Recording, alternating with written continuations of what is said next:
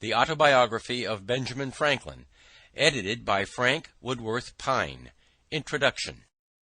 We Americans devour eagerly any piece of writing that purports to tell us the secret of success in life. Yet how often we are disappointed to find nothing but commonplace statements, or recipes that we know by heart but never follow. Most of the life stories of our famous and successful men fail to inspire us because they lack the human element that makes the story record real and brings the story within our grasp. While we are searching far and near for some Aladdin's lamp to give coveted fortune, there is ready at our hand, if we will only reach out and take it, like the charm in Milton's Comus. Unknown and like esteemed and dull swain treads on it daily with his clouted shoon.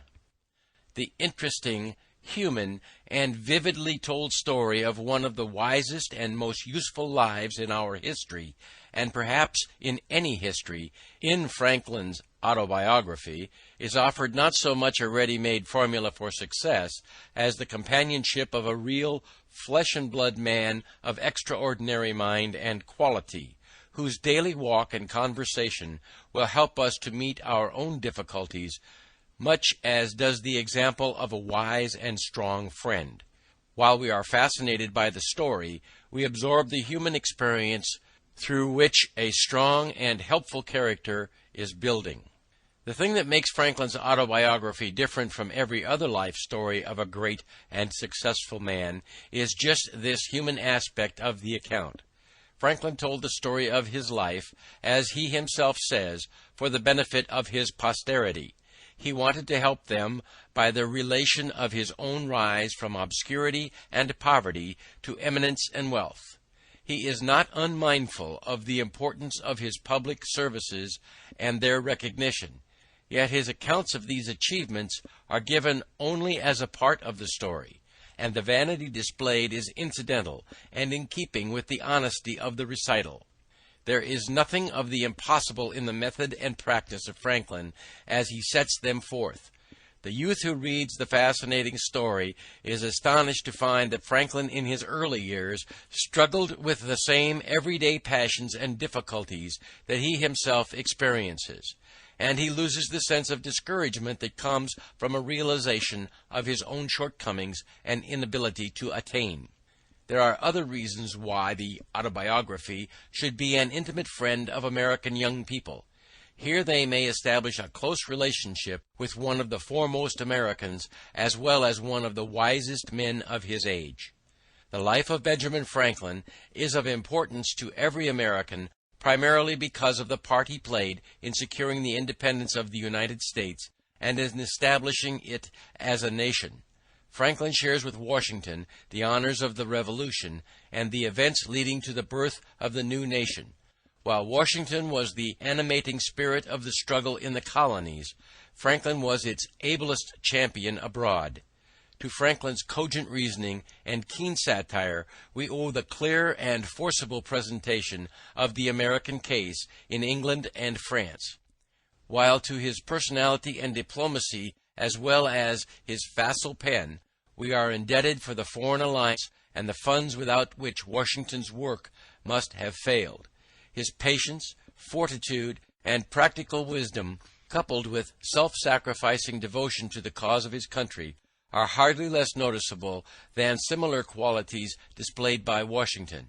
In fact, Franklin as a public man was much like Washington, especially in the entire disinterestedness of his public service. Franklin is also interesting to us because by his life and teachings he has done more than any other American to advance the material prosperity of his countrymen. It is said that his widely and faithfully read maxims made Philadelphia and Pennsylvania wealthy, while Poor Richard's pithy sayings, translated into many languages, have had a worldwide influence. Franklin is a good type of our American manhood. Although not the wealthiest or the most powerful, he is undoubtedly, in the versatility of his genius and achievements, the greatest of our self-made men. The simple yet graphic story in the Autobiography of his steady rise from humble boyhood in a tallow chandler shop, by industry, economy, and perseverance in self-improvement, to eminence, is the most remarkable of all the remarkable histories of our self-made men.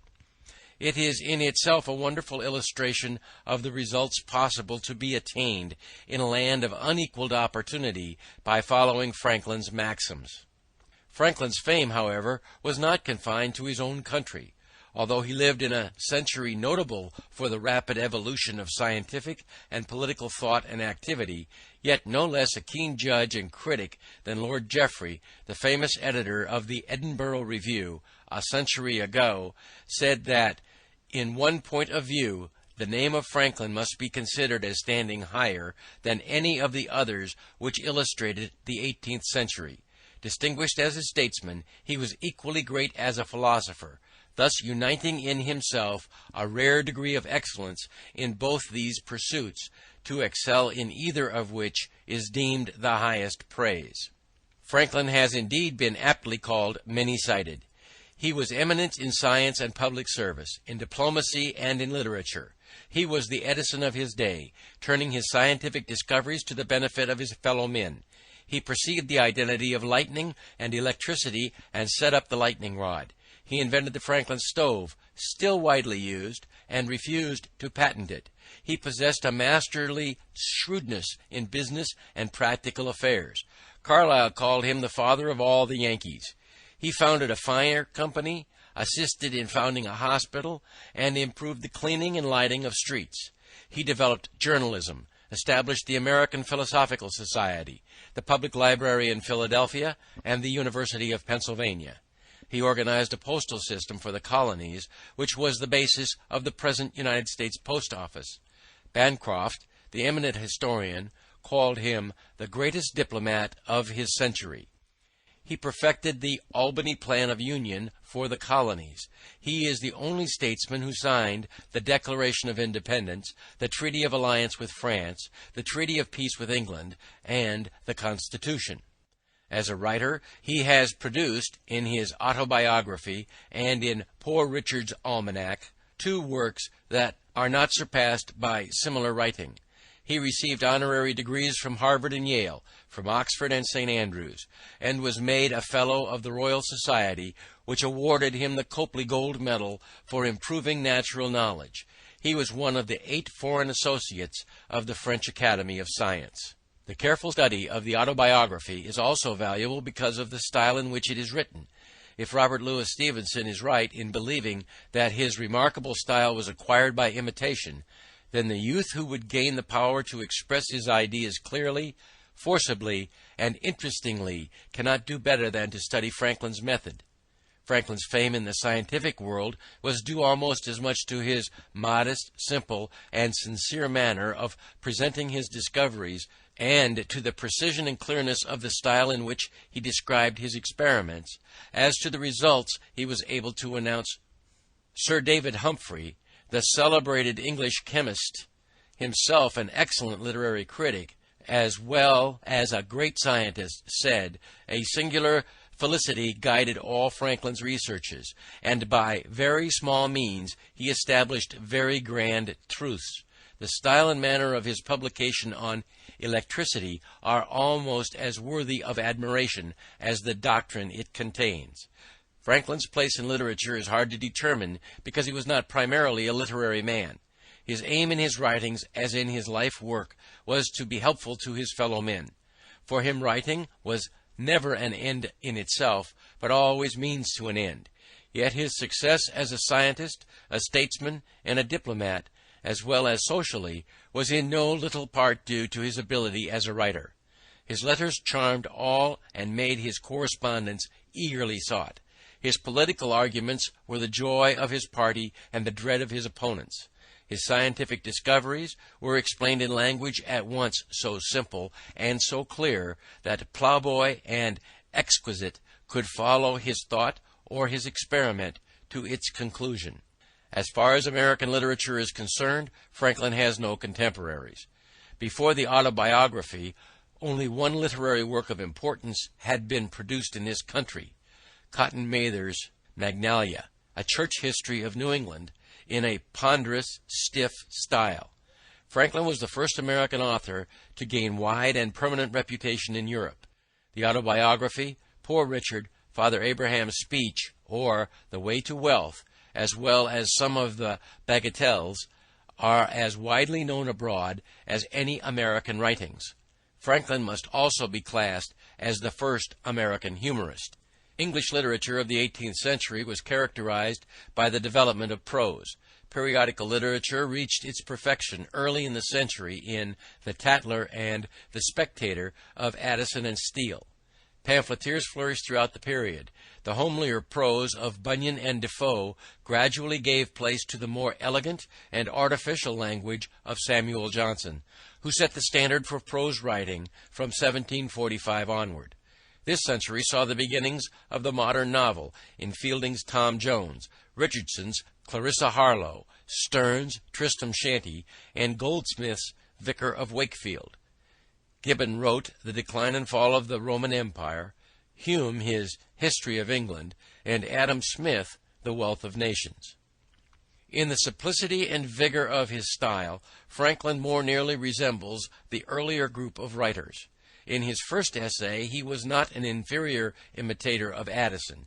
In his numerous parables, moral allegories, and apologies he showed Bunyan's influence. But Franklin was essentially a journalist. In his swift, terse style he is most like Defoe, who was the first great English journalist and master of the newspaper narrative. The style of both writers is marked by homely, vigorous expression, satire, burlesque, repartee. Here the comparison must end. Defoe and his contemporaries were authors. Their vocation was writing, and their success rests on the imaginative or creative powers they displayed. To authorship Franklin laid no claim. He wrote no work of the imagination. He developed only incidentally a style in many respects as remarkable as that of his English contemporaries. He wrote the best autobiography in existence, one of the most widely known collections of maxims, and an unsurpassed series of political and social satires. Because he was a man of unusual scope of power and usefulness, who knew how to tell his fellow men the secrets of that power and usefulness. The story of the autobiography. The account of how Franklin's autobiography came to be written and the adventures of the original manuscript forms in itself an interesting story. The autobiography is Franklin's longest work, and yet it is only a fragment. The first part, written as a letter to his son, William Franklin, was not intended for publication, and the composition is more informal and the narrative more personal than in the second part. From 1730 on, which was written with a view to publication, the entire manuscript shows little evidence of revision. In fact, the expression is so homely and natural that his grandson, William Temple Franklin, in editing the work, changed some of the phrases because he thought them inelegant and vulgar. Franklin began the story of his life while on a visit to his friend Bishop Shipley at Twyford in Hampshire, southern England, in 1771. He took the manuscript, completed to 1731, with him when he returned to Philadelphia in 1775. It was left there with his other papers when he went to France in the following year, and disappeared during the confusion incident to the Revolution.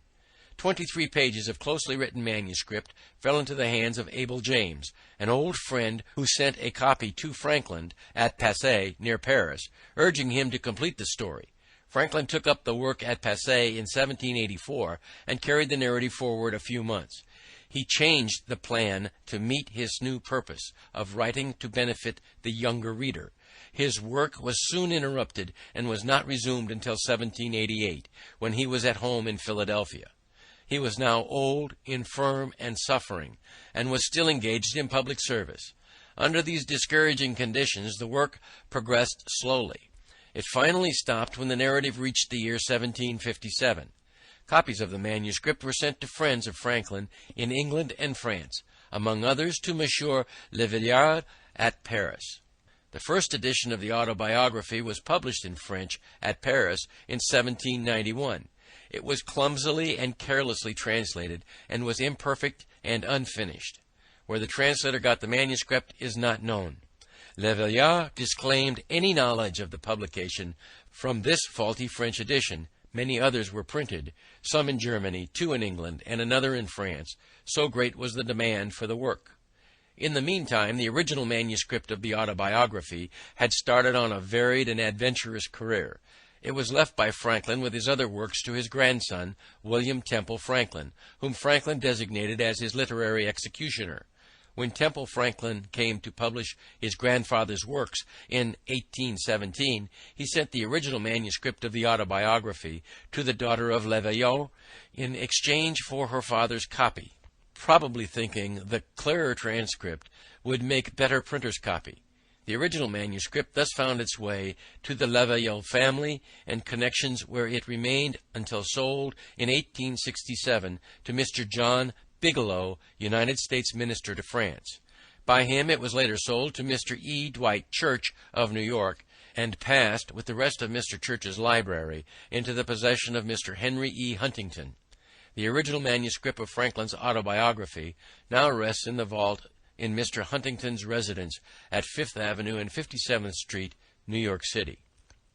When Mr. Bigelow came to examine his purchase, he was astonished to find what people had been reading for years as the authentic Life of Benjamin Franklin by himself was only a garbled and incomplete version of the real Autobiography. Temple Franklin had taken unwarranted liberties with the original. Mr. Bigelow says he found more than 1,200 changes in the text. In 1868, therefore, Mr. Bigelow published the standard edition of Franklin's Autobiography. It corrected errors in the previous editions and was the first English edition to contain the short 4th part, comprising the last few pages of the manuscript written during the last year of Franklin's life. Mr. Bigelow republished the Autobiography with additional interesting matter in 3 volumes in 1875, in 1905, and in 1910. The text in this volume is that of Mr. Bigelow's editions. For the divisions into chapters and the chapter titles, however, the present editor is responsible. The Autobiography has been reprinted in the United States many scores of times and translated into all the languages of Europe. It has never lost its popularity and is still in constant demand at circulating libraries. The reason for this popularity is not far to seek, for in this work Franklin told in a remarkable manner the story of a remarkable life. He displayed hard common sense and a practical knowledge of the art of living. He selected and arranged his material, perhaps unconsciously, with an unerring instinct of the journalist for the best effects. His success is not a little due to his plain, clear, vigorous English. He used short sentences and words, homely expressions, apt illustrations, and pointed allusions. Franklin had a most interesting, varied, and unusual life. He was one of the greatest conversationalists of his time. His book is the record of that unusual life, told in Franklin's own unexcelled conversational style. It is said that the best parts of Boswell's famous biography of Samuel Johnson are those parts where Boswell permits Johnson to tell his own story. In the Autobiography, a no less remarkable man and talker than Samuel Johnson is telling his own story throughout. F.W.P. The Gilman Country School, Baltimore, September 1916. End of introduction.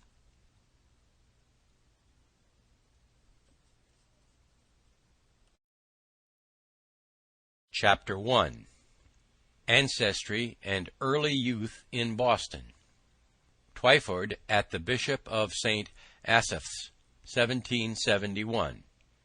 Begin footnote. Twyford is a small village not far from Winchester in Hampshire, southern England. There was the county seat of the Bishop of St. Asaph, Dr. Jonathan Shipley, the good bishop, as Dr. Franklin used to style him.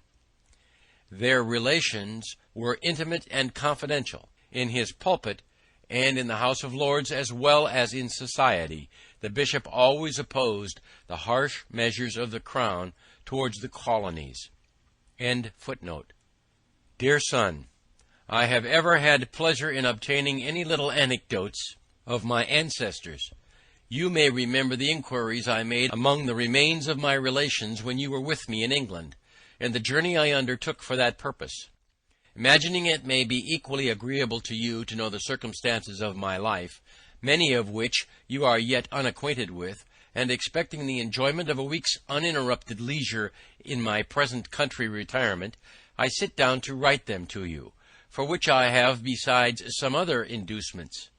Having emerged from the poverty and obscurity in which I was born and bred to a state of affluence and some degree of reputation in the world, and having gone so far through life with a considerable share of felicity, the conducting means I made use of, which with the blessing of God so well succeeded, my posterity may like to know, as they may find some of them suitable for their own situations, and therefore fit to be imitated.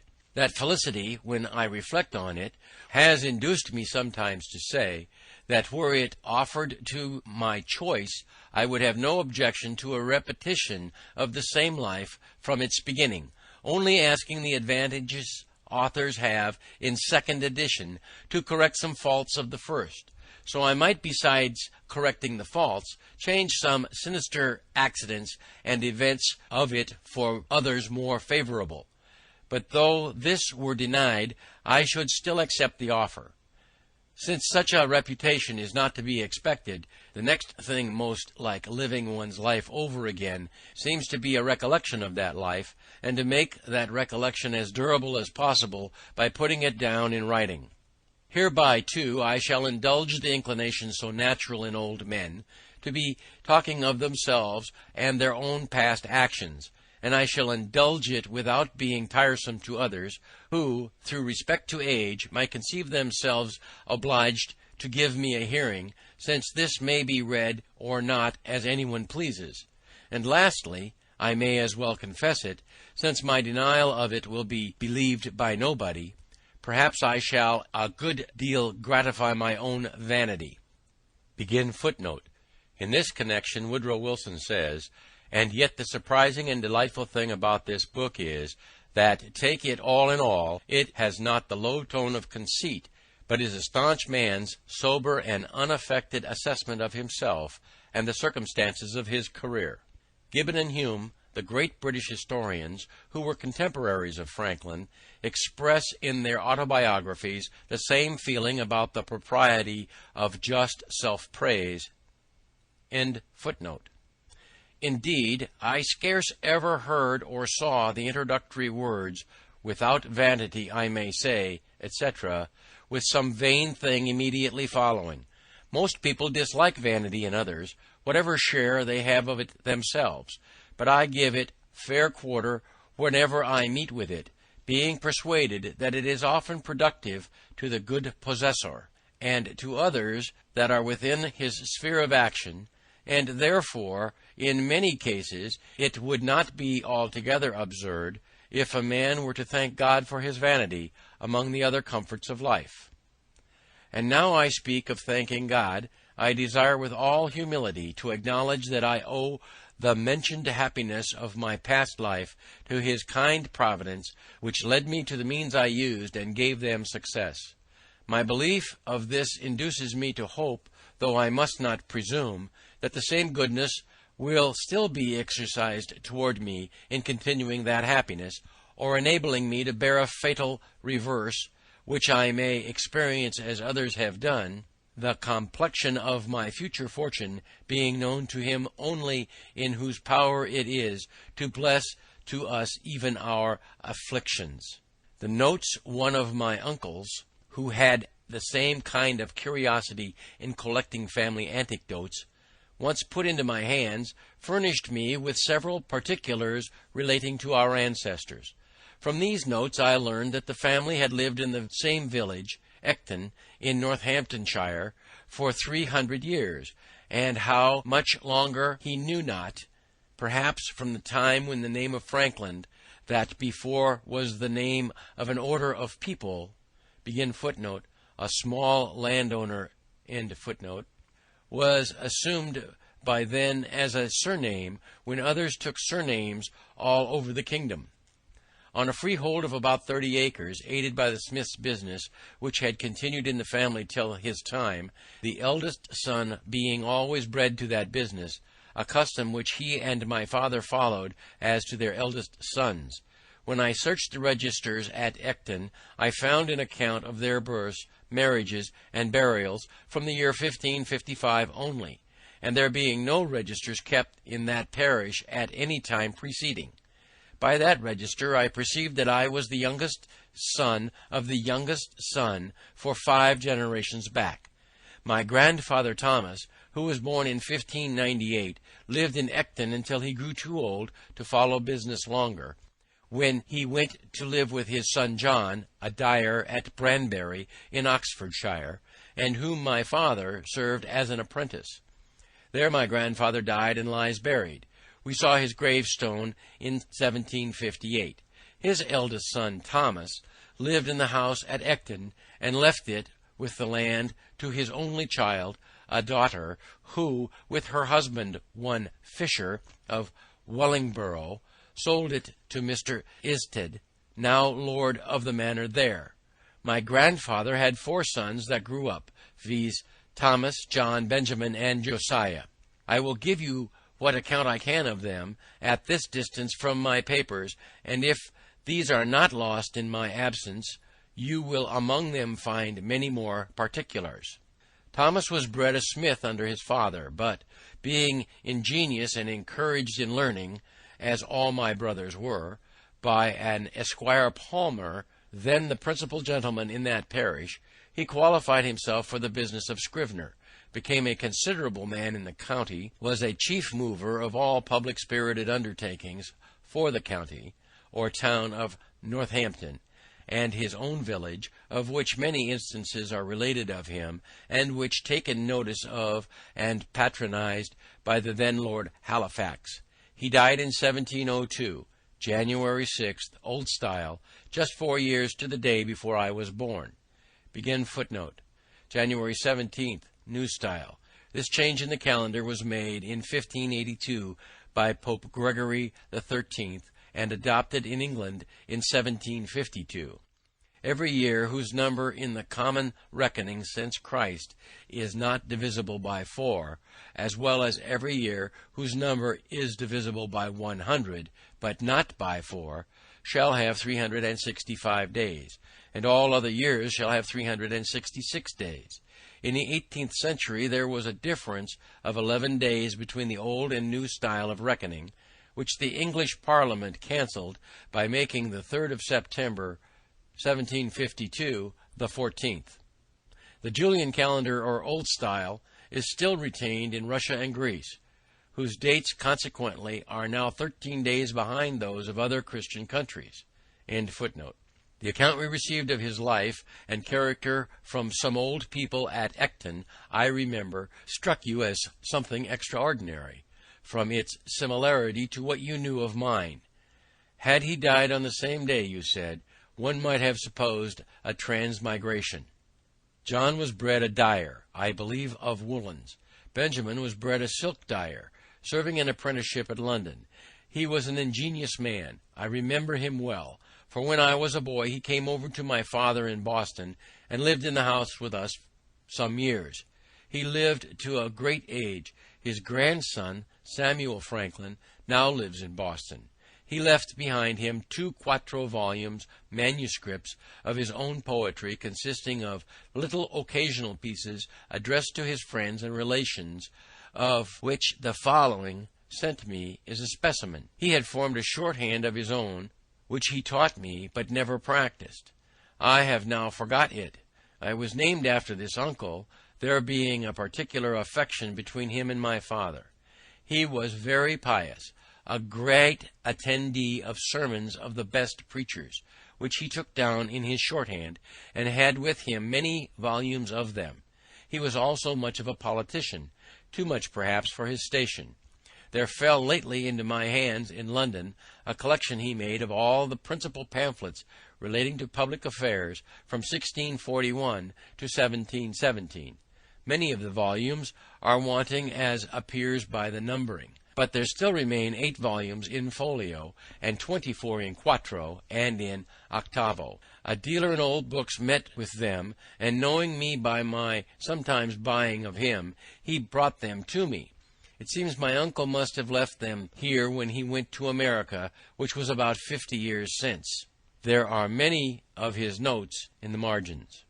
The obscure family of ours was early in the Reformation, and continued Protestants through the reign of Queen Mary, when they were sometimes in danger of trouble on account of their zeal against popery. They had got an English Bible, and to conceal and secure it, it was fastened open with tapes under and within the cover of a joint stool. When my great-great-grandfather read it to his family, he turned up the joint stool upon his knees, turning over the leaves, then under the tapes. One of the children stood at the door to give notice if he saw the apparitor coming, who was an officer of the spiritual court.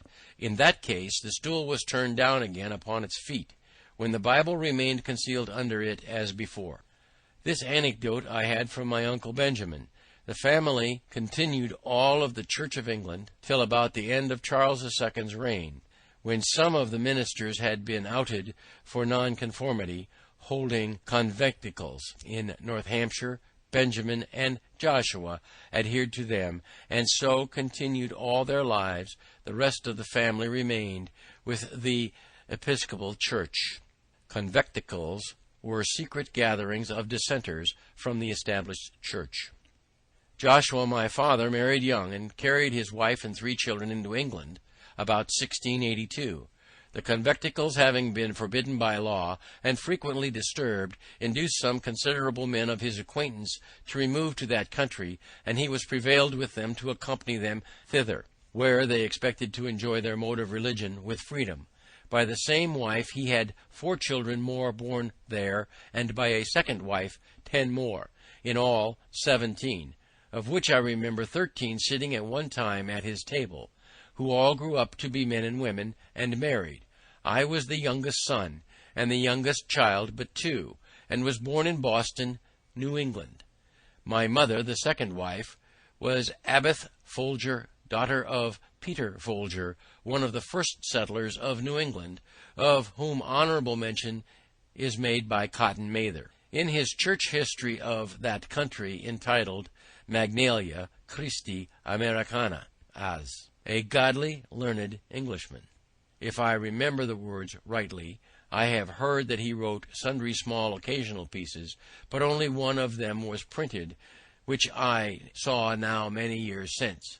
It was written in 1675 in the homespun verse of that time and people, and addressed to those then concerned in the government there. It was in favor of liberty of conscience, and in behalf of the Baptists, Quakers, and other sectaries that had been under persecution, ascribing the Indian wars and other distresses that had befallen the country to that persecution, as so many judgments of God to punish so heinous an offense, and exhorting a repeal of those uncharitable laws. The whole appeared to me as written with a good deal of decent plainness and manly freedom. The 6 concluding lines I remember, though I have forgotten the 2 first of the stanza, but the purport of them was, that his censures proceeded from goodwill, and therefore he would be known to be the author. Because to be a libeller, says he, I hate it with my heart. From Sherburne town, where now I dwell, my name I do put here. Without offence, your real friend, it is Peter Folger. Franklin was born on Sunday, January 6th, Old Style, 1706, in a house on Milk Street, opposite the Old South Meeting House, where he was baptized on the day of his birth, during a snowstorm. The house where he was born was burned in 1810. Cotton Mather, 1663 to 1728, clergyman, author, and scholar, pastor of the North Church, Boston. He took an active part in the persecution of witchcraft. My elder brothers were all apprentices to different trades. I was put to the grammar school at 8 years of age, my father intending to devote me as the tithe of his sons to the service of the church. My early readiness in learning to read, which must have been very early, as I do not remember when I could not read, and the opinion of all his friends that I should certainly make a good scholar, encouraged him in this purpose of his. My uncle Benjamin too approved of it, and proposed to give me all his shorthand volumes of sermons, I suppose a stock to be set up with, if I would learn his character. I continued, however, at the grammar school not quite 1 year, though in that time I had risen gradually from the middle of the class of that year to be the head of it, and farther was removed to the next class above it, in order to go with that into the third at the end of the year. But my father, in the meantime, from a view of the expense of a college education, which, having so large a family, he could not well afford, and the mean living many so educated were afterwards able to obtain, reasons that he gave to his friends in my hearing, altered his first intention, took me from the grammar school, and sent me to a school for writing and arithmetic, kept by a then famous man, Mr. George Browell, very successful in his profession generally, and by mild, encouraging methods. Under him I acquired fair writing pretty soon, but I failed in the arithmetic, and made no progress in it. At 10 years old I was taken home to assist my father in his business, which was that of a tallow chandler and soap boiler, a business he had not bred to, but had assumed on his arrival in New England, and on finding his dyeing trade would not maintain his family, being in little request. Accordingly I was employed in cutting wick for the candles, filling the dipping mould, and the moulds for cast candles, attending the shop, going of errands, etc. I disliked the trade, and had a strong inclination for the sea, but my father declared against it.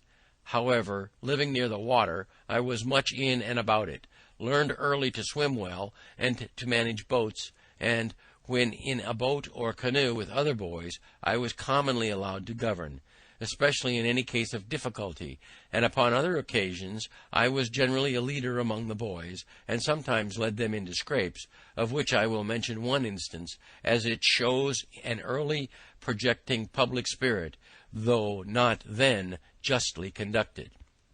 There was a salt marsh that bounded part of the mill pond, on the edge of which, at high water, we used to stand to fish for minnows. By much tramping we had made it a mere quagmire. My proposal was to build a wharf there fit for us to stand upon, and I showed my comrades a large heap of stones, which were intended for a new house near the marsh, and which would very well suit our purpose. Accordingly, in the evening, when the workmen were gone, I assembled a number of my playfellows, and working with them diligently, like so many emmets, sometimes 2 or 3 to a stone, we brought them all away, and built our little wharf. The next morning the workmen were surprised at missing the stones, which were found in our wharf. Inquiry was made after the removers. We were discovered and complained of. Several of us were corrected by our fathers, and, though I pleaded the usefulness of the work, mine convinced me that nothing was useful which was not honest. I think you may like to know something of his person and character. He had an excellent constitution of body, was of middle stature, but well set, and very strong. He was ingenious, could draw prettily, was skilled a little in music, and had a clear, pleasing voice, so that when he played psalm tunes on his violin, and sung withal, as he sometimes did in an evening after the business of the day was over, it was extremely agreeable to hear. He had a mechanical genius too, and on occasion was very handy in the use of other tradesmen's tools, but his great excellence lay in a sound understanding and solid judgment in prudent matters, both in private and public affairs. In the latter, indeed, he was never employed. The numerous family he had to educate, and the straitness of his circumstances, kept him close to his trade. But I remember well his being frequently visited by leading people, who consulted him for his opinion in affairs of the town, or of the church he belonged to, and showed a good deal of respect for his judgment and advice. He was also much consulted by private persons about their affairs when any difficulty occurred, and frequently chosen an arbiter between contending parties. At his table he liked to have, as often as he could, some sensible friend or neighbour to converse with, and always took care to start some ingenious or useful topic for discourse, which might tend to improve the minds of his children. By this means he turned our attention to what was good, just, and prudent in the conduct of life, and little or no notice was ever taken of what related to the victuals on the table, whether it was well or ill dressed, in or out of season, of good or bad flavour, preferable or inferior to this or that other thing of the kind. So that was how I was brought up, in such a perfect inattention to those matters as to be quite indifferent what kind of food was set before me, and so unobservant of it that to this day, if I am asked, I can scarce tell a few hours after dinner what I dined upon.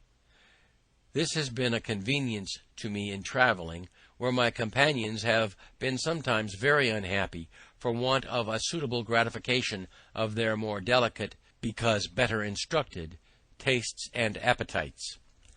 My mother had likewise an excellent constitution. She suckled all her 10 children. I never knew whether my father or mother to have any sickness but that of which they died, he at 89, and she at 85 years of age. They lie buried together at Boston. I, some years since, placed a marble over their grave with this inscription: Josiah Franklin and Abath his wife lie here interred. They lived lovingly together in wedlock 55 years, without an estate or any gainful employment. By constant labor and industry, with God's blessing, they maintained a large family comfortably, and brought up 13 children and 7 grandchildren reputably. From this instance, reader, be encouraged to diligence in thy calling, and distrust not Providence. He was a pious and prudent man, she a discreet and virtuous woman. Their youngest son, in faithful regard to their memory, places this stone. J.F., born 1655, died 1744, at 89.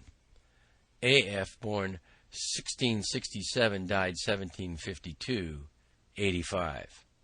This marble having decayed, the citizens of Boston in 1827 erected in its place a granite obelisk, 21 feet high, bearing the original inscription quoted in the text, and another explaining the erection of the monument. By my rambling digressions I perceive myself to be grown old. I used to write more methodically, but one does not dress for private company as for a public ball. 'Tis perhaps only negligence. To return, I continued thus employed in my father's business for 2 years, that is, till I was 12 years old, and my brother John, who was bred to that business, having left my father, married and set up for himself at Rhode Island. There was all appearance that I was destined to supply his place and become a tallow chandler. But my dislike to the trade continuing, my father was under apprehensions that if he did not find one for me more agreeable, I should break away and go to sea, as his son Joshua had done, to his great vexation. He therefore sometimes took me to walk with him and see joiners, bricklayers, turners, braziers, etc., at their work, that he might observe my inclination and endeavour to fix it on some trade or other on land. It has ever since been a pleasure to me to see good workmen handle their tools, and it has been useful to me, having learnt so much by it as to be able to do little jobs myself in my house, when a workman could not readily be got, and to construct little machines for my experiments, while the intention of making the experiment was fresh and warm in my mind. My father at last fixed upon the cutler's trade, and my uncle Benjamin's son Samuel, who was bred to that business in London, being about that time established in Boston, I was sent to be with him some time on liking. But his expectations of a fee with me displeased my father. I was taken home again. End of chapter 1.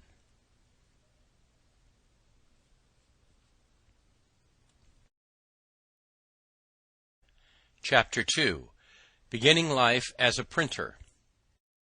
From a child I was fond of reading, and all the little money that came into my hands was ever laid out in books.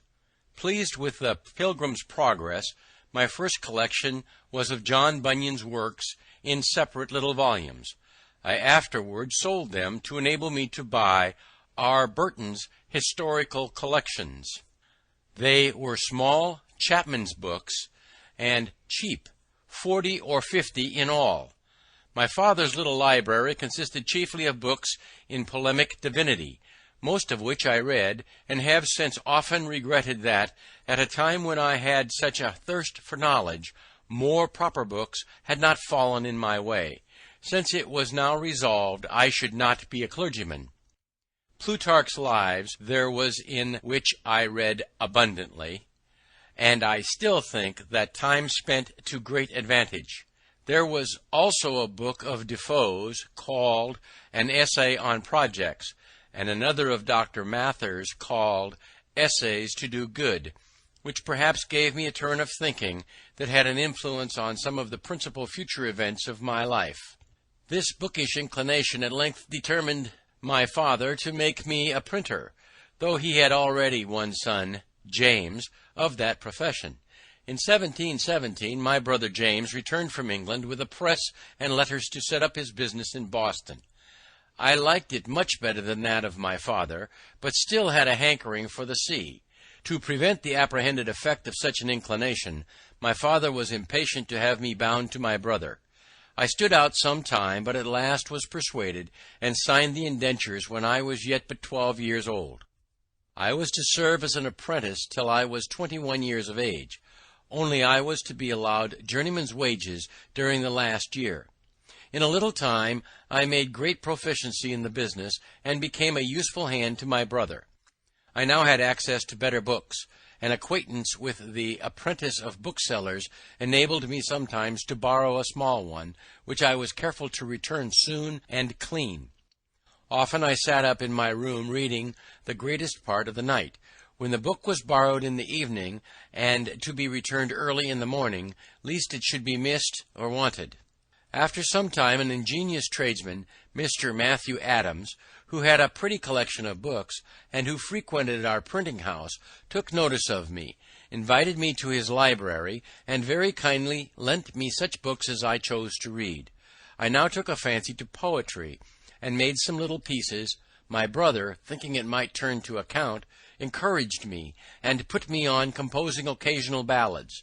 One was called The Lighthouse Tragedy, and contained an account of the drowning of Captain Worthilake, with his 2 daughters. The other was a sailor's song on the taking of Teach, or Blackbeard, the pirate. They were wretched stuff in the Grub Street ballad style, and when they were printed he sent me out to the town to sell them. The first sold wonderfully, the event being recent, having made a great noise.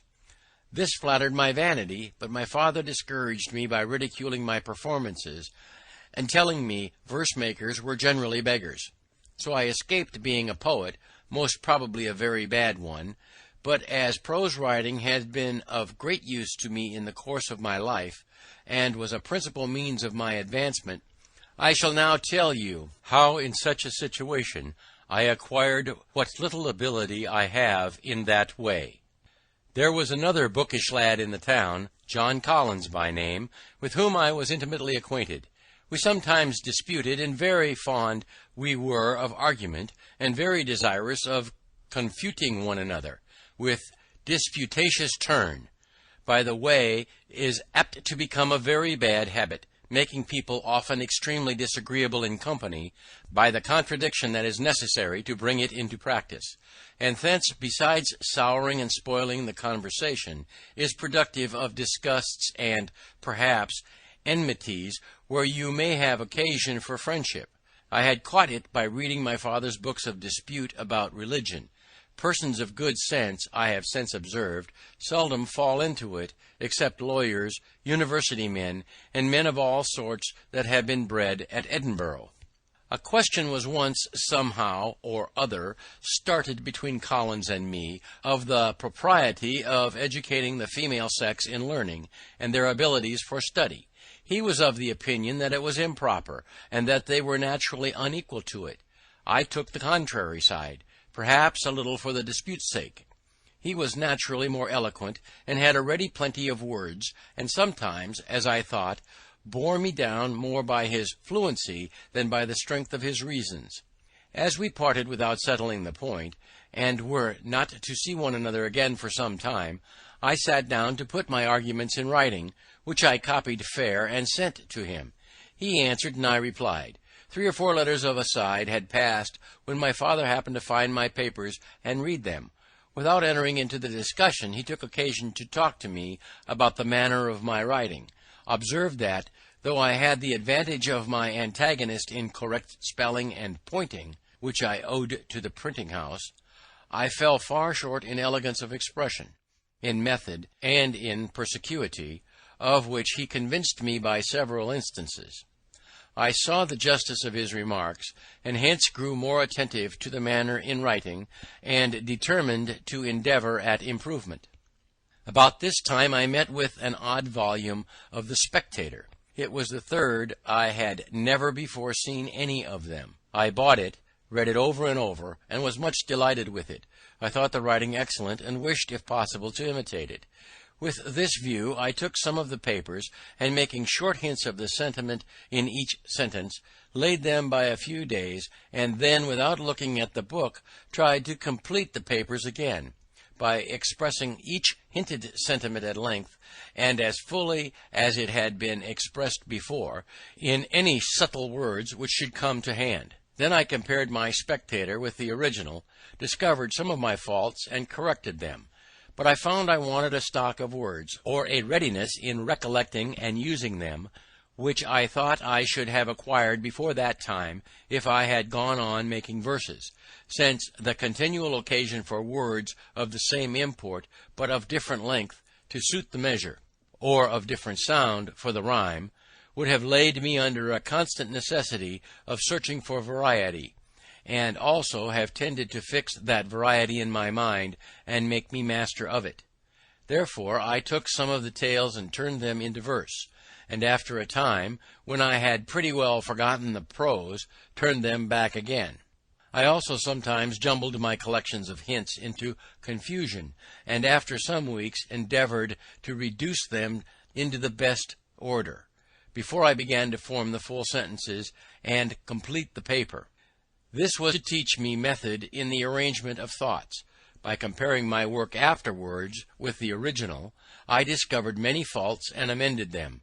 But I sometimes had the pleasure of fancying that, in certain particulars of small import, I had been lucky enough to improve the method of the language, and this encouraged me to think I might possibly in time come to be a tolerable English writer, of which I was extremely ambitious.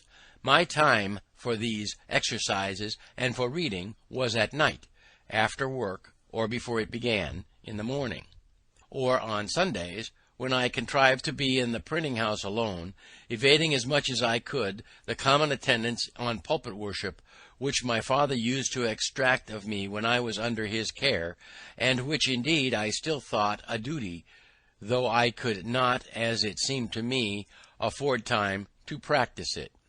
A daily London journal comprising satirical essays on social subjects, published by Addison and Steele in 1711 and 1712, The Spectator, and its predecessor, The Tatler, 1709, marked the beginning of periodical literature. When about 16 years of age, I happened to meet with a book written by one Tryon, recommending a vegetable diet. I determined to go into it. My brother, being yet unmarried, did not keep house, but boarded himself and his apprentices in another family. My refusing to eat flesh occasioned an inconveniency, and I was frequently chided for my singularity. I made myself acquainted with Tyrone's manner of preparing some of his dishes, such as boiling potatoes or rice, making hasty pudding, and a few others, and then proposed to my brother that if he would give me weekly half the money he paid for my board, I would board myself. He instantly agreed to it, and I presently found that I could save half of what he paid me. This was an additional fund for buying books, but I had another advantage in it. My brother and the rest going from the printing house to their meals, I remained there alone, and, dispatching presently my light repast, which often was no more than a biscuit or a slice of bread, a handful of raisins, or a tart from the pastry cook's, and a glass of water, had the rest of the time till their return for study, in which I made the greatest progress, for that greater clearness of head and quicker apprehension which usually attended temperance in eating and drinking.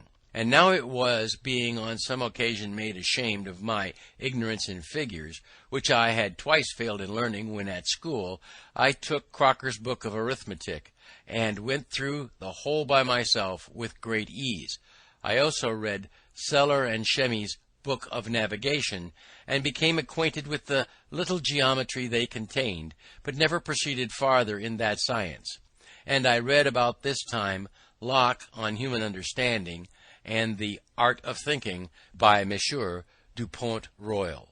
John Locke, 1632 to 1704, a celebrated English philosopher, founder of the so-called common sense school of philosophers, he drew up a constitution for the colonists of Carolina. A noted society of scholarly and devout men occupying the abbey of Port Royal near Paris, who published learned books, among the one here referred to, better known as the Port Royal Logic. While I was intended on improving my language, I met with an English grammar, I think it was Greenwood's, at the end of which there were 2 little sketches of the arts of rhetoric and logic, the latter finishing with a specimen of a dispute with the Socratic method, and soon after I procured Xenophon's Memorable Things of Socrates, wherein there are many instances of the same method. I was charmed with it, adopted it, dropped my abrupt contradiction and positive argumentation, and put on the humble inquirer and doubter, and being then, from reading Shaftesbury and Collins, become a real doubter in many points of our religious doctrine. I found this method safest for myself, and very embarrassing to those against whom I used it.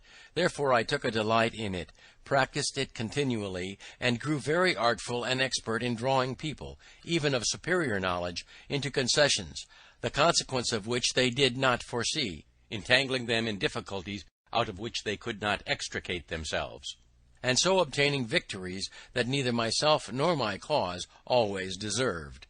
I continued this method some few years, but gradually left it, retaining only the habit of expressing myself in terms of modest diffidence, never using, when I advanced anything that may possibly be disputed, the words certainly, undoubtedly, or any others that gave an air of positiveness to an opinion, but rather say, I conceive or apprehend a thing to be so and so.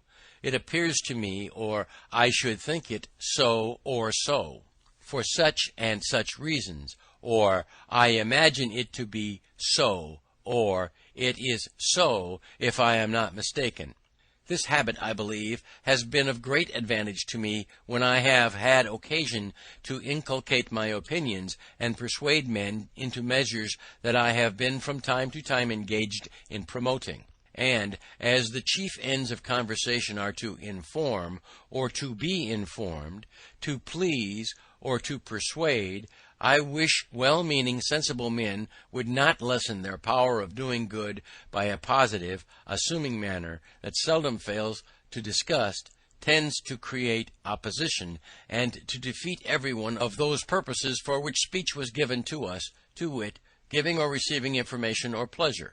For if you would inform a positive and dogmatical manner, in advancing your sentiments may provoke contradiction and prevent a candid attention. If you wish information and improvement from the knowledge of others, and yet at the same time express yourself as firmly fixed in your present opinion, modest, sensible men, who do not love disputation, will probably leave you undisturbed in the possession of your error. And by such a manner you can seldom hope to recommend yourself in pleasing. Pope says judiciously, men should be taught as if you taught them not, and things unknown prospered as things forgot, further recommending to us to speak though sure with seeming diffidence. And he might have coupled with this line that which he has coupled with another, I think, less properly, for want of modesty is want of sense. If you ask, why less properly? I must repeat the lines. Immodest words admit of no defence, for want of modesty is want of sense. Now is not want of sense, wherein a man is so unfortunate as to want it, some apology for his want of modesty, and would not the lines stand more justly thus? Immodest words admit but this defence, the want of modesty is want of sense. This, however, I submit to better judgments. Socrates confuted his opponents in an argument by asking questions so skilfully devised that the answers would confirm the questioner's position or show the error of the opponent.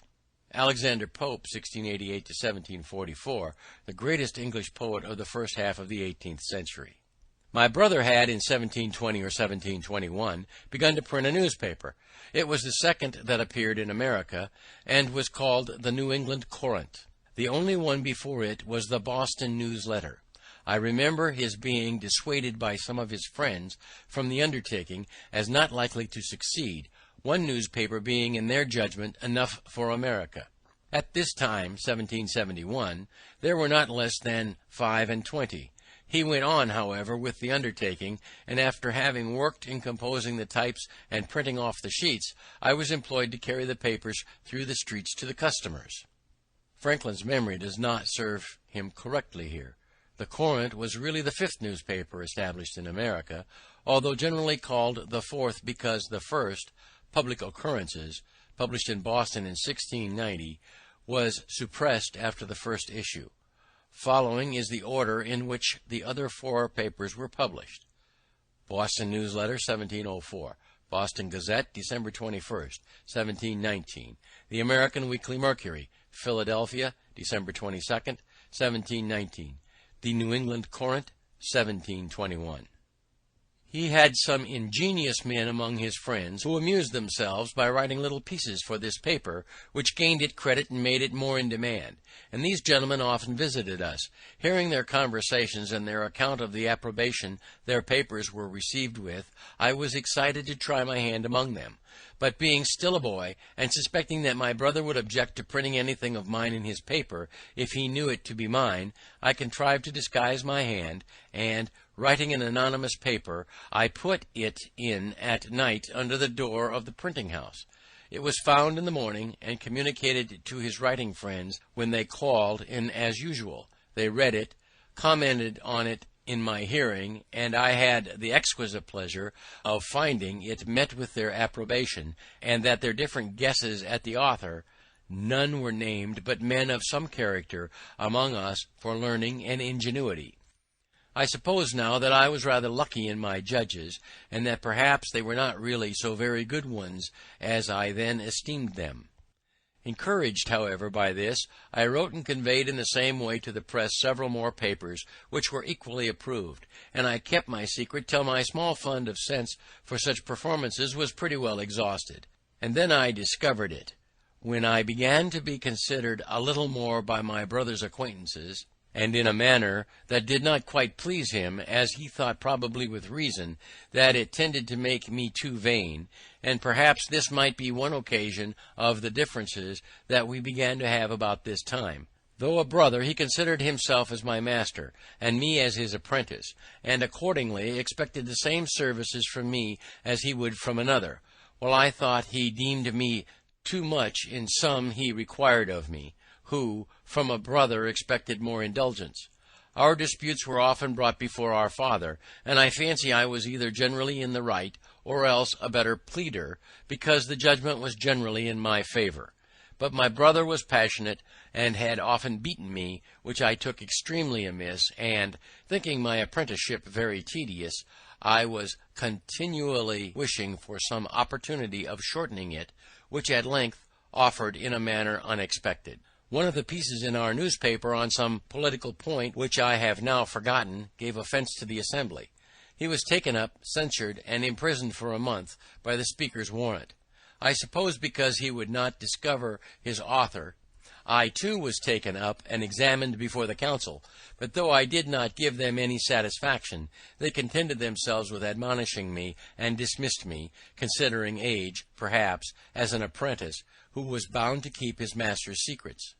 During my brother's confinement, which I resented a good deal, notwithstanding our private differences, I had the management of the paper, and I made bold to give our rulers some rubs in it, which my brother took very kindly, while others began to consider me in an unfavourable light, as a young genius that had a turn for libelling and satire. My brother's discharge was accompanied with an order of the House, a very odd one, that James Franklin could no longer print the paper called the New England Courant.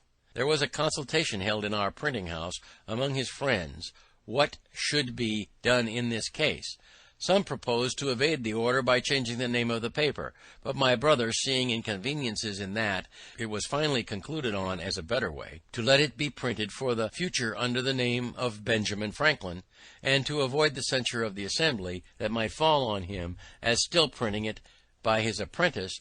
The contrivance was that my old indenture should be returned to me with a full discharge on the back of it, to be shown on occasion. But to secure to him the benefits of my service, I was to sign new indentures for the remainder of the term, which were to be kept private. A very flimsy scheme it was, however. It was immediately executed, and the paper went on accordingly under my name for several months. At length, a fresh difference arising between my brother and me, I took upon me to assert my freedom, presuming that he would not venture to produce the new indentures. It was not fair in me to take this advantage, and this I therefore reckoned one of the first errata of my life. But the unfairness of it weighed little with me, when under the impressions of resentment for the blows his passion too often urged him to bestow upon me, though he was otherwise not an ill-natured man, perhaps I was too saucy and provoking. When he found I would leave him, he took care to prevent my getting employment in any other printing house of the town, by going round and speaking to every master, who accordingly refused to give me work. I then thought of going to New York as the nearest place where there was a printer, and I was rather inclined to leave Boston, when I reflected that I had already made myself a little obnoxious to the governing party, and from the arbitrary proceedings of the Assembly in my brother's case, it was likely I might, if I stayed, soon bring myself into scrapes; and farther, that my indiscreet disputations about religion began to make me pointed at with horror by good people as an infidel or atheist. I determined on the point, but my father now siding with my brother, I was sensible that, if I attempted to go openly, means would be used to prevent me. My friend Collins therefore undertook to manage a little for me. He agreed with the captain of a New York sloop for my passage, under the notion of my being a young acquaintance of his. So I sold some of my books to raise a little money, was taken on board privately, and as we had a fair wind, in 3 days I found myself in New York, near 300 miles from home. A boy of but 17, without the least recommendation to, or knowledge of, any person in the place, and with very little money in my pocket. End of chapter 2.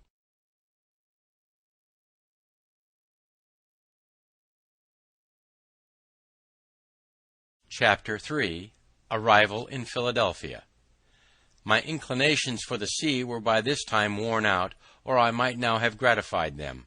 But having a trade, and supposing myself a pretty good workman, I offered my service to the printer in the place, old Mr. William Bradford, who had been the first printer in Pennsylvania, but removed from thence upon the quarrel of George Keith. He could give me no employment, having little to do, and help enough already. But, says he, my son at Philadelphia has lately lost his principal hand, Aquila Rose, by death. If you go thither, I believe he may employ you. Philadelphia was 100 miles further. I set out, however, in a boat for Amboy, leaving my chest and things to follow me round by sea. In crossing the bay, we met with a squall that tore our rotten sails to pieces, preventing our getting into the Kill, and drove us upon Long Island. In our way, a drunken Dutchman, who was a passenger too, fell overboard. When he was sinking, I reached through the water to his shock pate, and drew him up, so that we got him in again. His ducking sobered him a little, and he went to sleep, taking first out of his pocket a book which he desired I would dry for him. It proved to be my old favourite author, Bunyan's Pilgrim's Progress, in Dutch, finely printed on good paper, with copper cuts, a dress better than I had ever seen it wear in its own language. I have since found that it has been translated into most of the languages of Europe, and suppose it has been more generally read than any other book, except perhaps the Bible. Honest John was the first that I know of who mixed narration and dialogue, a method of writing very engaging to the reader, who in the most interesting parts finds himself, as it were, brought into the company and present at the discourse.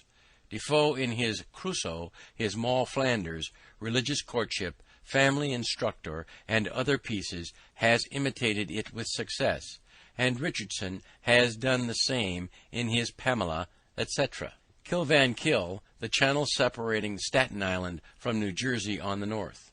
Samuel Richardson, the father of the English novel, wrote Pamela, Clarissa Harlowe, and The History of Sir Charles Grandison, novels published in the form of letters. When we drew near the island, we found it was at a place where there could be no landing, there being a great surf on the stony beach, so we dropped anchor and swung round towards the shore. Some people came down to the water edge and hallooed to us as we did to them, but the wind was so high and the surf so loud that we could not hear so as to understand each other.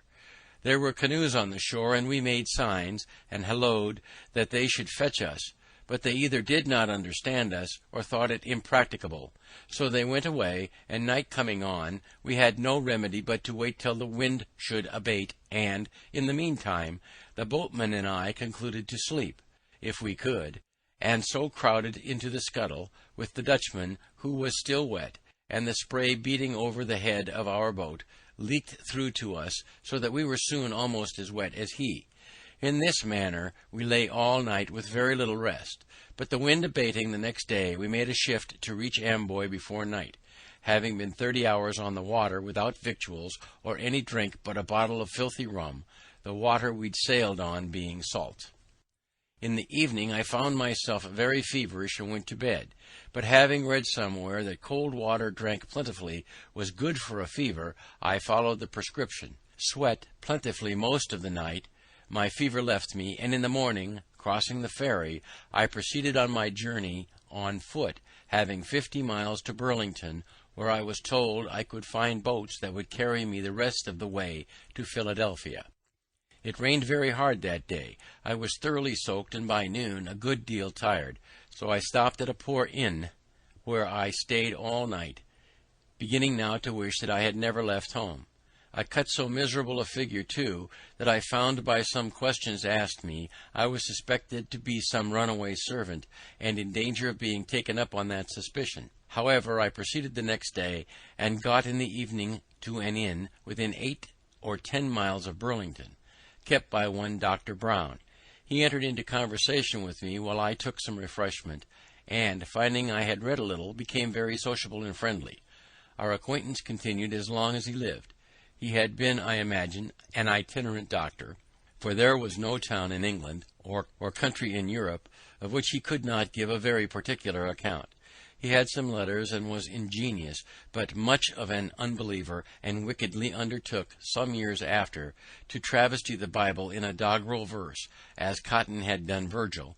By this means he set many of the facts in a very ridiculous light, and might have hurt weak minds if his work had been published, but it never was. At his house I lay that night, and the next morning reached Burlington, but had the mortification to find the regular boats were gone a little before my coming, and no other expected to go before Tuesday, this being Saturday, wherefore I returned to an old woman in the town, of whom I had brought gingerbread to eat on the water, and asked her advice. She invited me to lodge at her house until a passage by water could offer, and being tired with my foot travelling, I accepted the invitation. She, understanding I was a printer, would have had me stay at that town and follow my business, being ignorant of the stock necessary to begin with. She was very hospitable, gave me a dinner of ox cheek and great good will, accepting only a pot of ale in return, and I thought myself fixed till Tuesday should come. However, walking in the evening by the side of the river, a boat came by, which I found was going towards Philadelphia, with several people in her. They took me in, and as there was no wind, we rowed all the way, and about midnight, not having yet seen the city, some of the company were confident we must have passed it, and would row no further. The others knew not where we were, so we were put toward the shore, got into a creek, landed near an old fence, with the rails of which we made a fire, that night being cold, in October, and there we remained till daylight. Then one of the company knew the place to be Cooper's Creek, a little above Philadelphia, which we saw as soon as we got out of the creek, and arrived there about 8 or 9 o'clock on the Sunday morning, and landed at the Market Street wharf. I have been the most particular in this description of my journey, and shall be so if my first entry into that city, that you may in your mind compare such unlikely beginnings with the future I have since made there. I was in my working dress, my best clothes being to come round by sea. I was dirty from my journey, my pockets were stuffed out with shirts and stockings, and I knew no soul nor where to look for lodging. I was fatigued with travelling, rowing, and want of rest. I was very hungry, and my whole stock of cash consisted of a Dutch dollar and about a shilling in copper. The latter I gave the people of the boat for my passage, who at first refused it on account of my rowing, but I insisted on their taking it, a man being sometimes more generous when he has but a little money than when he has plenty, perhaps through fear of being thought of to have but little. Then I walked up the street, gazing about till near the market-house I met a boy with bread. I had made many a meal on bread, and inquiring where he got it, I went immediately to the baker's he directed me to in 2nd Street, and asked for biscuit, intending such as we had in Boston, but they, it seems, were not made in Philadelphia. Then I asked for a 3-penny loaf, and was told they had none such. So, not considering or knowing the difference of money, and the greater cheapness, nor the names of his bread, I bade him give me 3 penny worth of any sort. He gave me accordingly 3 great puffy rolls. I was surprised at the quantity, but took it, and having no room in my pockets, walked off with a roll under each arm, and eating the other. Thus I made up Market Street as far as 4th Street, passing by the door of Mr. Reed, my future wife's father, when she, standing at the door, saw me, and thought I made, as I certainly did, a most awkward, ridiculous appearance. Then I turned and went down Chestnut Street and part of Walnut Street, eating my roll all the way, and coming round I found myself again at Market Street wharf, near the boat I came in, to which I went for a draught of river water, and being filled with one of my rolls, gave the other 2 to a woman and her child that came down the river in the boat with us, and were waiting to go farther. Thus refreshed, I walked again up the street, which by this time had many clean-dressed people in it, and who were all walking the same way. I joined them, and thereby was led to the great meeting-house of the Quakers near the market. I sat down among them, and, after looking round a while and hearing nothing said, being very drowsy through labour and want of rest the preceding night, I fell fast asleep, and continued so till the meeting broke up, when one was kind enough to rouse me. This was therefore the first house I was in, or slept in Philadelphia. Walking down again toward the street, and looking in the faces of people, I met a young Quaker man whose countenance I liked, and accosted him, requesting he would tell me where a stranger could get lodging. We were then near the sign of the 3 Mariners. Here, says he, is one place that entertains strangers, but it is not a reputable house. If thee wilt walk with me, I'll show thee a better. He brought me to the Crooked Billet in Water Street, where I got a dinner, and while I was eating it, several sly questions were asked me, as it seemed to be suspected from my youth and appearance that I might be some runaway. After dinner my sleepiness returned, and being shown to a bed, I lay down without undressing, and slept till 6 in the evening, was called to supper, went to bed again very early, and slept sound till next morning. Then I made myself as tidy as I could, and went to Andrew Bradford, the printer's. I found in the shop the old man, his father, whom I had seen in New York, and who, travelling on horseback, had got to Philadelphia before me. He introduced me to his son, who received me civilly, gave me a breakfast, but told me he did not at present want a hand, being lately supplied with one. But there was another printer in town lately set up, one Keimer, who, perhaps, might employ me. If not, I should be welcome to lodge at his house, and he would give me a little work to do now and then till fuller business should offer. The old gentleman said he would go with me to the new printer, and when we found him, "Neighbour," says Bradford, "I have brought to see you a young man of your business. Perhaps you may want such a one."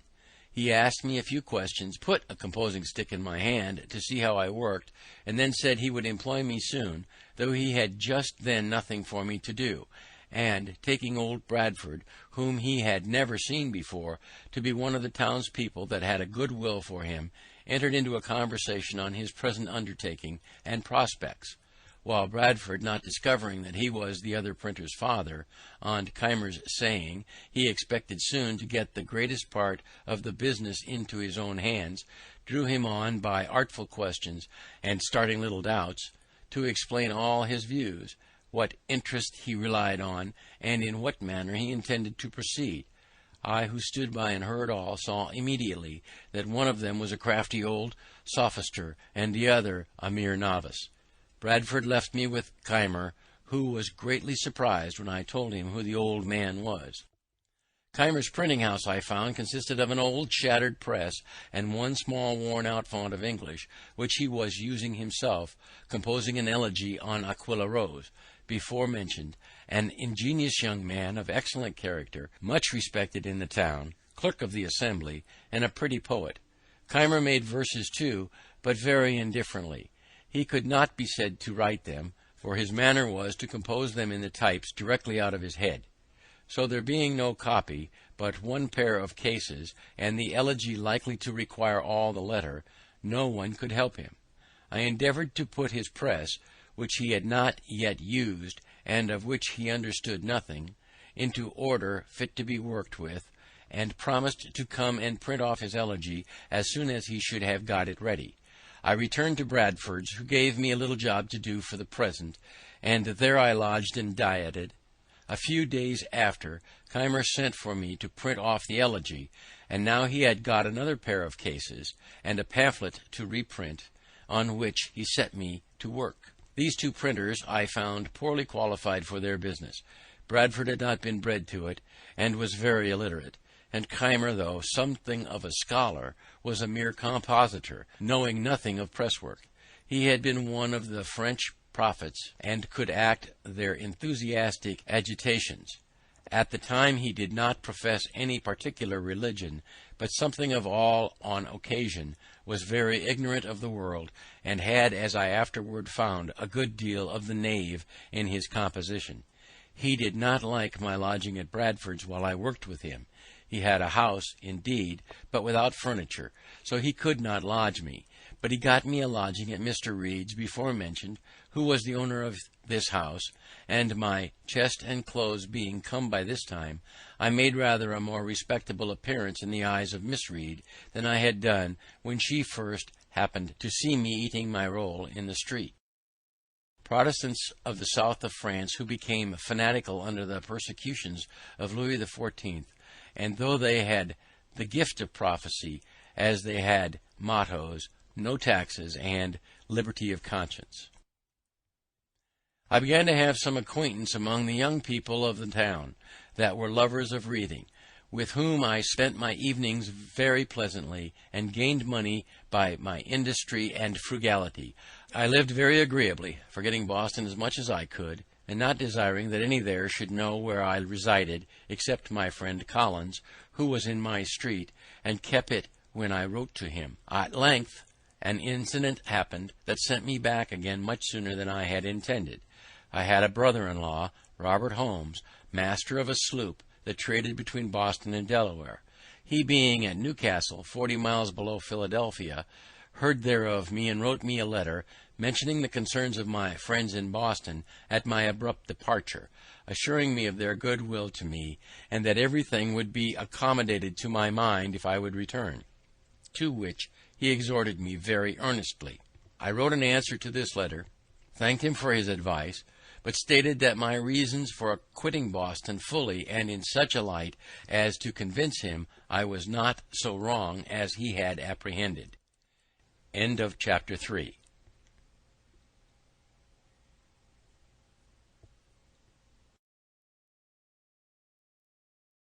Chapter 4. First visit to Boston.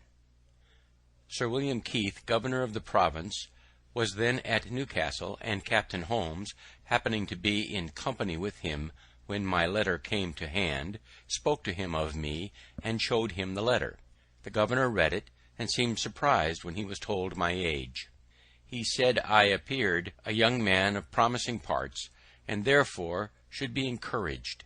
The printers of Philadelphia were wretched ones, and if I could set up there, he made no doubt I should succeed.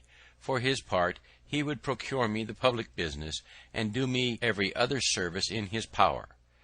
This my brother-in-law afterwards told me in Boston, but I knew as yet nothing of it when, one day, Keimer and I, being at work together near the window, we saw the governor and another gentleman, which proved to be Colonel French of Newcastle, finely dressed, come directly across the street to our house, and heard them at the door.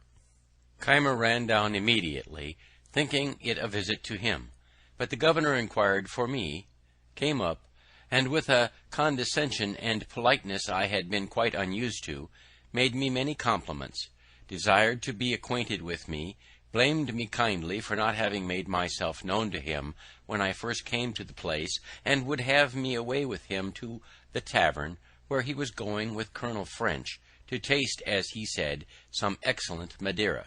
I was not a little surprised, and Keimer stared like a pig poisoned. I went, however, with the governor and Colonel French to a tavern at the corner of 3rd Street, and over the Madeira he proposed my setting up my business, laid before me the probabilities of success, and both he and Colonel French assured me I should have their interest and influence in procuring the public business of both governments. On my doubting whether my father would assist me in it, Sir William said he would give me a letter to him, in which he would state the advantages, and he did not doubt of prevailing with him. So it was concluded I should return to Boston in the first vessel, with the governor's letter recommending me to my father.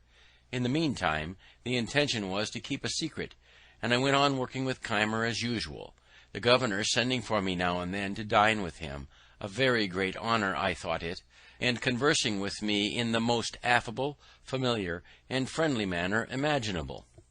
About the end of April 1724, a little vessel offered for Boston. I took leave of Keimer, as going to see my friends. The governor gave me an ample letter, saying many flattering things of me to my father, and strongly recommending the project of my setting up in Philadelphia as a thing that must make my fortune. We struck on a shoal in going down the bay, and sprung a leak. We had a blistering time at sea, and were obliged to pump almost continuously, at which I took my turn. We arrived safe, however, at Boston in about a fortnight. I had been absent 7 months, and my friends had heard nothing of me, for my brother Holmes was not yet returned, and had not written about me. My unexpected appearance surprised the family. All were, however, very glad to see me, and made me welcome, except my brother. I went to see him at his printing house. I was better dressed than ever while in his service, having a genteel new suit from head to foot, a watch, and my pockets lined with near £5 sterling in silver. He received me not very frankly, looked me all over, and turned to his work again. The journeymen were inquisitive where I had been, what sort of a country it was, and how I liked it. I praised it much, the happy life I led in it, expressing strongly my intention of returning to it, and one of them asked what kind of money we had there. I produced a handful of silver, and spread it before them, which was a kind of raree show, a peep show in a box. They had not been used to paper money, being the money of Boston. There were no mints in the colonies, so the metal money was of foreign coinage, and not nearly so common as paper money, which was printed in large quantities in America, even in small denominations.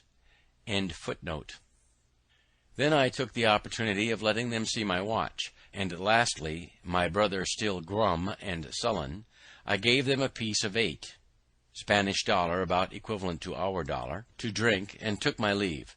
This visit of mine offended him extremely, for when my mother some time after spoke to him of a reconciliation, and of her wishes to see us on good terms together, and that we might live for the future as brothers, he said I had insulted him in such a manner before his people that he could never forget or forgive it. In this, however, he was mistaken. My father received the governor's letter with some apparent surprise, but said little of it to me for some days.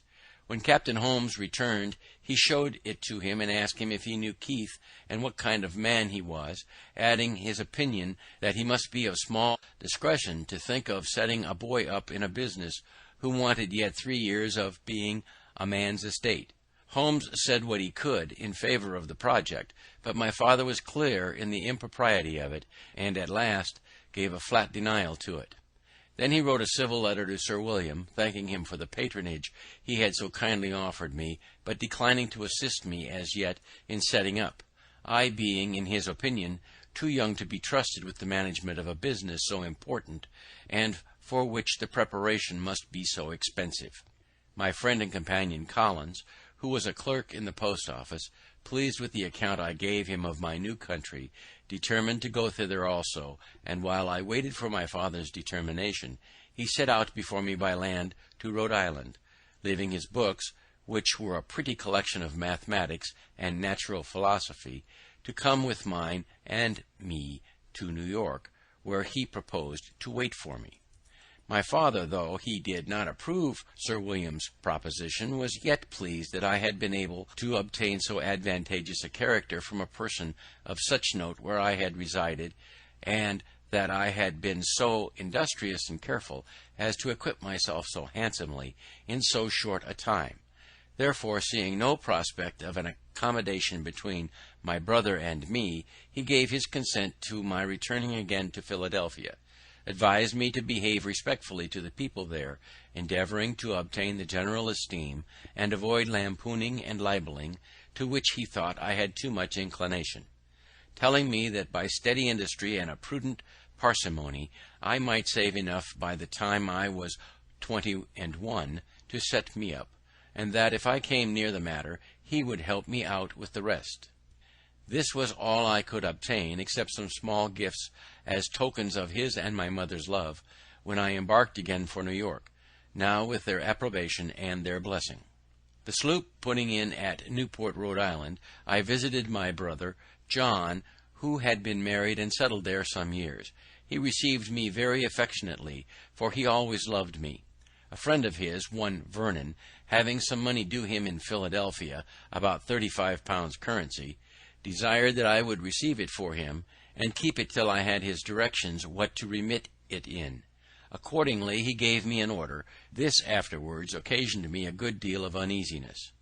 At Newport we took a number of passengers for New York, among which were 2 young women, companions, and a grave, sensible, matron-like Quaker woman with her attendants.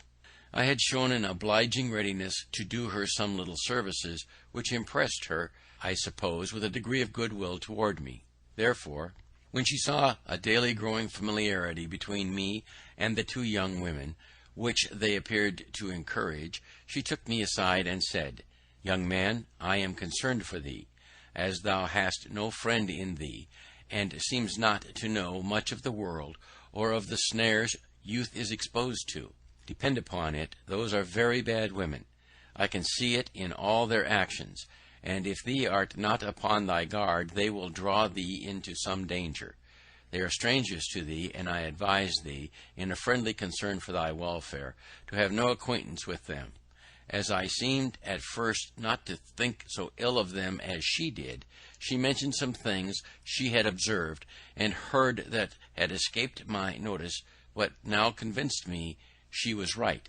I thanked her for her kind advice, and promised to follow it. When we arrived at New York, they told me where they lived, and invited me to come and see them, but I avoided it, and it was well I did, for the next day the captain missed a silver spoon and some other things that had been taken out of his cabin, and knowing that these were a couple of strumpets, he got a warrant to search their lodgings, found the stolen goods, and had the thieves punished. So, though we had escaped a sunken rock, which we scraped upon in the passage, I thought this escapade of rather more importance to me.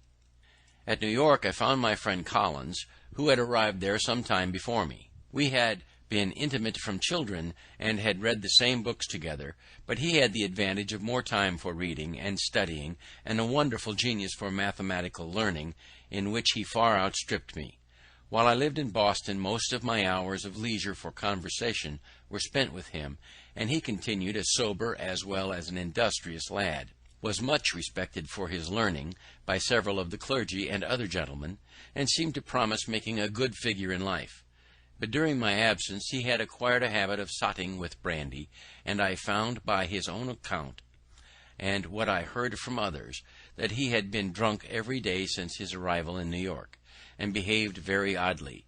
He had gamed too, and lost his money, so that I was obliged to discharge his lodgings and defray his expenses to and at Philadelphia, which proved extremely inconvenient to me. The governor of New York, Burnet, son of Bishop Burnet, hearing from the captain that a young man, one of his passengers, had a great many books, desired he would bring me to see him. I waited upon him accordingly, and should have taken Collins with me, but that he was not sober. The governor treated me with great civility, showed me his library, which was a very large one, and we had a good deal of conversation about books and authors. This was the second governor who had done me the honour to take notice of me, which to a poor boy like me was very pleasing. We proceeded to Philadelphia. I received on the way Vernon's money, without which we could hardly have finished our journey.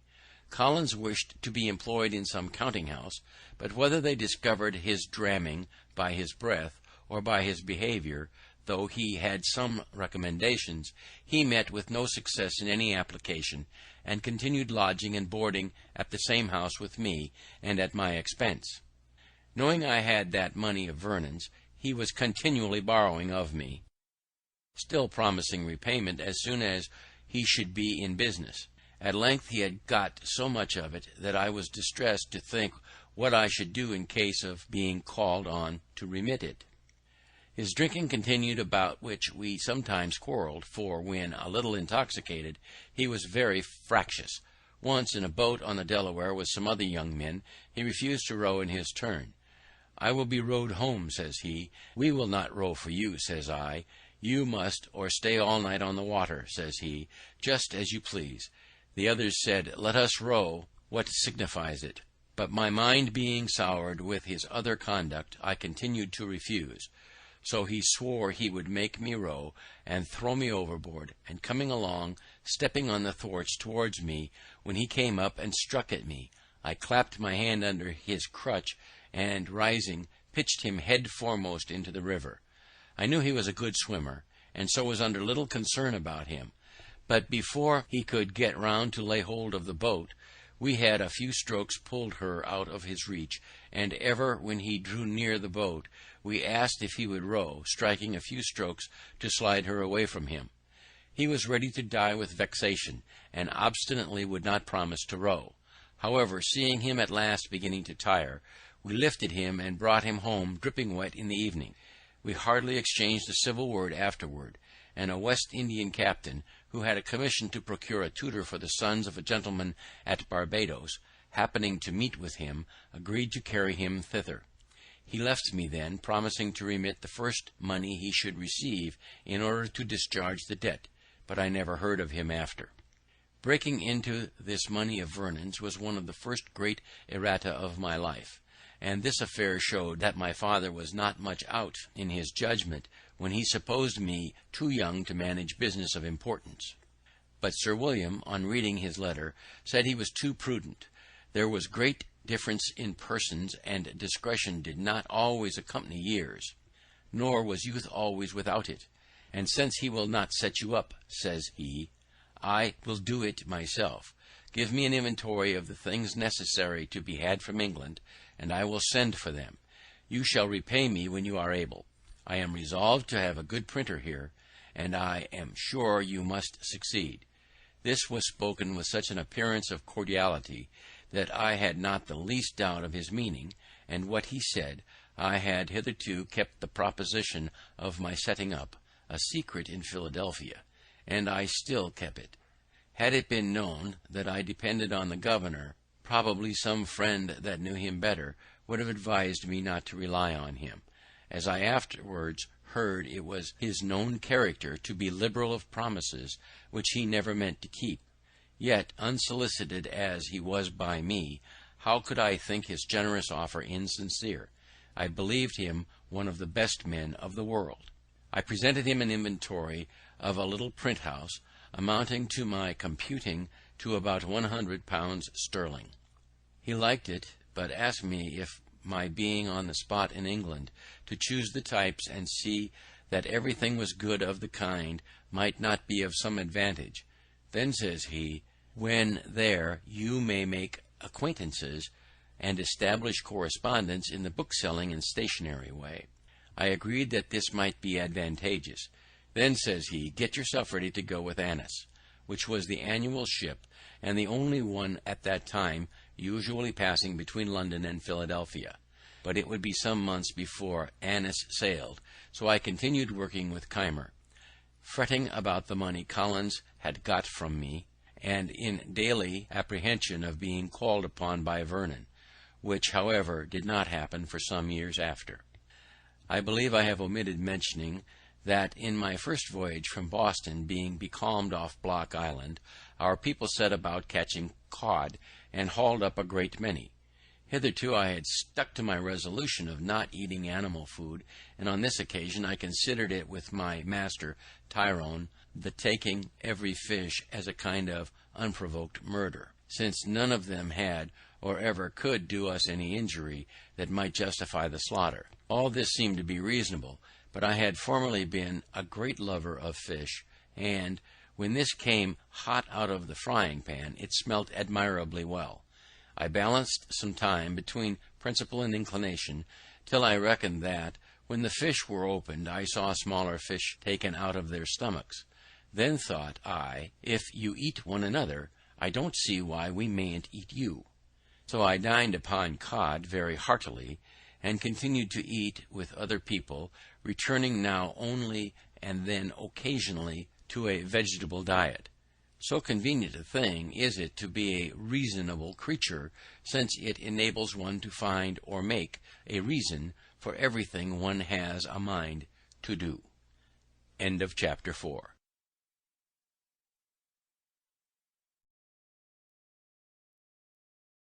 Chapter 5. Early Friends in Philadelphia. Keimer and I lived on a pretty good familiar footing, and agreed tolerably well, for he suspected nothing of my setting up. He retained a great deal of his old enthusiasms, and loved argumentation. We, therefore, had many disputations. I used to work him so with my Socratic method, and I had trepanned him so often by questions apparently so distant from any point he had in hand, and yet by degrees led to the point and brought him into difficulties and contradictions, that at last he grew ridiculously cautious, and would hardly answer me the most common question without asking first, "What do you intend to make from that?" However, it gave him so high an opinion of my abilities in the confuting way, that he seriously proposed my being his colleague in the project he had of setting up a new sect. He was to preach the doctrines, and I was to confound all opponents. When he came to explain with me upon the doctrines, I found several conundrums, which I objected to, unless I might have my way a little too, and introduce some of mine. Keimer wore his beard at full length, because somewhere in the Mosaic law it is said, "Thou shalt not mar the corners of thy beard." He likewise kept the seventh-day Sabbath, and these 2 points were essential to him. I disliked both, but agreed to admit them upon condition of his adopting the doctrine of using no animal food. "I doubt," said he, "my constitution will not bear that." I assured him it would, and that he would be better for it. He was usually a great glutton, and I promised myself some diversion in half starving him. He agreed to try the practice, if I would keep him company. I did so, and we held it for 3 months. We had our victuals dressed and brought to us regularly by a woman in the neighbourhood, who had from me a list of 40 dishes to be prepared for us at different times, in all which there were neither fish, flesh, nor fowl. The whim suited me the better at this time from the cheapness of it, not costing us above 18 pence sterling each week. I have since kept several Lents most strictly, leaving the common diet for that, and that for the common, abruptly, without the least inconvenience, so that I think there is a little in the advice of making those changes by easy gradations. I went on pleasantly, but poor Keimer suffered grievously, tired of the project, longed for the flesh pots of Egypt, and ordered a roast pig. He invited me and 2 women friends to dine with him, but it being brought too soon upon table, he could not resist the temptation, and ate the whole before we came. I made some courtship during this time to Miss Reed. I had a great respect and affection for her, and had some reason to believe she had the same for me. But, as I was about to take a long voyage, and we were both very young, only a little above 18, it was thought most prudent by her mother to prevent our going too far at present, as a marriage, if it was to take place, would be more convenient after my return, when I should be, as I expected, set up in my business. Perhaps, too, she thought my expectations not so well founded as I imagined them to be. My chief acquaintances at this time were Charles Osborne, Joseph Watson, and James Ralph, all lovers of reading. The 2 first were clerks in an eminent scrivener or conveyancer in the town, Charles Brockton. The other was clerk to a merchant. Watson was a pious, sensible young man of great integrity. The others rather more lax in their principles of religion, particularly Ralph, who, as well as Collins, had been unsettled by me, for which they both made me suffer. Osborne was sensible, candid, frank, sincere, and affectionate to his friends, but, in literary matters, too fond of criticizing. Ralph was ingenious, genteel in his manners, and extremely eloquent. I think I never knew a prettier talker. Both of them were great admirers of poetry, and began to try their hands in little pieces. Many pleasant walks we 4 had together on Sundays into the woods near Schuylkill, where we read to one another and conferred on what we read. Ralph was inclined to pursue the study of poetry, not doubting but he might become eminent in it and make his fortune by it, alleging that the best poets must, when they first begin to write, make as many faults as he did. Osborne dissuaded him, assured him he had no genius for poetry, and advised him to think of nothing beyond the business he was bred to, that in the mercantile way. Though he had no stock, he might, by his diligence and punctuality, recommend himself to employment as a factor, and in time acquire wherewith to trade on his own account. I approved the amusing one's self with poetry now and then, so far as to improve one's language, but no farther. On this it was proposed that we should each of us, at our next meeting, produce a piece of our own composing, in order to improve by our mutual observations, criticisms, and corrections. As language and expression were what we had in view, we excluded all considerations of invention by agreeing that the task should be a version of the 18th Psalm, which describes the descent of a deity. When the time of our meeting drew nigh, Ralph called on me first, and let me know his piece was ready. I told him I had been busy, and having little inclination, had done nothing. He then showed me his piece for my opinion, and I much approved it, as it appeared to me to have great merit. Now, says he, Osborne never will allow the least merit in anything of mine, but makes 1,000 criticisms out of mere envy. He is not so jealous of you. I wish, therefore, you would take this piece and produce it as yours. I will pretend not to have had time, and so produce nothing. We shall then see what he will say to it. It was agreed, and I immediately transcribed it, that it might appear to be in my own hand. We met. Watson's performance was read. There was some beauties in it, but many defects. Osborne's was read. It was much better. Ralph did it justice, remarked some faults, but applauded the beauties. He himself had nothing to produce. I was backward, seemed desirous of being excused, and had not sufficient time to correct, etc. But no excuse could be admitted. Produce I must. I was read and repeated. Watson and Osborne gave up the contest, and joined in applauding it. Ralph only made some criticism and proposed some amendments, but I defended my text. Osborne was against Ralph, and told him he was no better a critic than poet, so he dropped the argument. As they two went home together, Osborne expressed himself still more strongly in favour of what he thought my production, having restrained himself before, as he said, lest I should think it flattery. But who would have imagined, said he, that Franklin had been capable of such a performance, such panting, such force, such fire? He has even improved the original. In his common conversation he seems to have no choice of words. He hesitates and blunders, and yet, good God, how he writes! When we next met, Ralph discovered the trick we had played on him, and Osborne was a little laughed at. This transaction fixed Ralph in his resolution of becoming a poet. I did all that I could to dissuade him from it, but he continued scribbling verses till Pope cured him. In one of the later editions of the Dunciad occur the following lines: Silence, ye wolves, where Ralph to Cynthia howls, and makes night hideous, answer him, ye owls. To this the poet adds the following note: James Ralph, a name inserted after the first editions, not known until he writ a swearing piece called Swaney, very abusive of Dr. Swift, Mr. Gay, and myself. He became, however, a pretty good prose writer. More of him hereafter.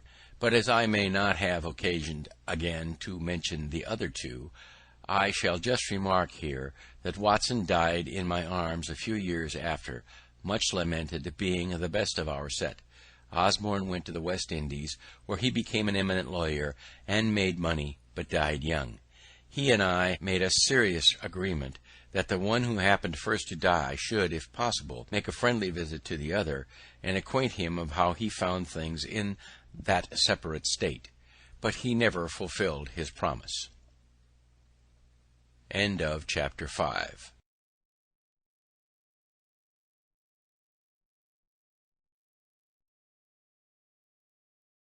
Chapter 6. The first visit to London. The governor, seeming to like my company, had me frequently to his house, and his setting me up always mentioned as a fixed thing.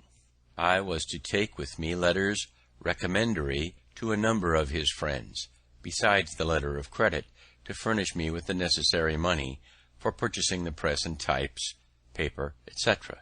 For these letters I was appointed to call at different times when they were to be ready, but a future time was still named. Thus we went on till the ship, whose departure too had been several times postponed, was on the point of sailing. Then, when I called to take my leave and receive the letters, his secretary, Dr. Bard, came out to me and said the governor was extremely busy in writing, but would be down at Newcastle before the ship, and there the letters would be delivered to me. Ralph, though married and having one child, had determined to accompany me in this voyage. It was thought he intended to establish a correspondence and obtain goods to sell on commission, but I found afterward that, through some discontent with his wife's relations, he proposed to leave her on their hands and never return again. Having taken leave of my friends, and interchanged some promises with Miss Reed, I left Philadelphia in the ship which anchored at Newcastle. The governor was there, but when I went to his lodgings, the secretary came to me from him with the civillest message in the world that he could not then see me, being engaged in business of the utmost importance, but should send the letters to me on board, and wished me heartily a good voyage and a speedy return, etc. I returned on board a little puzzled, but still not doubting. Mr. Andrew Hamilton, a famous lawyer of Philadelphia, had taken passage in the same ship for himself and son, and with Mr. Denham, a Quaker merchant, and Messrs. Orion and Russell, masters of an ironwork in Maryland, had engaged the great cabin, so that Ralph and I were forced to take up with a berth in the steerage, and none on board knowing us were considered as ordinary persons. But Mr. Hamilton and his son, it was James since governor, returned from Newcastle to Philadelphia, the father being recalled by a great fee to plead for a seized ship, and, just before we sailed, Colonel French coming on board, and showing me great respect, I was more taken notice of, and with my friend Ralph, invited by other gentlemen to come into the cabin, there being now room. Accordingly we removed thither. Understanding that Colonel French had brought on board the governor's dispatches, I asked the captain for those letters that were to be under my care. He said all were put in the bag together, and he could not then come at them, but before we landed in England I should have an opportunity of picking them out. So I was satisfied for the present, and we proceeded on our voyage. We had a sociable company in the cabin, and lived uncommonly well, having the addition of all Mr. Hamilton's stores, who had laid in plentifully. In this passage Mr. Denham contracted a friendship for me that continued during his life. The voyage was otherwise not a pleasant one, as we had a great deal of bad weather. When we came to the Channel, the captain kept his word with me, and gave me an opportunity of examining the bag for the governor's letters. I found none upon which my name was put as under my care. I picked out 6 or 7 that by the handwriting I thought might be the promised letters, especially as one of them was directed to Basket, the king's printer, and another to some stationer. We arrived in London the 24th of December, 1724. I waited upon the stationer, who came first in my way, delivering the letter as from Governor Keith. "I don't know such a person," says he, but opening the letter, "Oh, this is from Riddlesden. I have lately found him to be a complete rascal, and I will have nothing to do with him, nor receive any letters from him." So, putting the letter into my hands, he turned on his heel and left me to serve some customer. I was surprised to find that these were not the governor's letters, and, after recollecting and comparing circumstances, I began to doubt his sincerity. I found my friend Denham, and opened the whole affair to him. He let me into Keith's character, told me there was not in the least probability that he had written any letters for me, that no one who knew him had the smallest dependence on him, and he laughed at the notion of the governor's giving me a letter of credit, having, he said, no credit to give. On my expressing some concern about what I should do, he advised me to endeavour getting some employment in the way of my business. "Among the printers here," said he, "you will improve yourself, and when you return to America you will set up to greater advantage." We both of us happened to know, as well as the stationer, that Riddlesden, the attorney, was a very knave. He had half ruined Miss Reed's father by persuading him to be bound for him. By this letter it appeared there was a secret scheme on foot to the prejudice of Hamilton, supposed to be then coming over with us, and that Keith was concerned in it with Riddlesden. Denham, who was a friend of Hamilton's, thought he ought to be acquainted with it. So, when he arrived in England, which was soon after, partly from resentment and ill will to Keith and Riddlesden, and partly from good will to him, I waited on him and gave him the letter. He thanked me cordially, the information being of importance to him, and from that time he became my friend, greatly to my advantage afterwards on many occasions.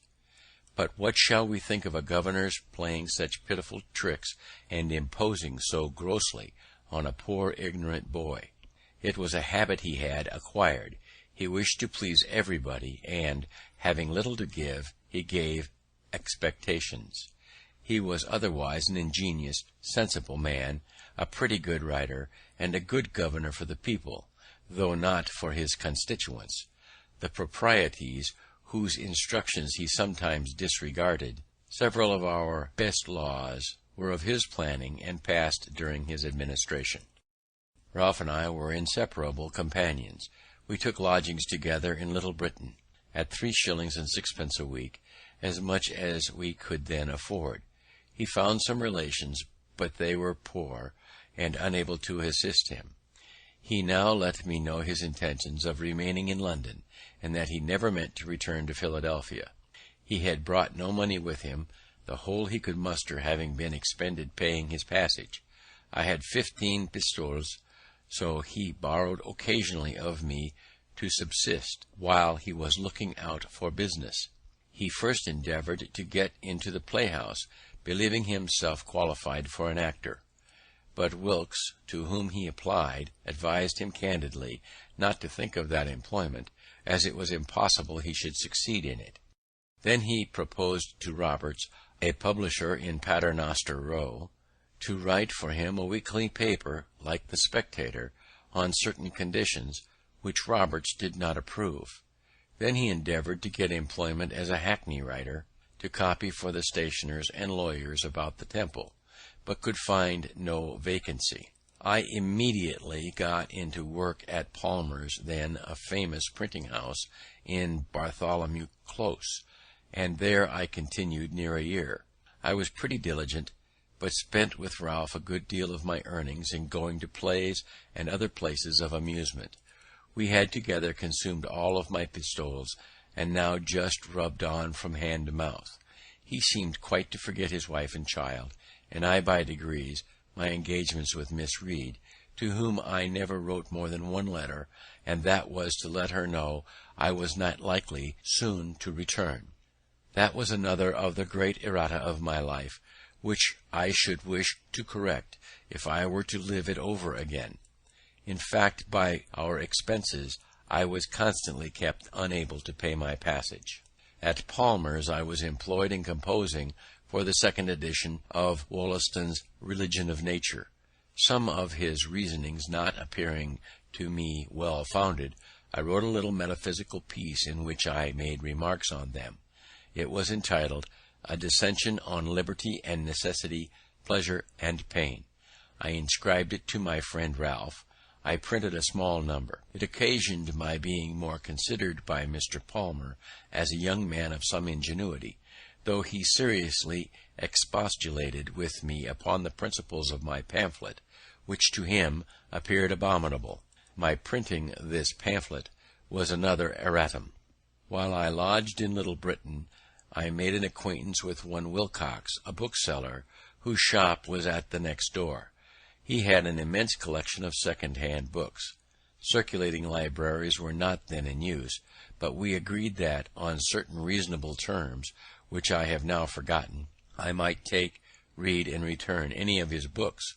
This I esteemed a great advantage, and I made as much use of it as I could.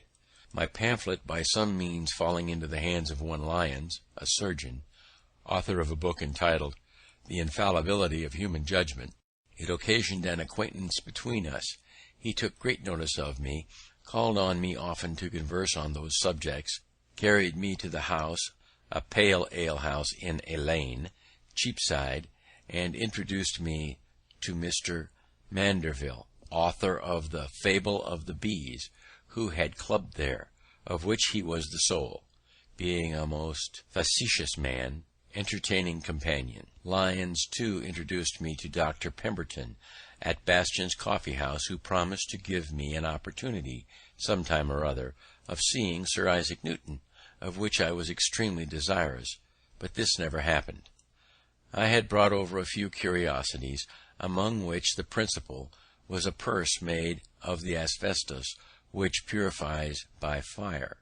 Sir Hans Sloane heard of it, came to see me, and invited me to his house in Bloomsbury Square, where he showed me all his curiosities, and persuaded me to let him add that to the number, for which he paid me handsomely. In our house there lodged a young woman, a milliner, who, I think, had a shop in the Cloisters. She had been genteelly bred, was sensible and lively, and of most pleasing conversation. Ralph read plays to her in the evenings. They grew intimate. She took another lodging, and he followed her. They lived together for some time, but he being still out of business, and her income not sufficient to maintain them with her child, he took a resolution of going from London to try for a country school, which he thought himself well qualified to undertake, as he wrote an excellent hand and was a master of arithmetic and accounts. This, however, he deemed a business below him, and confident of future better fortune, when he should be unwilling to have it known that he was once so meanly employed, he changed his name, and did me the honour to assume mine.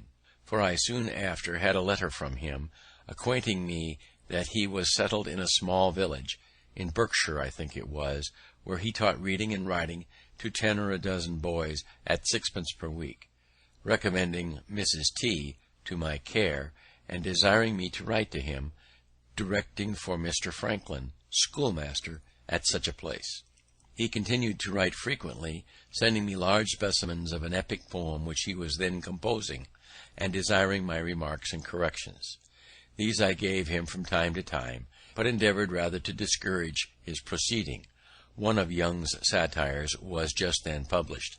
I copied and sent him a great part of it, which set in a strong light the folly of pursuing the Muses with any hope of advancement by them.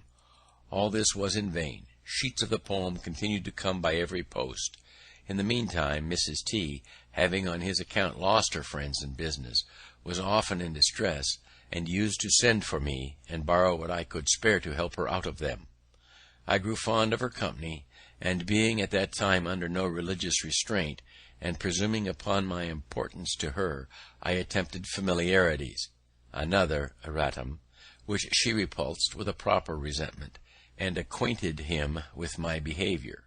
This made a breach between us, and when he returned again to London, he let me know he thought I had cancelled all the obligations he had been under to me. So I found I was never to expect his repaying me what I lent to him or advanced to him. This, however, was not then of much consequence, as he was totally unable, and in the loss of his friendship I found myself relieved from a burden. I now began to think of getting a little money beforehand, and expecting better work. I left Palmer's to work at Watt's, near Lincoln's Inn Fields, a still greater printing house. Here I continued all the rest of my stay in London. At my first admission into this printing house, I took to working at press, imagining I felt a want of the bodily exercise I had been used to in America, where press work is mixed with composing. I drank only water, and the other workmen, near 50 in number, were great guzzlers of beer. On occasion I carried up and down the stairs a large form of types in each hand, when others carried but one in both hands. They wondered to see, from this and several instances, what the water American, as they called me, was stronger than themselves, who drank strong beer. We had an alehouse boy who attended always in the house to supply the workmen. My companion at the press drank every day a pint before breakfast, a pint at breakfast with his bread and cheese, a pint between breakfast and dinner, a pint at dinner, a pint in the afternoon about 6 o'clock, and another when he had done his day's work. I thought it a detestable custom, but it was necessary, he supposed, to drink strong beer, that he might be strong to labour. I endeavoured to convince him that the bodily strength afforded by beer could only be in proportion to the grain or flour in the barley, dissolved in the water of which it was made, that there was more flour in a pennyworth of bread, and therefore, if he would eat that with a pint of water, it would give him more strength than a quart of beer. He drank on, however, and had 4 or 5 shillings to pay out of his wages every Saturday night for that muddling liquor, an expense I was free from, and thus these poor devils kept themselves always under. Watts, after some weeks, desiring to have me in the composing room, I left the pressman a new bienvenue, or sum for drink, being 5 shillings, was demanded of me by the compositors. I thought it an imposition, as I had paid below. The master thought it too, and forbade my paying it. I stood about 2 or 3 weeks, was accordingly considered as an excommunicate, and had so many little pieces of private mischief done me by mixing my sorts, transposing my pages, breaking my matter, etc., etc. If I were ever so little out of the room, and all ascribed to the chapel ghost, which they said ever haunted those not regularly admitted, that, notwithstanding the master's protection, I found myself obliged to comply and pay the money, convinced of the folly of being on ill terms with those one is to live with continually. Franklin now left the work of operating the printing presses, which was largely a matter of manual labor, and began setting type, which required more skill and intelligence. I was now on a fair footing with them, and soon acquired considerable influence. I proposed some reasonable alterations in their chapel laws, and carried them against all opposition. From my example, a great part of them left their middling breakfast of beer and bread and cheese, finding they could with me be supplied from a neighbouring house with a large porringer of hot water gruel sprinkled with pepper, crumbed with bread, and a bit of butter in it, for the price of a pint of beer, viz. 3 halfpence. This was a more comfortable as well as cheaper breakfast, and keep their heads clearer. Those who continued sotting with beer all day were often, by not paying, out of credit at the alehouse, and used to make interest with me to get beer. Their light, as they phrased it, being out, I watched the pay table on Saturday night, and collected what I stood engaged for them, having to pay sometimes near 30 shillings a week on their accounts. Thus, and my being esteemed a pretty good rigite, that is, a jocular verbal satirist, supported my consequence in the society. My constant attendance, I never making a St. Monday, recommended me to the master, and my uncommon quickness at composing occasioned my being put upon all work of dispatch, which was generally better paid. So I went now very agreeably. A printing house is called a chapel, because Caxton, the first English printer, did his printing in a chapel connected with Westminster Abbey. St. Monday is a holy day taken to prolong the dissipation of Saturday's wages. My lodging in Little Britain being too remote, I found another in Duke Street opposite the Roman Chapel. It was 2 pair of stairs backwards, at an Italian warehouse. A widow lady kept the house. She had a daughter and a maid-servant, and a journeyman who attended the warehouse, but lodged abroad.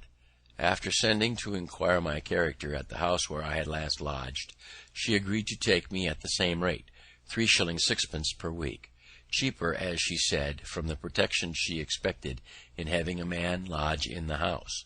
She was a widow, an elderly woman, and had been bred a Protestant, being a clergyman's daughter, but was converted to the Catholic religion by her husband, whose memory she much revered, had lived much among people of distinction, and knew 1,000 anecdotes of them as far back as the times of Charles II. She was lame in her knees with the gout, and therefore seldom stirred out of her room, so sometimes wanted company, and hers was so highly amusing to me that I was sure to spend an evening with her whenever she desired it. Our supper was only half an anchovy each, on a very little strip of bread and butter, and half a pint of ale between us, but the entertainment was in her conversation.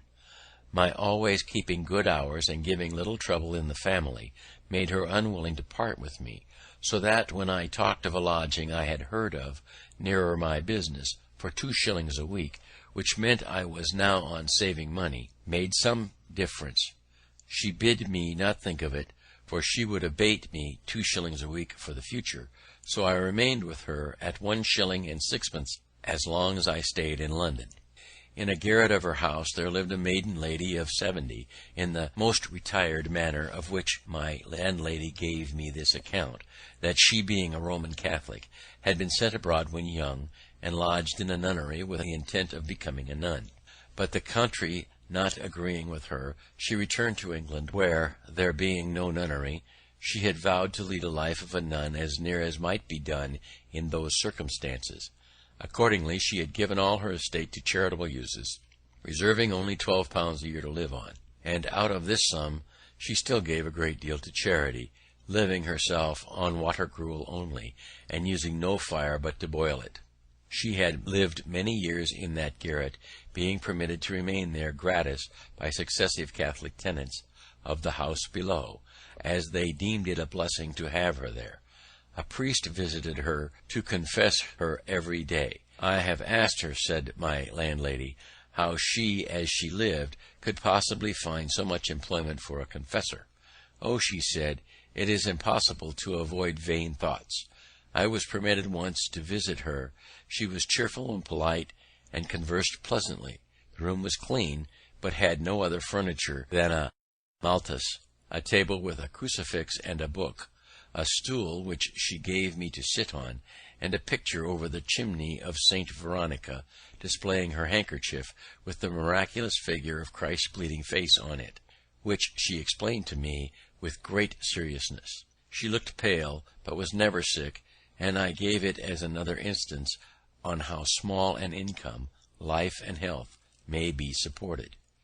At Watt's printing house I contracted an acquaintance with an ingenious young man, one Wygate, who, having healthy relations, had been better educated than most printers, was a tolerable Latinist, spoke French, and loved reading. I taught him and a friend of his to swim at twice going into the river, and they soon became good swimmers. They introduced me to some gentlemen from the country who went to Chelsea by water to see the college and Don Saltero's curiosities.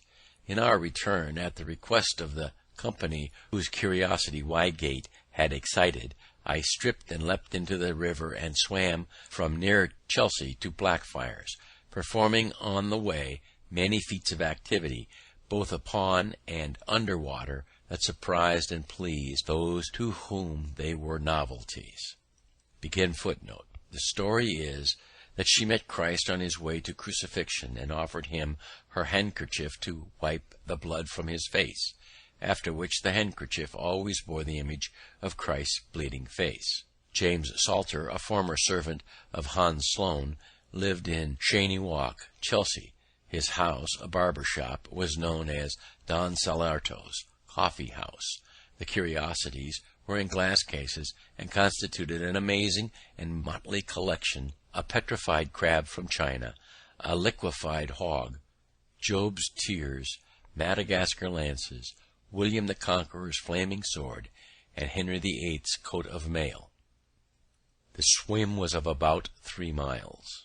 I had from a child been ever delighted in this exercise, had studied and practised all Trevner's motions and positions, added some of my own, aiming at the graceful and easy as well as the useful. All these I took this occasion of exhibiting to the company, and was much flattered by their admiration; and Wygate, who was desirous of becoming a master, grew more and more attached to me on that account, as well as from the similarity of our studies. He at length proposed to me travelling all over Europe together, supporting ourselves everywhere by working at our business. I was once inclined to it, but mentioned it to my good friend Mr. Denham, with whom I often spent an hour when I had leisure. He dissuaded me from it, advising me to think only of returning to Pennsylvania, which he was now about to do. I must record one trait of this good man's character. He had formerly been in business at Bristol, but failed in debt to a number of people, compounded, and went to America. There, by a close application to business as a merchant, he acquired a plentiful fortune in a few years. Returning to England in the ship with me, he invited his old creditors to an entertainment, at which he thanked them for the easy composition they had favoured with him, and, when they expected nothing but the treat, every man at the first remove found under his plate an order on a banker for the full amount of the unpaid remainder with interest. He now told me he was about to return to Philadelphia, and should carry over a great quantity of goods in order to open a store there. He proposed to take me over as his clerk, to keep his books, in which he would instruct me, copy his letters, and attend the store. He added that as soon as I should be acquainted with mercantile business, he would promote me by sending me with a cargo of flour and bread, etc., to the West Indies, and procure me commission from others which would be profitable, and, if I managed well, would establish me handsomely. The thing pleased me, for I was grown tired of London, remembering with pleasure the happy months I had spent in Pennsylvania, and wished again to see it. Therefore I immediately agreed on the terms of £50 a year, about $167, Pennsylvania money, less indeed than my present gettings as a compositor, but affording a better prospect.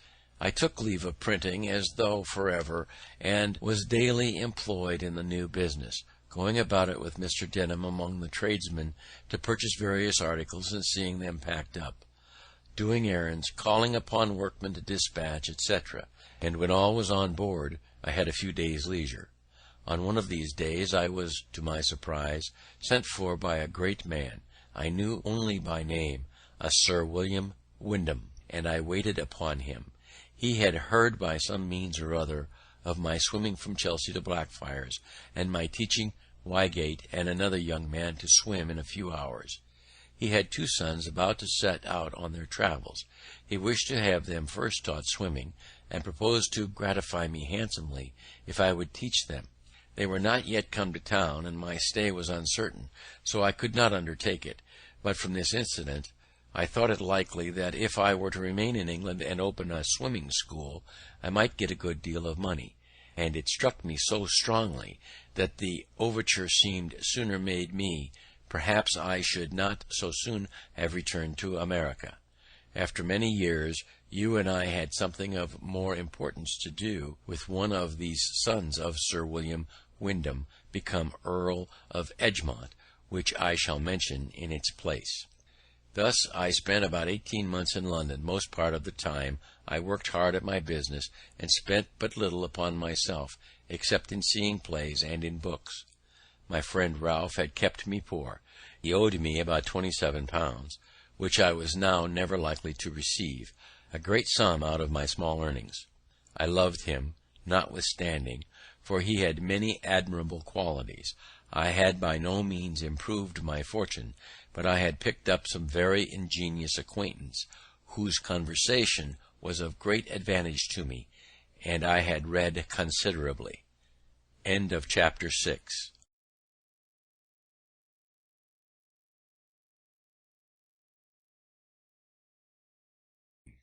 Chapter 7. Beginning business in Philadelphia. We sailed from Gravesend on the 23rd of July, 1726. For the incidents of the voyage, I refer you to my journal, where you will find them all minutely related.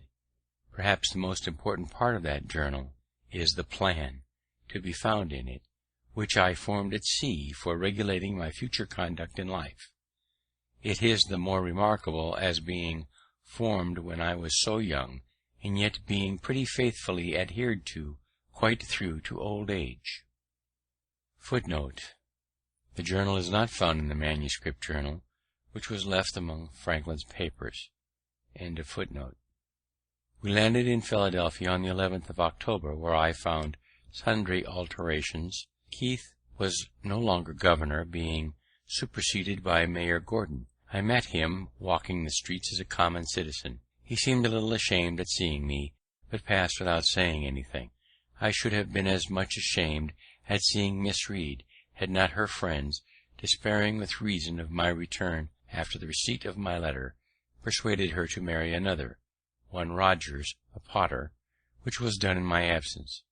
With him, however, she was never happy, and soon parted from him, refusing to cohabit with him or bear his name, it being now said that he had another wife. He was a worthless fellow, though an excellent workman, which was the temptation to her friends. She got into debt, ran away in 1727 or 1728, went to the West Indies, and died there. Keimer had got a better house, a shop well supplied with stationery, plenty of new types, a number of hands, though none good, and seemed to have a great deal of business.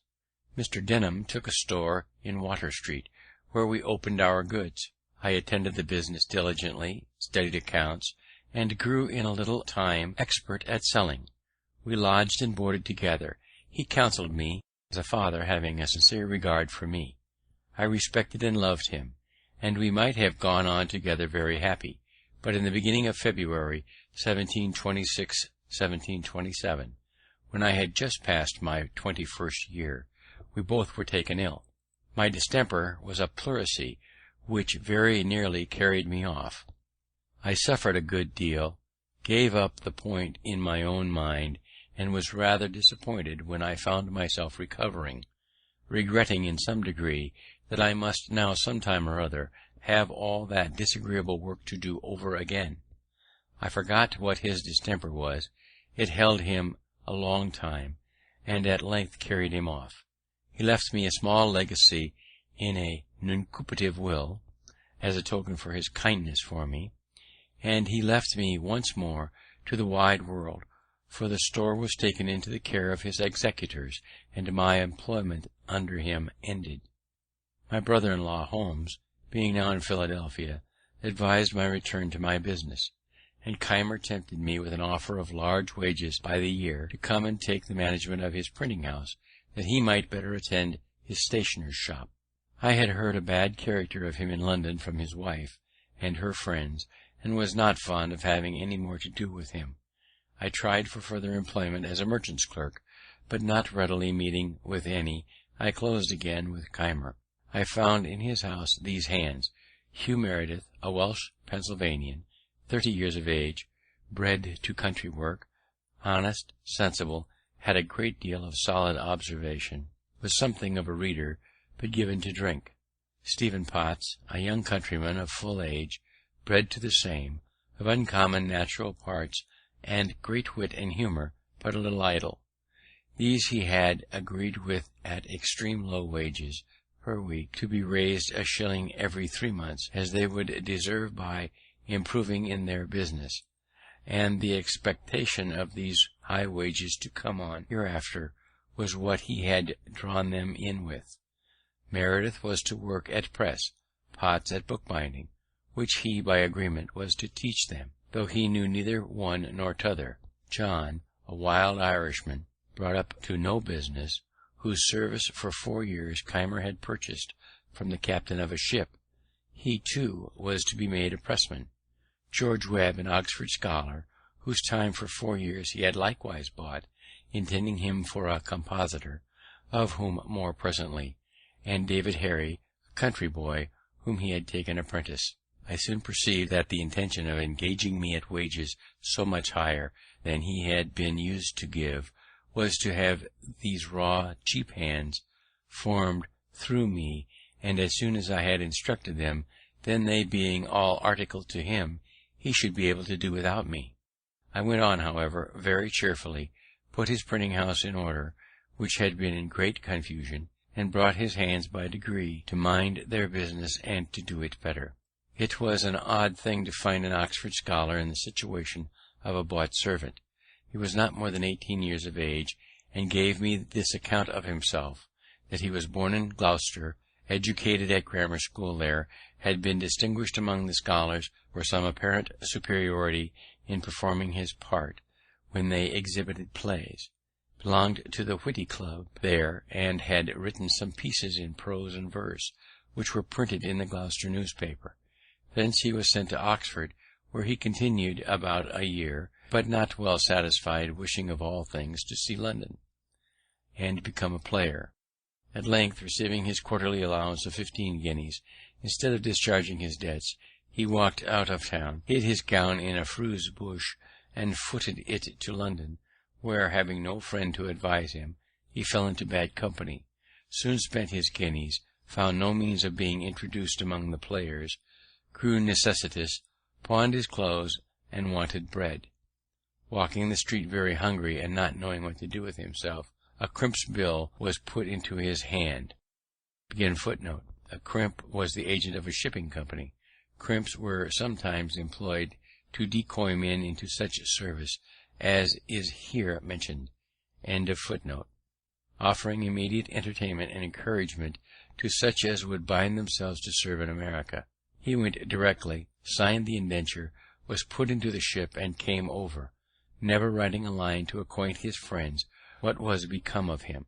He was lively, witty, good-natured, and a pleasant companion, but idle, thoughtless, and imprudent to the last degree. John the Irishman soon ran away. With the rest I began to live very agreeably, for they all respected me the more, as they found Keimer incapable of instructing them, and that from me they learned something daily. We never worked on Saturday, that being Keimer's Sabbath, so I had 2 days for reading. My acquaintance with the ingenious people in the town increased. Keimer himself treated me with great civility and apparent regard, and nothing now made me uneasy but my debt to Vernon, which I was yet unable to pay, being hitherto but a poor economist. He, however, kindly made no demand of it. Our printing house often wanted sorts, and there was no letter founder in America. I had seen types cast at James in London, but without much attention to the matter. However, I now contrived a mould, made use of the letters we had as puncheons, struck the matrices in lead, and thus supplied in a pretty tolerable way all the deficiencies. I also engraved several things on occasion. I made the ink. I was warehouseman and everything, and in short, quite a factotum. But however serviceable I might be, I found that my services became every day of less importance as the other hands improved in the business, and when Keimer paid my second quarter's wages, he let me know that he felt them too heavy, and thought I should make an abatement. He grew by degree less civil, put on more of the master, frequently found fault, was captious, and seemed ready for an outbreak. I went on, nevertheless, with a good deal of patience, thinking that his encumbered circumstances were partly the cause. At length a trifle snapped our connection. For the great noise happening near the court-house, I put my head out of the window to see what was the matter. Keimer, being in the street, looked up and saw me, called out to me in a loud voice and angry tone to mind my business, adding some reproachful words that netted me the more for their publicity, all of the neighbours who were looking out on the same occasion being witness how I was treated. He came up immediately into the printing house, continued the quarrel, high words passed on both sides. He gave me a quarter's warning we had stipulated, expressing a wish that he had not been obliged to so long a warning. I told him his wish was unnecessary, for I would leave him that instant, and so taking my hat walked out of doors, desiring Meredith, whom I saw below, to take care of some things I left, and bring them to my lodgings. Meredith came accordingly in the evening, when we talked my affair over. He had conceived great regard for me, and was very unwilling that I should leave the house while he remained in it. He dissuaded me from returning to my native country, which I began to think of.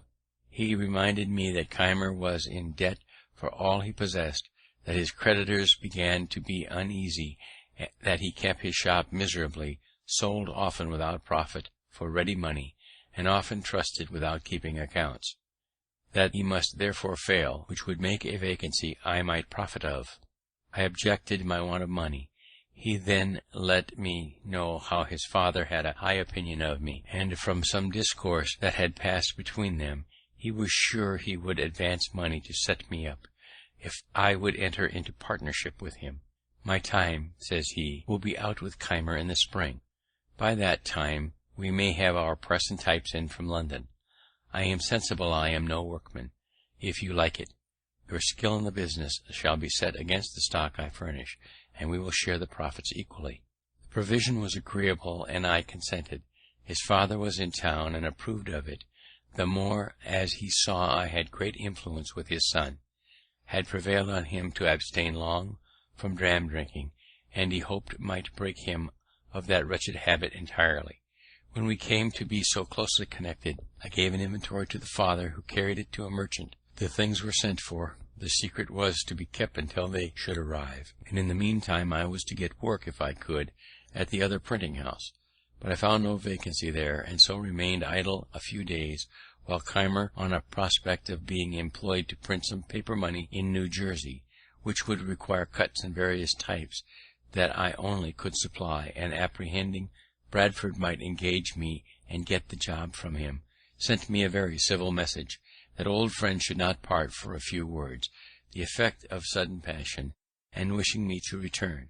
Meredith persuaded me to comply, as it would give more opportunity for his improvement under my daily instruction. So I returned, and we went on more smoothly than for some time before. The New Jersey job was obtained. I contrived a copperplate press for it. the first that had been seen in the country. I cut several ornaments and checks for the bills. We went together to Burlington, where I executed the whole to satisfaction, and he received so large a sum for the work as to be enabled thereby to keep his head much longer above water. At Burlington I made an acquaintance with many principal people of the province. Several of them had been appointed by the Assembly's committee to attend the press, and take care that no more bills were printed than the law directed. They were therefore by turns constantly with us, and generally he who attended brought with him a friend or two for company. My mind having been much more improved by reading than Keimer's, I supposed it was for that reason my conversation seemed to be more valued. They had me to their houses, introduced me to their friends, and showed me much civility, while he, though the master, was a little neglected. In truth, he was an odd fish, ignorant of the common life, fond of rudely opposing received opinions, slovenly to extreme dirtiness, enthusiastic in some points of religion, and a little knavish withal. We continued there near 3 months, and by the time I could reckon among my acquired friends Judge Allen, Samuel Bustill, the secretary of the province, Isaac Pearson, Joseph Cooper, and several of the Smiths, members of the Assembly, and Isaac Decow, the surveyor general. The latter was a shrewd, sagacious old man, who told me that he began for himself when young by wheeling clay for brickmakers, learned to write after he was of age, carried the chain for surveyors who taught him surveying, and he now by his industry acquired a good estate, and says he, I foresee that you will soon work this man out of his business, and make a fortune in it at Philadelphia. He had not then the least intimation of my intention to set up there or anywhere. These friends were afterwards of great use to me, as I occasionally was to some of them. They all continued their regard for me as long as they lived.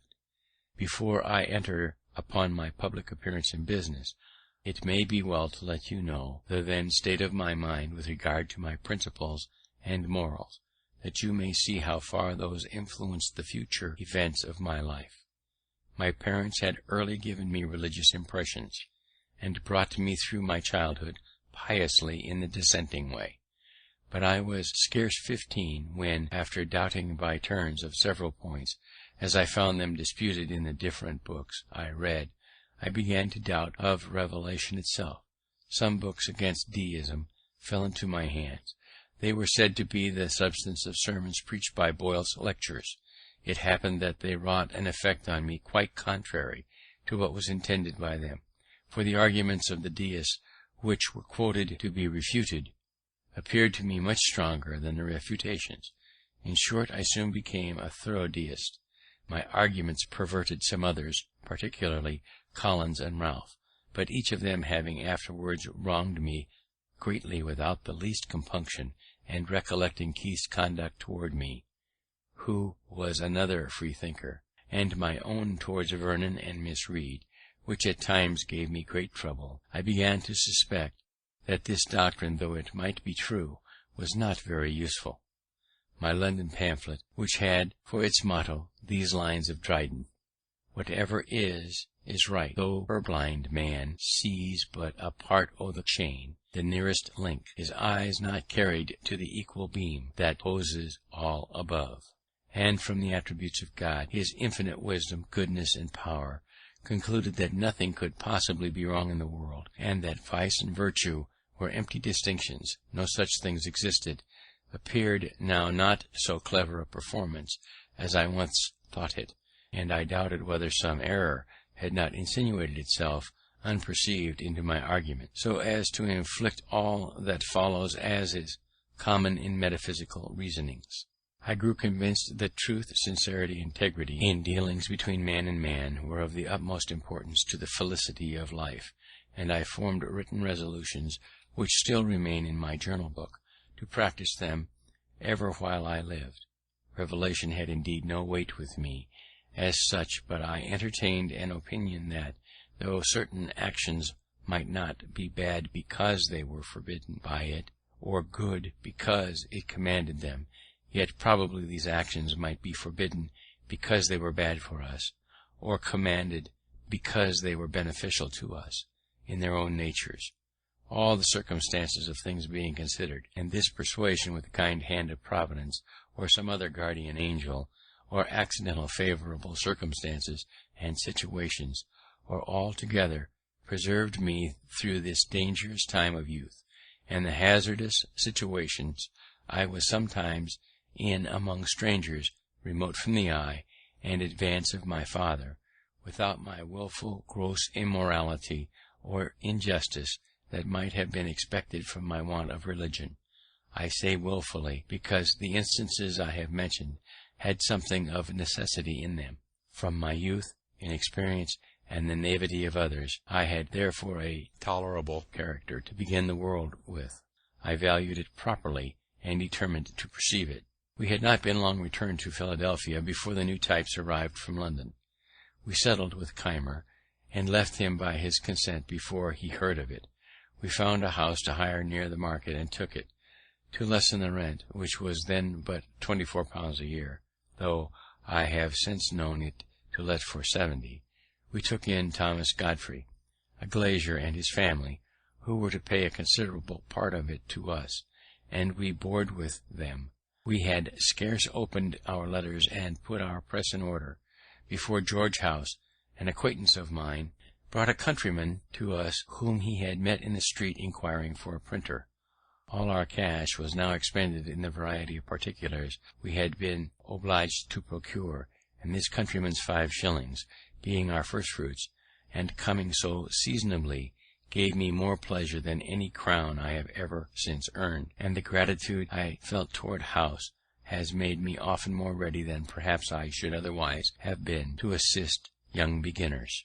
There are croakers in every country, always boding its ruin. Such a one then lived in Philadelphia, a person of note, an elderly man, with a wise look and a very grave manner of speaking. His name was Samuel Mickle. This gentleman, a stranger to me, stopped one day at my door, and asked me if I was the young man who had lately opened a new printing house.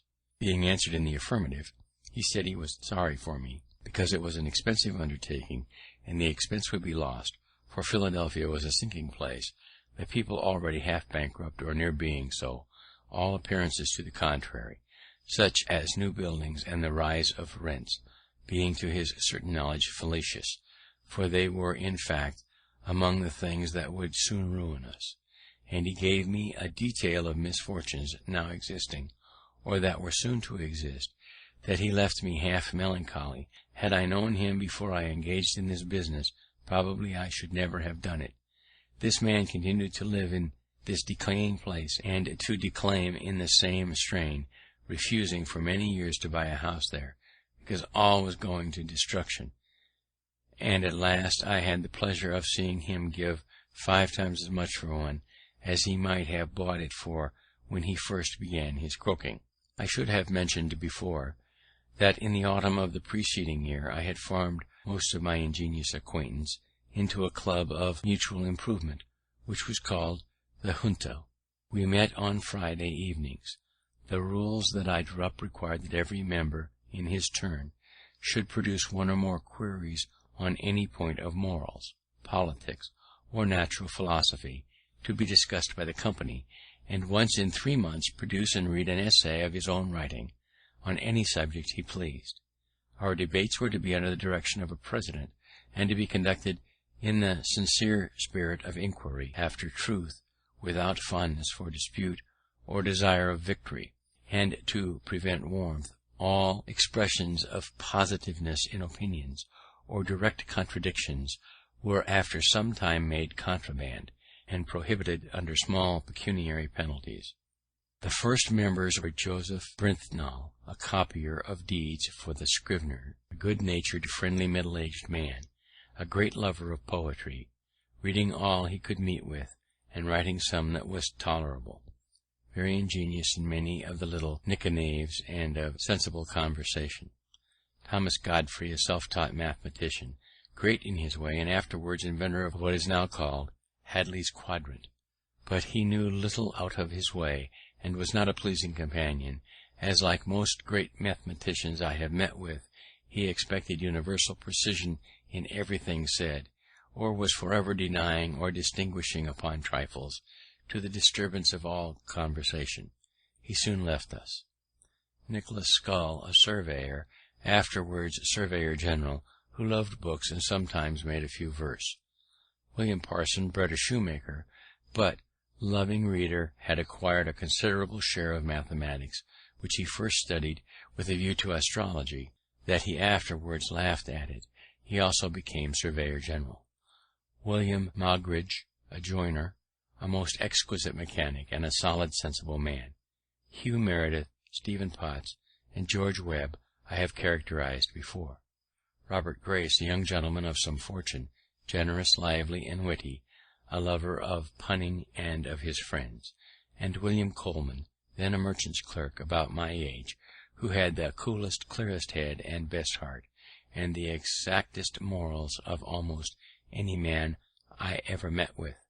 He became afterwards a merchant of great note, and one of our provincial judges. Our friendship continued without interruption to his death, upwards of 40 years, and the club continued almost as long, and was the best school of philosophy, morality, and politics that then existed in the province, for our queries, which were read the week preceding their discussions, put us upon reading with attention upon the several subjects, that we might speak more to the purpose, and thereto we acquired better habits of conversation, everything being studied in our rules, which might prevent our distinguishing each other. From hence the long continuance of the club I shall have frequent occasion to speak further of hereafter. But by giving this account of it here is to show something of the interest I had, every one of these exerting themselves in recommending business to us. Barenthal particularly procured us from the Quakers the printing 40 sheets of their history, the rest being to be done by Keimer, and upon this we worked exceedingly hard, for the price was low. It was a folio, pro patria size, in pica, with long printer notes. I composed of it a sheet a day, and Meredith worked it off at press, and it was often 11 at night, and sometimes later, before I had finished my distribution for the next day's work, for the little jobs sent in by our other friends now and then put us back. But so determined I was to continue doing a sheet a day of the folio, that one night, when having imposed my forms, I thought my day's work over, one of them by accident was broken, and 2 pages reduced to pi. I immediately distributed and composited all over again before I went to bed, and this industry, visible to our neighbours, began to give us character and credit. Particularly I was told that mention being made of the new printing office at the Merchants' Every Night Club. The general opinion was that it must fail, there being already 2 printers in the place, Keimer and Bradford. But Dr. Baird, whom you and I saw many years after at his native place, St. Andrews in Scotland, gave a contrary opinion. For the industry of that Franklin, says he, is superior to anything I ever saw of the kind. I see him still at work when I go home from club, and he is at work again before his neighbours are out of bed. This struck the rest, and we soon had offers from one of them to supply us with stationery, but as yet we did not choose to engage in shop business. I mention this industry the more particularly and the more freely, though it seems to be talking in my own praise, but those of my posterity who shall read it may know the use of that virtue when they see its effects in my favour throughout this relation. George Webb, who had found a female friend that lent him wherewith to purchase his time of Keimer, now came to offer himself as a journeyman to us. We could not then employ him, but I foolishly let him know as a secret that I soon intended to begin a newspaper, and might then have work for him. My hopes of success, as I told him, were founded on this, that the then only newspaper printed by Bradford was a paltry thing, wretchedly managed, no way entertaining, and yet was profitable to him. I therefore thought a good paper would scarcely fail of good encouragement. I requested Webb not to mention it, but he told it to Keimer, who immediately, to be beforehand with me, published proposals for printing one himself, on which Webb was to be employed. I resented this, and to counteract them, as I could not yet begin our paper, I wrote several pieces of entertainment for Bradford's paper under the title of The Busybody, which Brentnall continued some months. But this means the attention of the public was fixed on that paper, and Keimer's proposals, which we burlesqued and ridiculed, were disregarded. He began his paper, however, and after carrying it on 3/4 of a year, with at most only 90 subscribers, he offered it to me for a trifle, and I, having been ready some time to go on with it, took it in hand directly, and it proved in a few years extremely profitable to me. I perceive that I am apt to speak in the singular number, though our partnership still continued. The reason may be that, in fact, the whole management of the business lay upon me. Meredith was no compositor, a poor pressman, and seldom sober. My friends lamented my connection with him, but I was to make the best of it.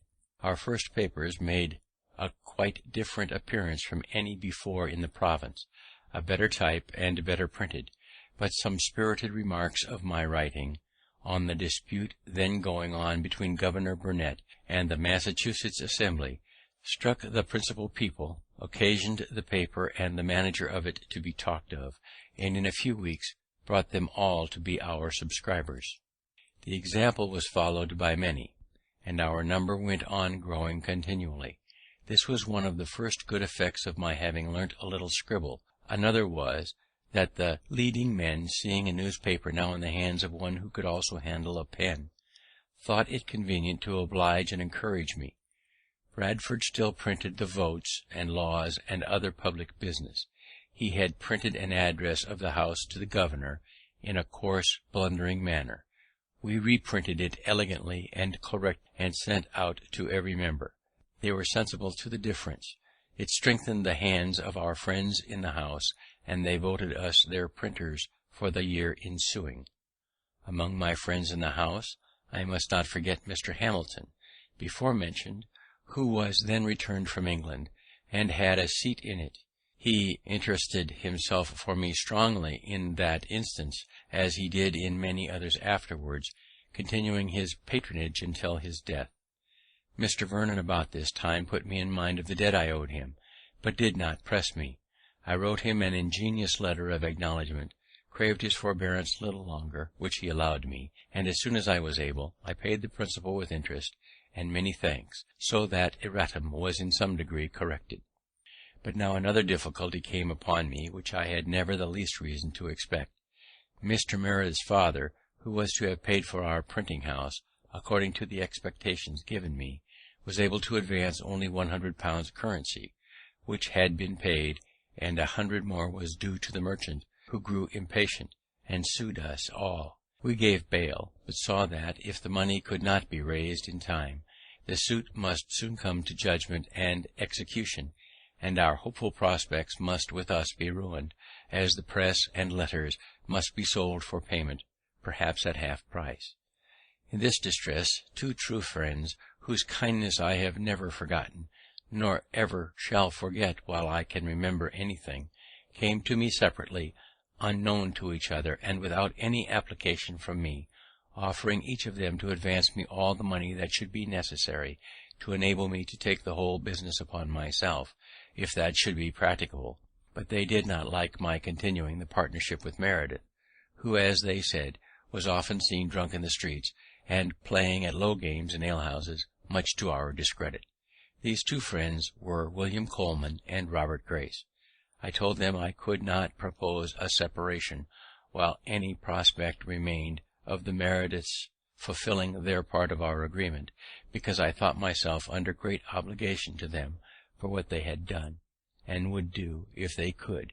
But if they finally failed in their performance, and our partnership must be dissolved, I should then think myself at liberty to accept the assistance of my friends. Thus the matter rested for some time, when I said to my partner, "Perhaps your father is dissatisfied at the part you have undertaken in this affair of ours, and is unwilling to advance for you and me what he would for you alone. If that is the case, tell me, and I will resign the whole to you and go about my business." "No," said he, "my father has really been disappointed, and is really unable, and I am unwilling to distress him further. I see this is a business. I am not fit for it. I was bred a farmer, and it was a folly in me to come to town and put myself at 30 years of age an apprentice to learn a new trade. Many of our Welsh people are going to settle in North Carolina, where land is cheap. I am inclined to go with them and follow my old employment, but you may find friends to assist you. If you will take the debts of the company upon you, return to my father the £100 he has advanced, pay my little personal debts, and give me £30 and a new saddle, I will relinquish the partnership and leave the whole in your hands. I agreed to this proposal. It was drawn up in writing, signed and sealed immediately. I gave him what he demanded, and he went soon after to Carolina, from whence he sent me next year 2 long letters, containing the best account that had been given of that country, the climate, the soil, husbandry, etc., for in those matters he was very judicious. I printed them in the papers, and they gave great satisfaction to the public. As soon as he was gone, I recurred to my 2 friends, and because I would not give an unkind preference to either, I took half of what each had offered, and I wanted of one, and half of the other, paid off the company's debts, and went on with the business in my own name, advertising that the partnership was dissolved. I think it was in or about the year 1729. End of chapter 7.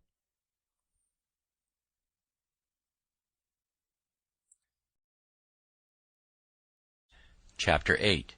Business Success and First Public Service. About this time there was a cry among the people for more paper money, only £15,000 being extant in the province, and that soon to be sunk.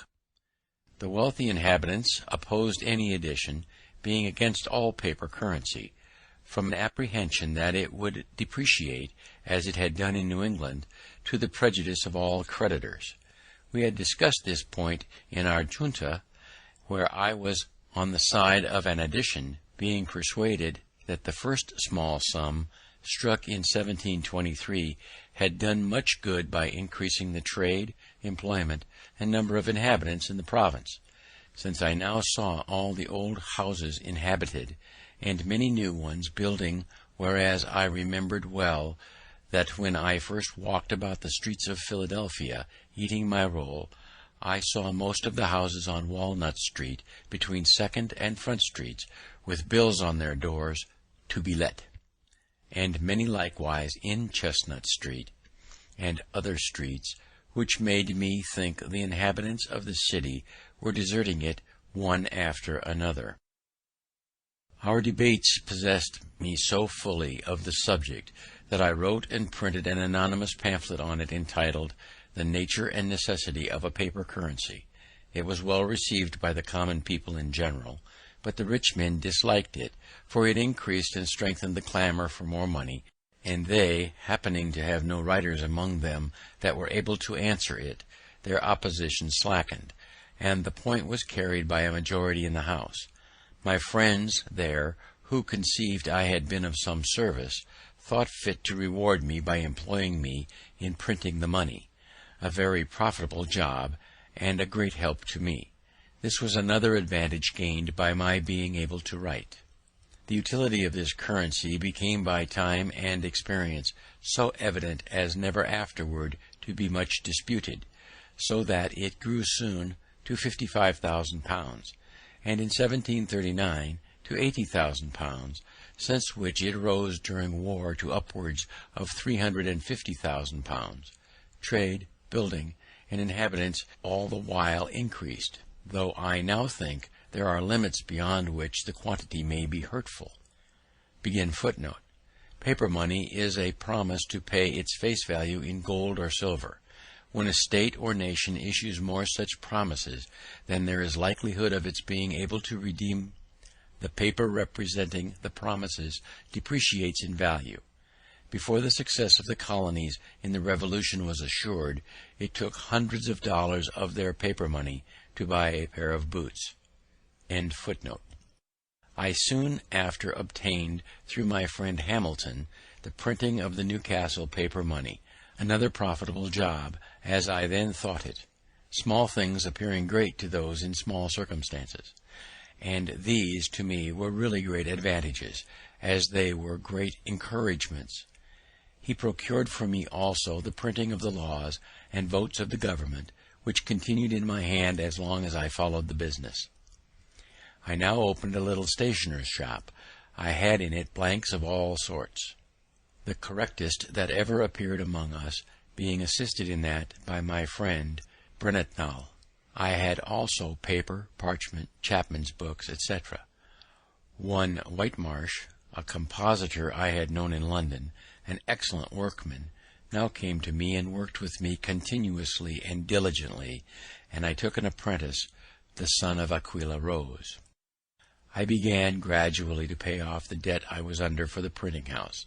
In order to secure my credit and character as a tradesman, I took care not only to be in reality industrious and frugal, but to avoid all appearances to the contrary. I dressed plainly. I was seen in no places of idle diversion. I never went out a-fishing or shooting. A book, indeed, sometimes debauched me from my work, but that was seldom, snug, and gave no scandal, and to show I was not above my business, I sometimes brought home the paper I purchased at the stores through the streets on a wheelbarrow, thus being esteemed as an industrious, thriving young man, and paying duly for what I bought. The merchants who imported stationery solicited my custom. Others proposed supplying me with books. I went on swimmingly. In the meantime, Keimer's credit and business declining daily, he was at last forced to sell his printing house to satisfy his creditors. He went to Barbados, and there lived some years in very poor circumstances. His apprentice, David Harry, whom I had instructed while I worked with him, set up in his place at Philadelphia, having bought his materials. I was at first apprehensive of a powerful rival in Harry, as his friends were very able and had a good deal of interest. I therefore proposed a partnership to him, which he, fortunately for me, rejected with scorn.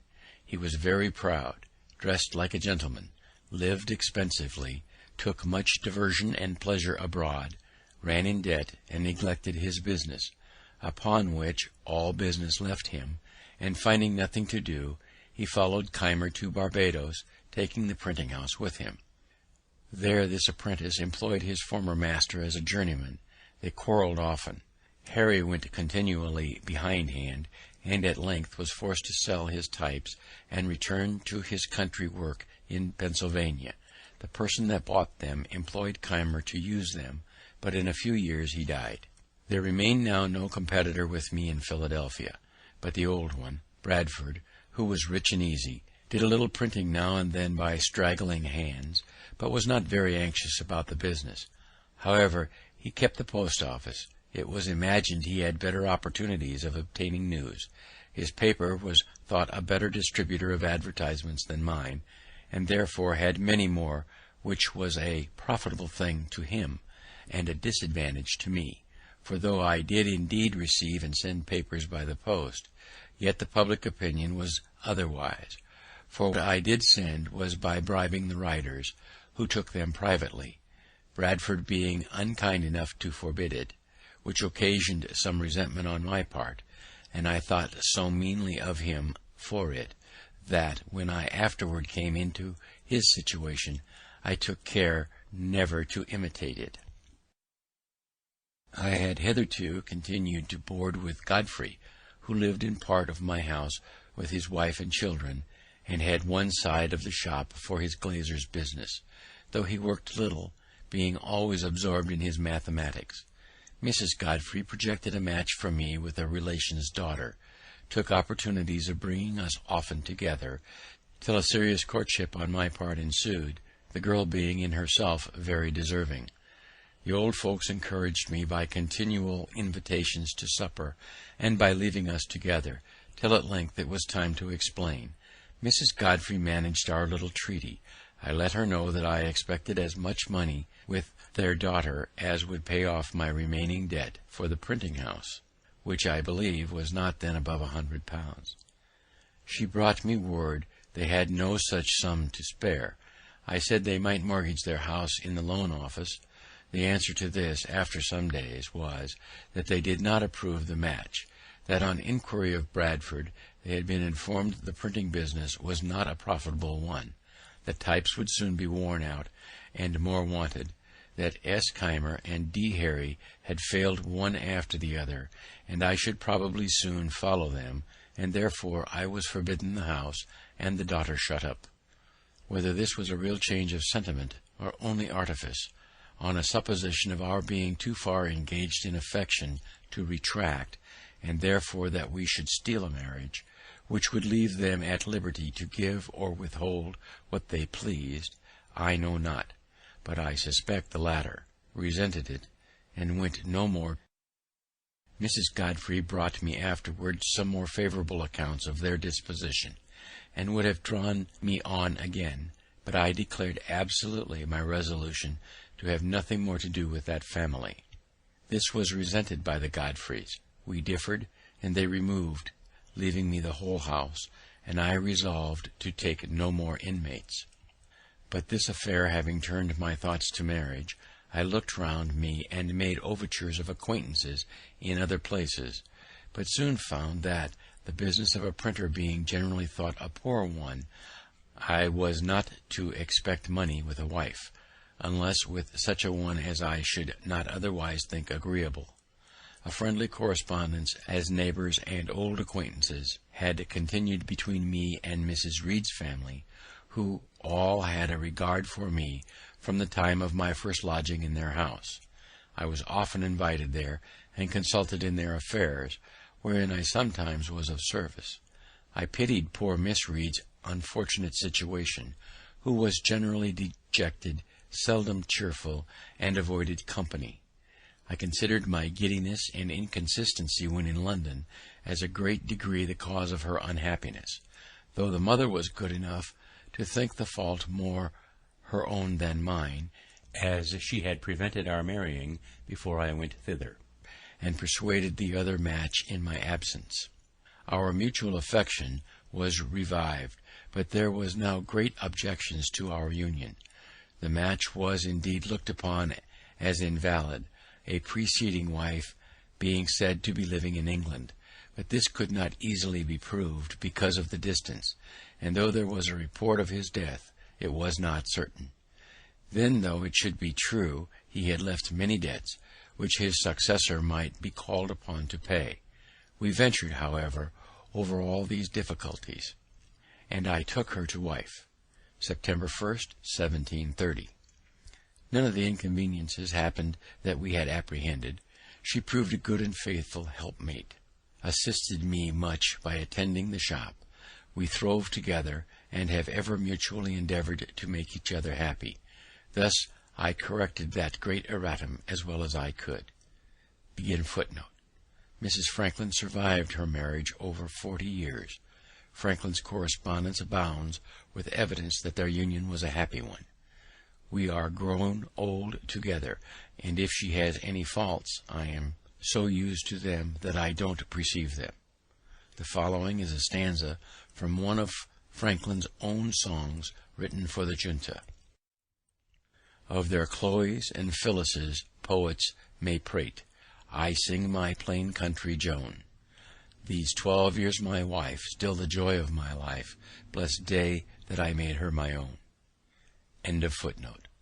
About this time our club meeting, not at a tavern, but in a little room of Mr. Grace's, set apart for that purpose, a proposition was made by me that, since our books were often referred to in our disquisitions upon the queries, it might be convenient for us to have them together where we met, that upon occasion they might be consulted, and by thus clubbing our books to a common library, we should, while we liked to keep them together, have each of us the advantage of using the books of all the other members, which would be nearly as beneficial as if we each owned the whole. It was liked and agreed to, and we filled one end of the room with such books as we could best spare.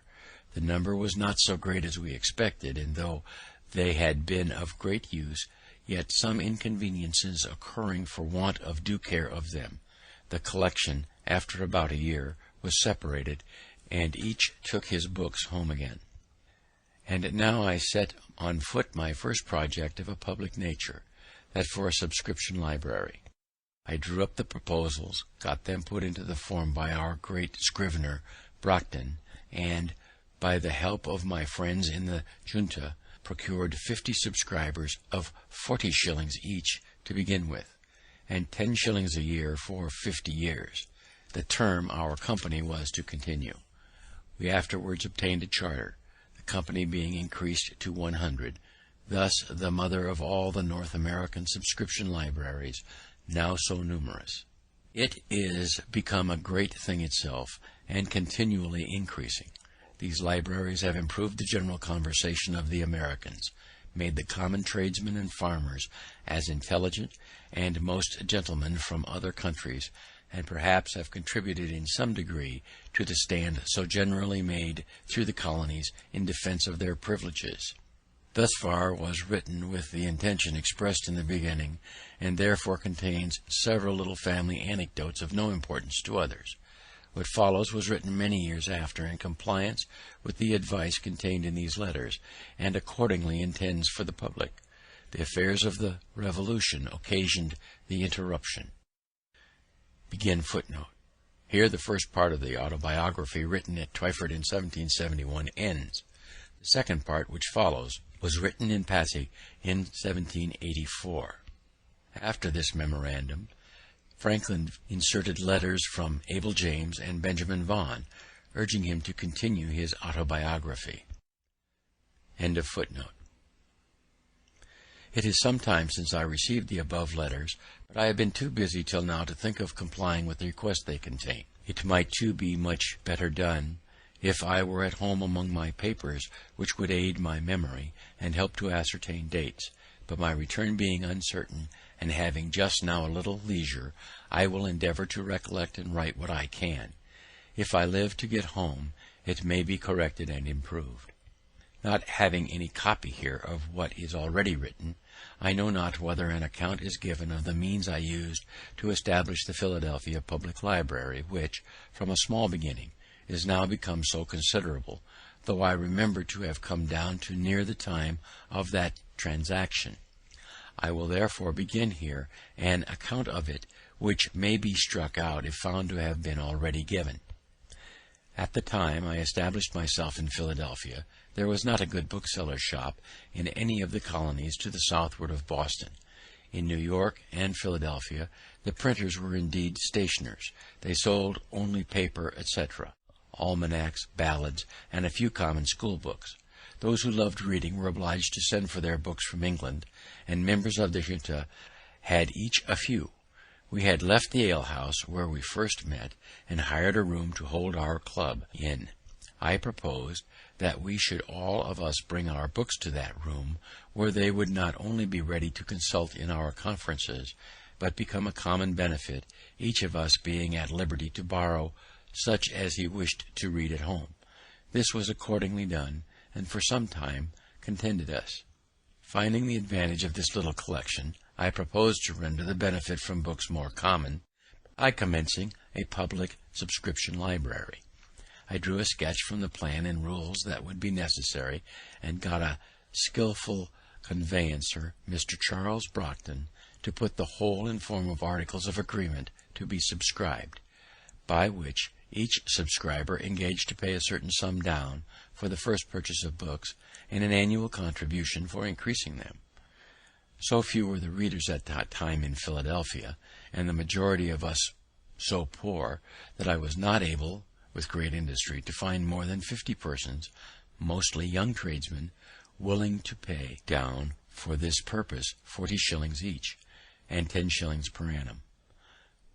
On this little fund we began. The books were imported. The library was opened one day in the week for lending to the subscribers, on their promissory notes, to pay double the value if not duly returned. The institution soon manifested its utility, was imitated by other towns and in other provinces. The libraries were augmented by donations, reading became fashionable, and our people, having no public amusements to divert their attention from study, became better acquainted with books, and in a few years were observed by strangers to be better instructed and more intelligent than people of the same rank generally are in other countries. When we were about to sign the above-mentioned articles, which were to be binding on us, our heirs, etc., for 50 years, Mr. Brockton, the scrivener, said to us, "You are young men, but it is scarcely probable that any of you will live to see the expiration of the term fixed in this instrument." A number of us, however, are yet living, but the instrument was after a few years rendered null by a charter that incorporated and gave perpetuity to the company. The objections and reluctances I met with in soliciting the subscriptions made me soon feel the impropriety of presenting oneself as the proposer of any useful project that might be supposed to raise one's reputation in the smallest degree above that of one's neighbours, when one has need of their assistance to accomplish that project. I therefore put myself as much as I could out of sight, and stated it was a scheme of a number of friends, who requested me to go about and propose it to such as they thought lovers of reading. In this way my affair went on more smoothly, and I ever after practised it on such occasions, and from my frequent successes can heartily recommend it. The present little sacrifice of your vanity will afterward be amply repaid, if it remains a while uncertain to whom the merit belongs. Someone more vain than yourself will be encouraged to claim it, and then even envy will be disposed to you justice by plucking those assumed feathers and restoring them to their right owner. The library afforded me the means of improvement by constant study, for which I set apart an hour or two each day, and thus repaired in some degree the loss of the learned education my father once intended for me. Reading was the only amusement I allowed myself. I spent no time in taverns, games, or frolics of any kind, and my industry in my business continued as indefatigable as it was necessary. I was indebted for my printing house. I had a young family coming on to be educated, and I had to contend with for business 2 printers, who were established in the place before me. My circumstances, however, grew daily easier. My original habits of frugality continued, and my father having, among his instructions to me when a boy, frequently repeated a proverb of Solomon, "Seest thou a man diligent in his calling, he shall stand before kings, he shall not stand before mean men." I from thence considered industry as a means of obtaining wealth and distinction, which encouraged me, though I did not think that I should ever literally stand before kings, which, however, has since happened, for I have stood before 5, and even had the honour of sitting down with one, the King of Denmark, to dinner. We have an English proverb that says, "He that would thrive must ask his wife." It was lucky for me that I had one as much disposed to industry and frugality as myself. She assisted me cheerfully in my business, folding and stitching pamphlets, tending shop, purchasing old linen rags for the paper makers, etc., etc. We kept no idle servants. Our table was plain and simple, our furniture of the cheapest. For instance, my breakfast was a long time break and milk, no tea, and I ate it out of a 2-penny earthen porringer with a pewter spoon. But mark how luxury will enter families and make a progress in spite of principle. Being called one morning to breakfast, I found it in a china bowl with a spoon of silver. They had been bought for me without my knowledge by my wife, and had cost her the enormous sum of 23 shillings, for which she had no excuse or apology to make, but that she thought her husband deserved a silver spoon and a china bowl as well as any of his neighbours. This was the first appearance of plate and china in our house, which afterward, in a course of years, as our wealth increased, augmented gradually to several £100 in value.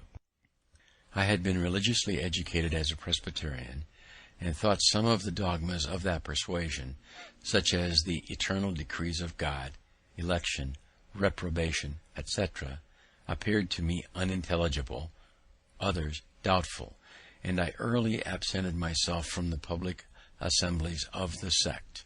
Sunday being my study day, I never was without some religious principles. I never doubted, for instance, the existence of the Deity, that he made the world and governed it by his providence, that the most acceptable service of God was the doing good to man, that our souls are immortal, and that all crime will be punished and virtue rewarded, either here or hereafter. These I esteemed the essentials of every religion, and being to be found in all the religions we had in our country, I respected them all, though with different degrees of respect, as I found them more or less mixed with other articles, which, without any tendency to inspire, promote, or confirm morality, served principally to divide us, and made us unfriendly to each other. This respect to all, with an opinion that the worst had some good effects, induced me to avoid all discourse that might tend to lessen the good opinion another might have of his own religion. And as our province increased in people, and new places of worship were continually wanted, and generally erected by voluntary contribution, my mite for such purpose, whatever might be the sect, was never refused. Though I seldom attended any public worship, I had still an opinion of its propriety and its utility when rightly conducted, and I regularly paid my annual subscription for the support of the only Presbyterian minister or meeting we had in Philadelphia. He used to visit me sometimes as a friend, and admonished me to attend his administrations, and I was now and then prevailed on to do so, once for 5 Sundays successively. Had he been, in my opinion, a good preacher, perhaps I might have continued, notwithstanding the occasion I had for the Sunday's leisure in my course of study. But his discourses were chiefly either polemic arguments or explanations of the particular doctrines of our sect, and were all to me very dry, uninteresting, and unedifying, since not a single moral principle was inculcated or enforced, their aim seeming to be rather to make us Presbyterians than good citizens. At length he took for his text that verse of the 4th chapter of Philippians, "Finally, brethren, whatsoever things are true, honest, just, pure, lovely, or of good report, if there be any virtue or any praise, think on these things." And I imagined in a sermon on such a text he would not miss of having some morality. But he confined himself to the 5 points only, as meant by the apostle, viz., 1. Keeping holy the Sabbath day. 2. Being diligent in reading the Holy Scriptures. 3. Attending duly the public worship. 4. Partaking of the sacrament. 5. Paying a due respect to God's ministers. These might be all good things, but as they were not the kind of good things that I expected from that text, I despaired of ever meeting with them from any other, was disgusted, and attended his preaching no more. I had some years before composed a little liturgy, or form of prayer, for my own private use, viz. in 1728, entitled Articles of Belief and Act of Religion. I returned to the use of this, and went no more to the public assemblies. My conduct might be blamable, but I leave it, without attempting further to excuse it, my present purpose being to relate facts, and not to make apologies for them. End of chapter 8.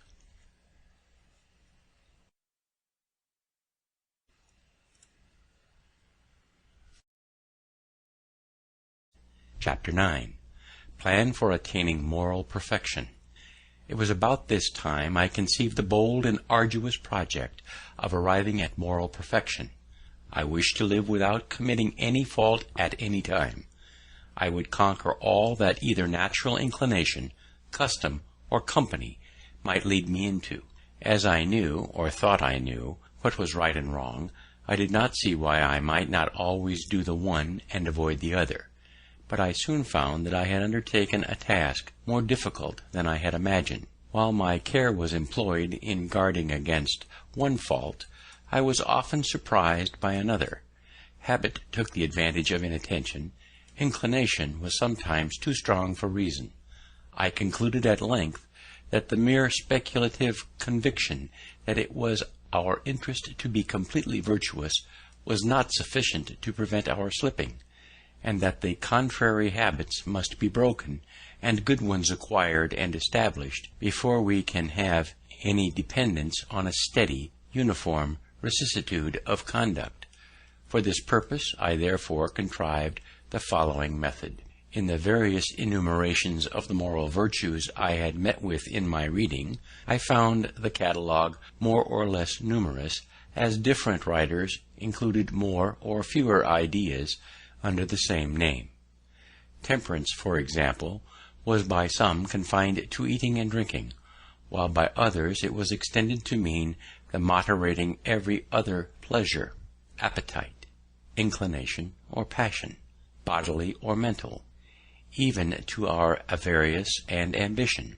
I proposed to myself, for the sake of clearness, to use rather more names, and fewer ideas annexed to each, than a few names with more ideas, and I included under 13 names of virtues all that at that time occurred to me as necessary or desirable, and I annexed to each a short precept, which fully expressed the extent I gave to its meaning.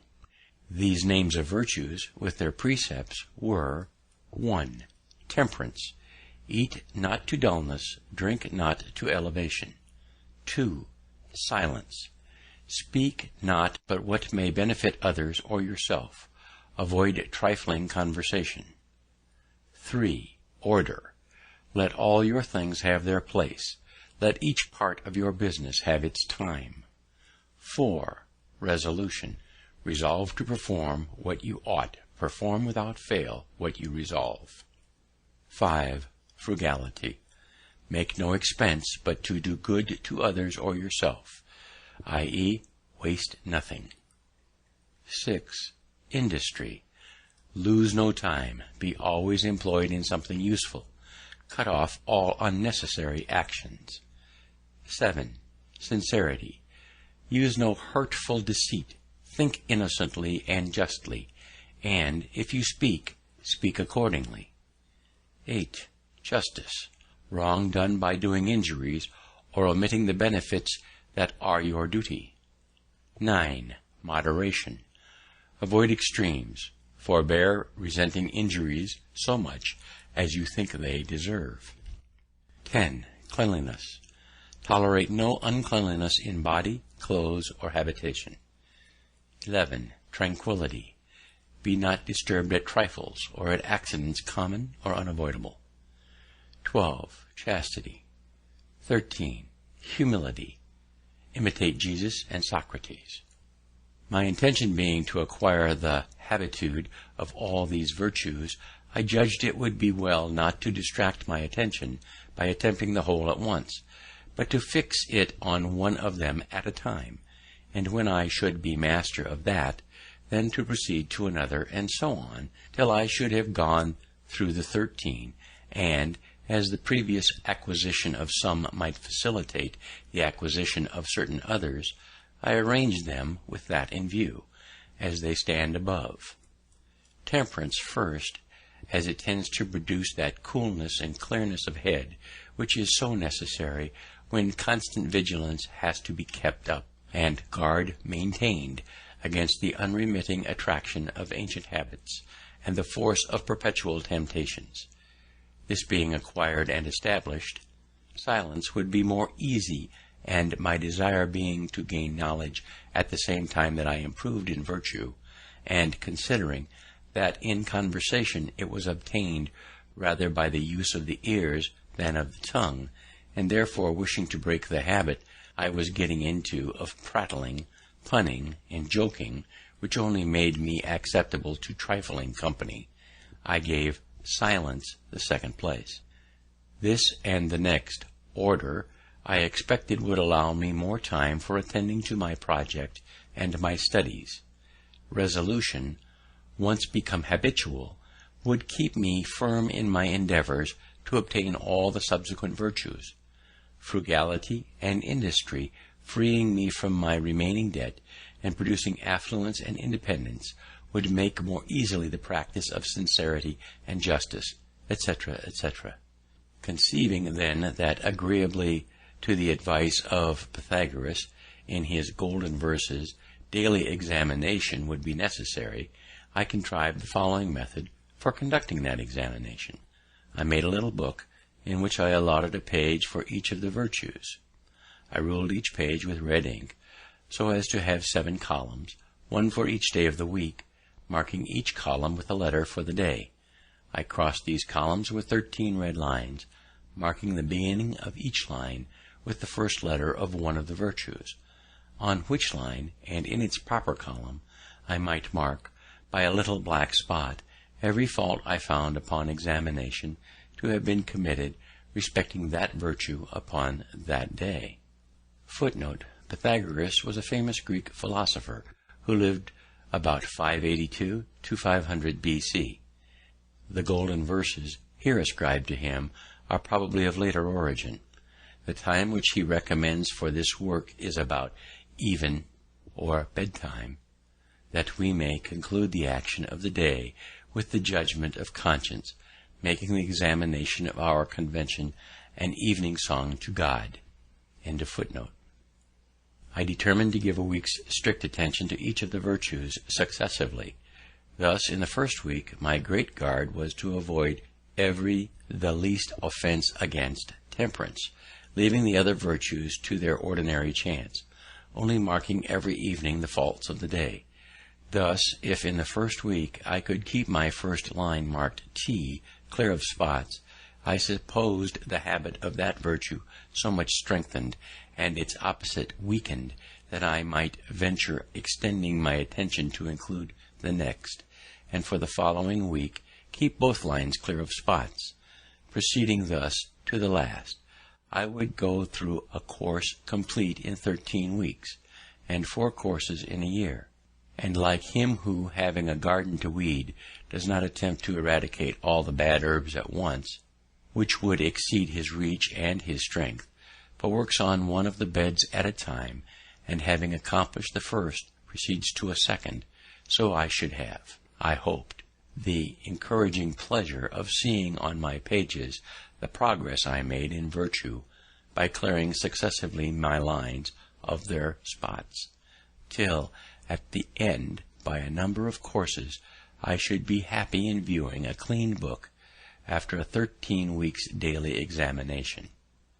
This my little book had for its motto these lines from Addison's Cato: "Here will I hold, if there is a power above us, and that there is, all nature cries aloud, through all her works, he must delight in virtue, and that which he delights in must be happy." Another from Cicero: "O philosophy, guide of life, O searcher out of virtue and exterminator of vice, one day spent well and in accordance with thy precepts is worth an immortality of sin." Tusculian Inquiries, Book 5. Another of the Proverbs of Solomon, speaking of wisdom or virtue: "Length of days is in her right hand, and in her left hand riches and honor. Her ways are ways of pleasantness, and all her paths are peace." And conceiving God to be the fountain of wisdom, I thought it right and necessary to solicit his assistance for obtaining it to this end. I formed the following little prayer, which was prefixed to my tables of examination for daily use: "O powerful goodness, bountiful Father, merciful Guide, increase in me that wisdom which discovers my truest interest. Strengthen my resolution to perform what that wisdom dictates. Accept my kind offices to thy other children as the only return in my power for thy continual favours to me." I used also sometimes a little prayer which I took from Thomson's poems, viz: "Father of light and life, thou good supreme, O teach me what is good, teach me thyself. Save me from folly, vanity, and vice, from every low pursuit, and fill my soul with knowledge, conscious peace, and virtue pure, sacred, substantial, never fading bliss. The precept of order, requiring that every part of my business should have its allotted time, one page in my little book contained the following scheme employed for the 24 hours of a natural day. 5. Rise, wash, and address. 6. Powerful goodness. Contrive day's business, and take the resolution of the day. 7. Prosecute the present study and breakfast. The morning question, what good shall I do this day? 9. Work. 12 noon, read or overlook my accounts, and dine. 3. Work. Evening. 6. Put things in their places, supper, music, or diversion, or conversation. Evening question, what good have I done to-day? 9. Examination of the day. Night. 10. Sleep. I entered upon the execution of this plan for self-examination, and continued it with occasional intermissions for some time. I was surprised to find myself so much fuller of faults than I had imagined, but I had the satisfaction of seeing them diminish. To avoid the trouble of renewing now and then my little book, which, by scraping out the marks on the paper of old faults to make room for new ones in a new course, became full of holes, I transferred my tables and precepts to the ivory leaves of a memorandum book, on which the lines were drawn with red ink. That made a durable stain, and on those lines I marked my faults with a black lead pencil, which marks I could easily wipe out with a wet sponge. After a while I went through one course only in a year, and afterward only one in several years, till at length I omitted them entirely, being employed in voyages and business abroad, with a multiplicity of affairs that interfered, but I always carried my little book with me. My scheme of order gave me the most trouble, and I found that, though it might be practicable where a man's business was such as to leave him the disposition of his time, that of a journeyman printer, for instance, it was not possible to be exactly observed by a master, who must mix with the world, and often receive people of business at their own hour. Order, too, with regard to places for things, papers, etc., I found extremely difficult to acquire. I had not been early accustomed to it, and, having an exceeding good memory, I was not so sensible of the inconvenience attending want of method. This article, therefore, cost me so much painful attention, and my faults in it vexed me so much, and I made so little progress in amendment, and had such frequent relapses, that I was almost ready to give up the attempt, and content myself with a faulty character in that respect, like the man who, in buying an axe for a smith, my neighbour desired to have the whole of its surface as bright as the edge. The smith consented to grind it bright for him, if he would turn the wheel. He turned, while the smith pressed the broad face of the axe hard and heavily on the stone, which made the turning of it very fatiguing.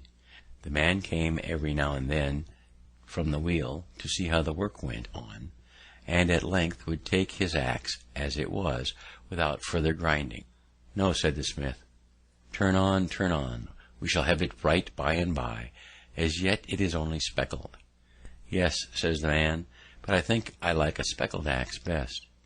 And I believe this may have been the case with many who, having, for want of some such means as I employed, found the difficulty of obtaining good and breaking bad habits in other points of vice and virtue, have given up the struggle, and concluded that a speckled axe was best. For something that pretended to be reason was every now and then suggested to me that such extreme nicety as I exacted of myself might be a kind of foppery in morals, which, if it were known, it would make me ridiculous; that a perfect character might be attended with the inconvenience of being envied and hated, and that a benevolent man should allow a few faults in himself to keep his friends in countenance. Footnote: Professor McMaster tells us that when Franklin was American agent in France, his lack of business order was a source of annoyance to his colleagues and friends. Strangers who came to see him were amazed to behold papers of the greatest importance scattered in the most careless way over the table and floor. End footnote. In truth, I found myself incorrigible with respect to order, and now I am grown old and my memory bad, I feel very sensibly the want of it. But on the whole, though I never arrived at the perfection I had been so ambitious of obtaining, but fell far short of it, yet I was, by the endeavour, a better and a happier man than I otherwise should have been, if I had not attempted it, as those who aim at perfect writing by imitating the engraved copies, though they never reach the wished-for excellence of those copies, their hand is mended by the endeavour, and is tolerable while it continues fair and legible.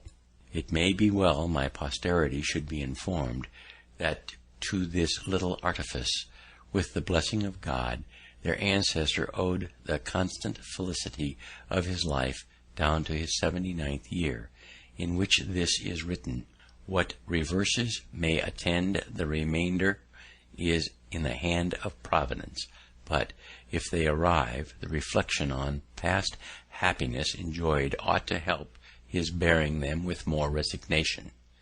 To temperance he ascribes his long-continued health, and what is still left to him of a good constitution; to industry and frugality, the early easiness of his circumstances and acquisition of his fortune, with all that knowledge that enabled him to be a useful citizen, and obtain for him some degree of reputation among the learned; sincerity and justice, the confidence of his country, and the honourable employs it conferred upon him; and to the joint influence of the whole mass of the virtues. Even in the imperfect state he was able to acquire them. All that evenness of temper, and that cheerfulness in conversation, which makes his company still sought for, and agreeable even to his younger acquaintance. I hope, therefore, that some of my descendants may follow the example, and reap the benefit.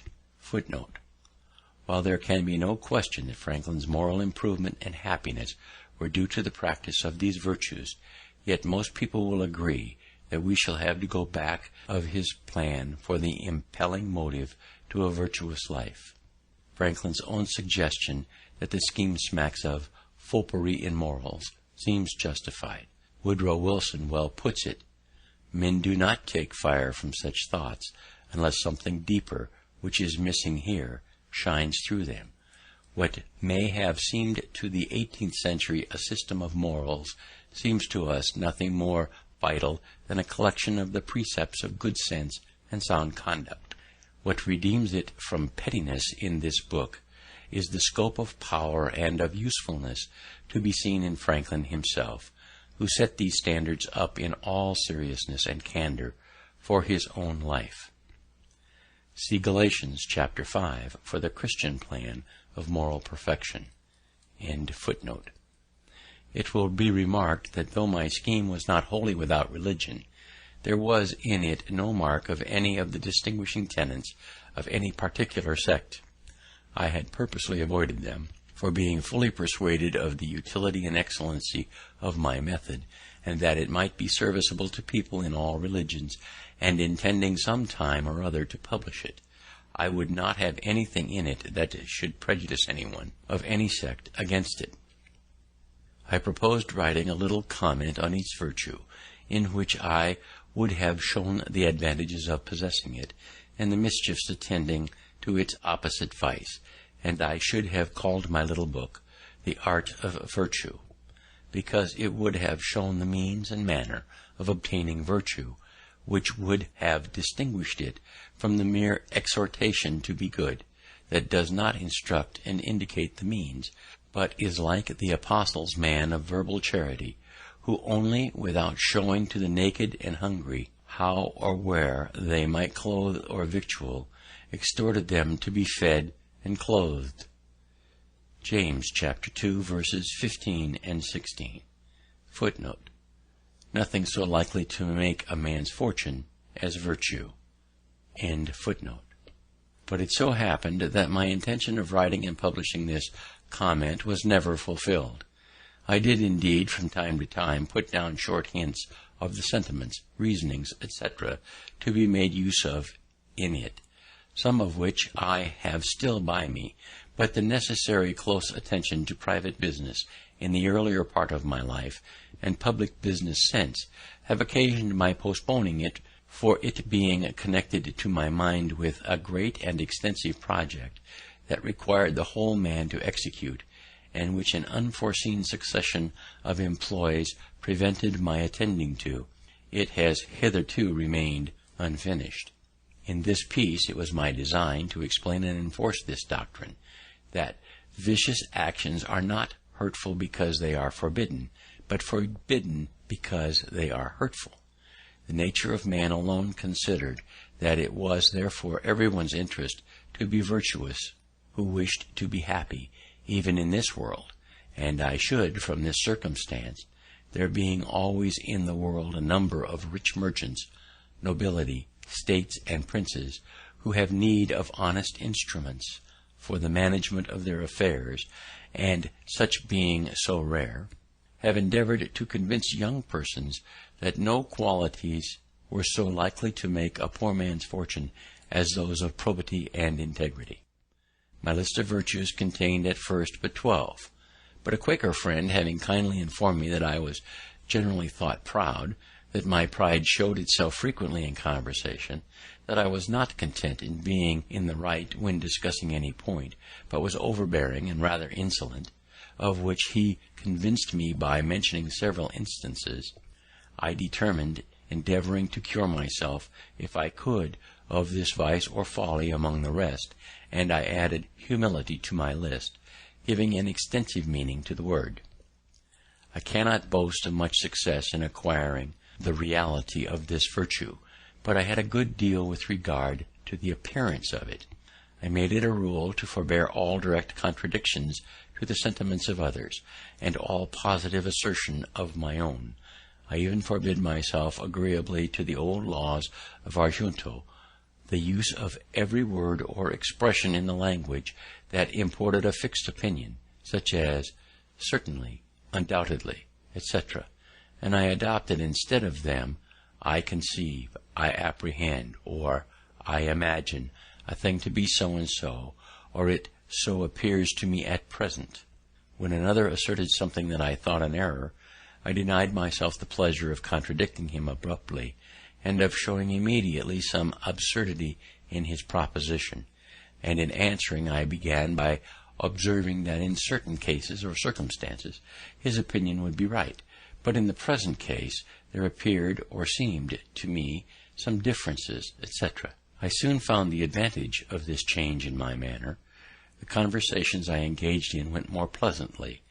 The modest way in which I proposed my opinions procured them a readier reception and less contradictions.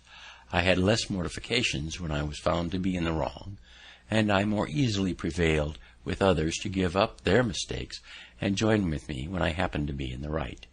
And this mode, which I am first put on with some violence to natural inclination, became at length so easy and so habitual to me that perhaps for these 50 years past no one has ever heard a dogmatical expression escape me, and to this habit, after my character of integrity, I think it principally owing that I had early so much weight with my fellow citizens when I proposed new institutions or alterations in the old, and so much influence in public councils when I became a member, for I was but a bad speaker, never eloquent, subject to much hesitation in my choice of words, hardly correct in language, and yet I generally carried my points.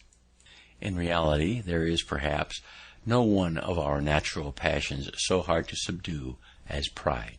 Disguise it, struggle with it, beat it down, stifle it, mortify it as much as one pleases, it is still alive, and will every now and then peep out and show itself. You will see it perhaps often in this history, for even if I could conceive that I had completely overcome it, I should probably be proud of my humility. Thus far written at Passy, 1784.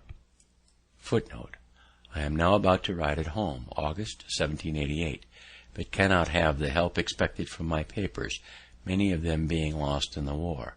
I have, however, found the following. This is a marginal memorandum. End of footnote. Having mentioned a great and extensive project which I had conceived, it seemed proper that some account should be here given of that project and its object. Its first rise in my mind appeared in the following little paper, accidentally preserved, viz., Observations on my reading history in library, May 19th, 1731. That the great affairs of the world, the wars, revolutions, etc., are carried on and effected by parties. That the view of these parties is their present general interest, or what they take to be such. That the different views of these different parties occasion all confusion. That while a party is carried on a general design, each man has his particular private interests in view. That as soon as a party has gained its general point, each member becomes intent upon his particular interest, which, thwarting others, breaks that party into divisions and occasions more confusion. That few in public affairs act from a mere view of good of their country, whatever they may pretend, and though their actions bring real good to their country, yet men primarily considered that their own and their country's interest was united, and did not act from a principle of benevolence. That few still, in public affairs, act with a view to the good of mankind. There seems to me at present to be great occasion for raising a united party for virtue, by forming the virtuous and good men of all nations into a regular body, to be governed by suitable good and wise rules, which good and wise men may probably be more unanimous in their obedience to than common people are to common laws. I at present think that whoever attempts this aright, and is well qualified, cannot fail of pleasing God, and of meeting with success. B.F. Revolving this project in my mind, as to be undertaken hereafter when my circumstances should afford me the necessary leisure, I put down from time to time on pieces of paper such thoughts as occurred to me respecting it. Most of these are lost, but I found one purporting to be the substance of an intended creed, containing, as I thought, the essentials of every known religion, and being free of everything that might shock the professors of any religion. I expressed in these words, viz., that there is one God who made all things, that he governs the world by his providence, that he ought to be worshipped by adoration, prayer, and thanksgiving, but that the most acceptable service of God is doing good to man, that the soul is immortal, and that God will certainly reward virtue and punish vice, either here or hereafter. My ideas at that time were, that the sect should be begun and spread at first among young and single men only, that each person to be initiated should not only declare his assent to such creed, but should have exercised himself with the 13 weeks' examination and practice of the virtues, as in the before-mentioned model, that the existence of such a society should be kept a secret till it was become considerable, to prevent solicitations for the admission of improper persons, but that the members should each of them search among his acquaintances for ingenious, well-disposed youths, to whom, with prudent caution, the scheme should be gradually communicated, that the members should engage to afford their advice, assistance, and support to each other, in promoting one another's interests, businesses, and advancement in life, that for distinction we should be called the Society of the Free and Easy, free as being by the general practice and habit of the virtues, free from the dominion of vice, and particularly by the practice of industry and frugality, free from debt, which exposes a man to confinement, and a species of slavery to his creditors.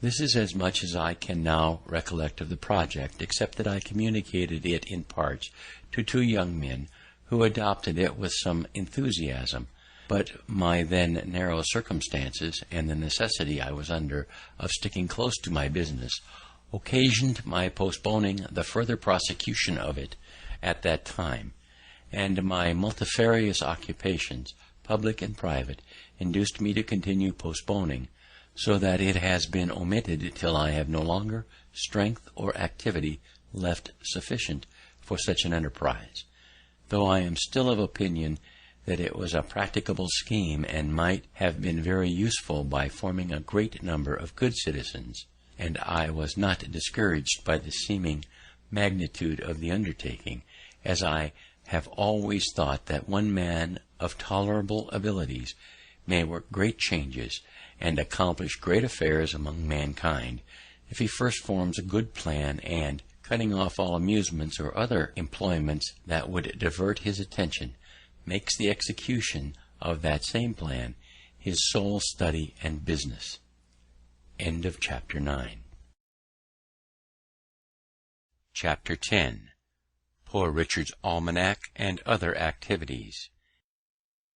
In 1732 I first published my almanac under the name of Richard Saunders. It was continued by me about 25 years, commonly called Poor Richard's Almanac.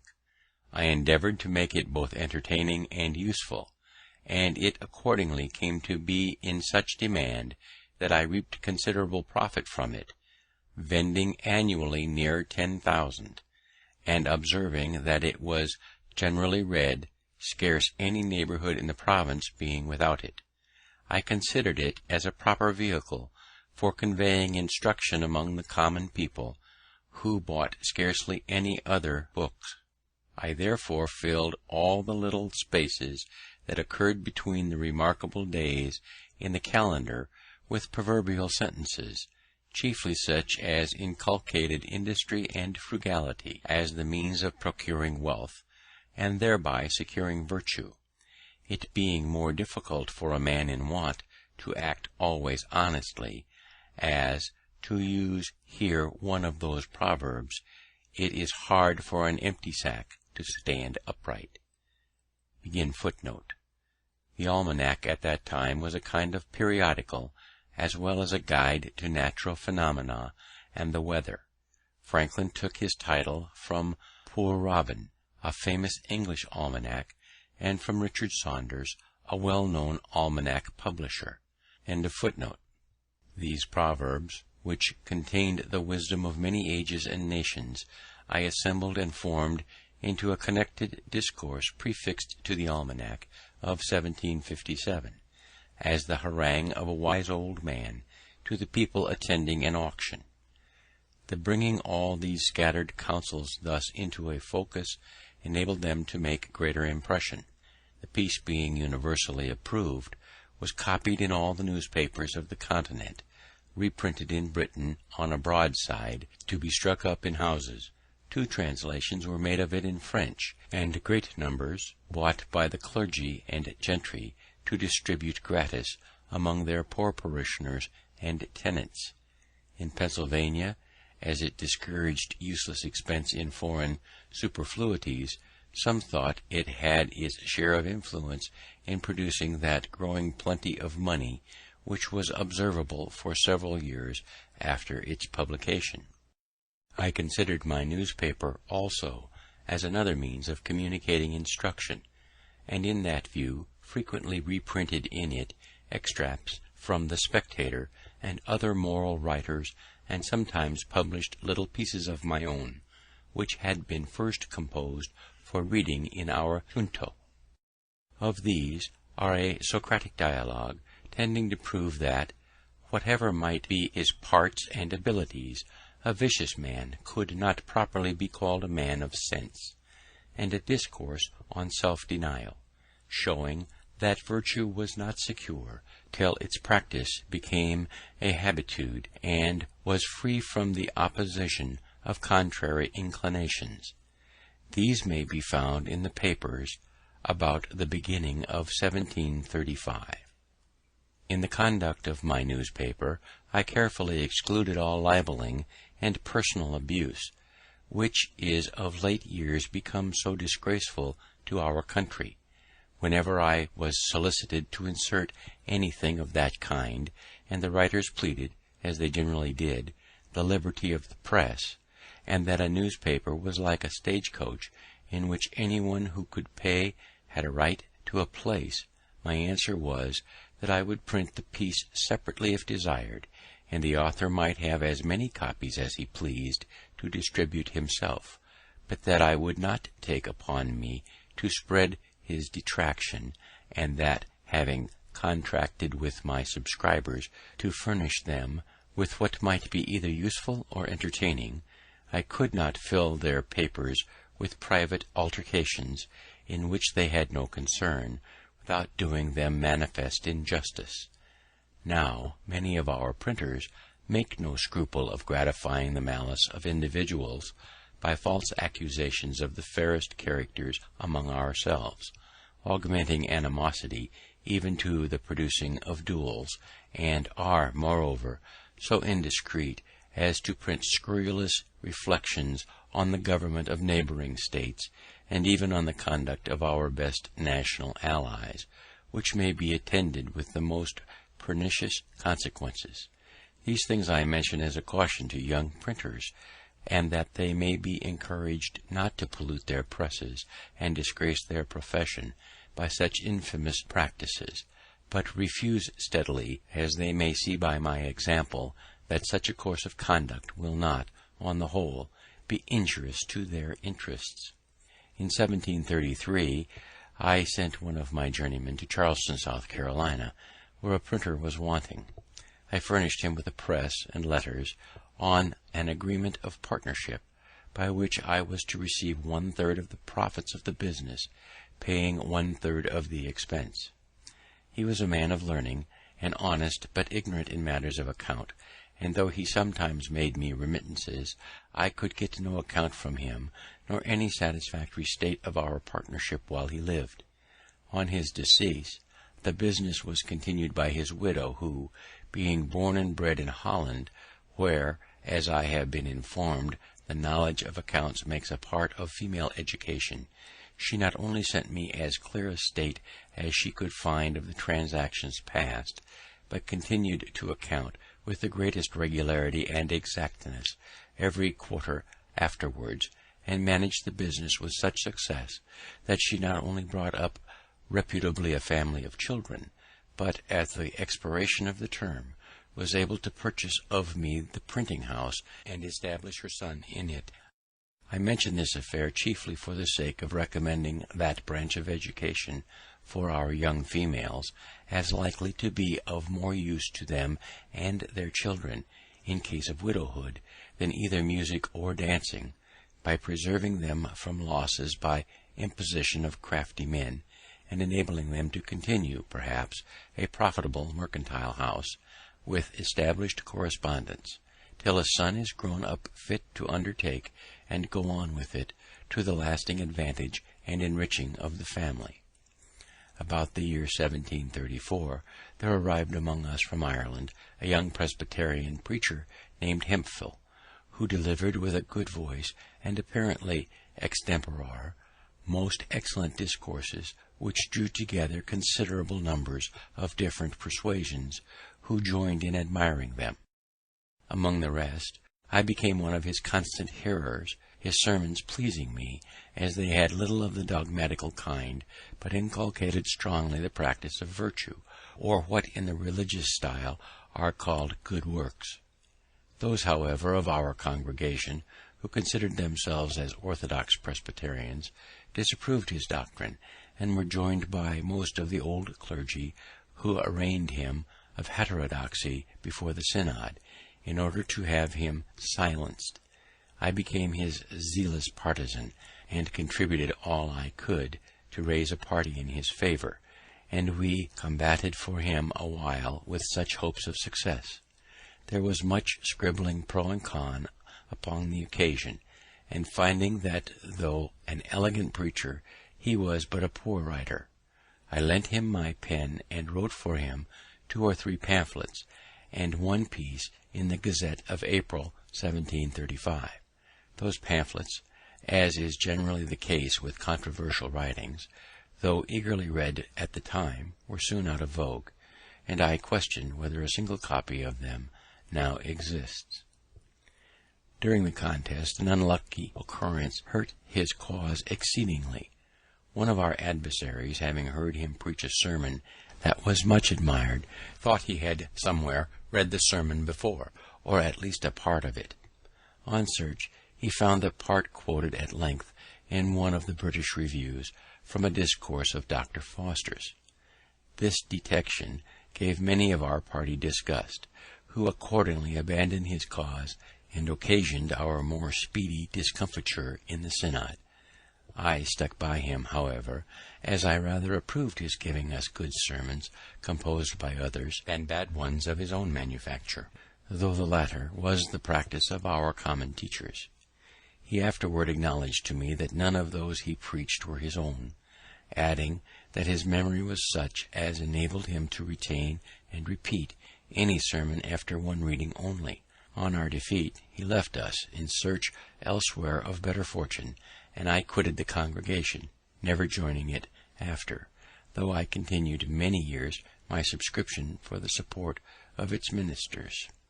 I had begun in 1733 to study languages. I soon made myself so much a master of the French as to be able to read the books with ease. I then undertook the Italian. An acquaintance who was also learning it used often to tempt me to play chess with him. Finding this took up too much of the time I had to spare for study, I at length refused to play any more, unless on this condition, that the victor in every game should have a right to impose a task, either in parts of the grammar to be got by heart, or in translations, etc., which tasks the vanquished was to perform upon honour before our next meeting. As we played pretty equally, we thus beat one another into that language. I afterwards, with a little painstaking, acquired as much of the Spanish as to read their books also. I have already mentioned that I had only 1 year's instruction in a Latin school, and that when very young, after which I neglected that language entirely. But when I had attained an acquaintance with the French, Italian, and Spanish, I was surprised to find, on looking over a Latin Testament, that I understood so much more of that language than I had imagined, which encouraged me to apply myself again to the study of it, and I met with more success, as those preceding languages had greatly smoothed my way. From these circumstances I have thought that there is some inconsistency in our common mode of teaching languages. We are told that it is proper to begin first with Latin, and, having acquired that, it will be more easy to attain those modern languages which are derived from it.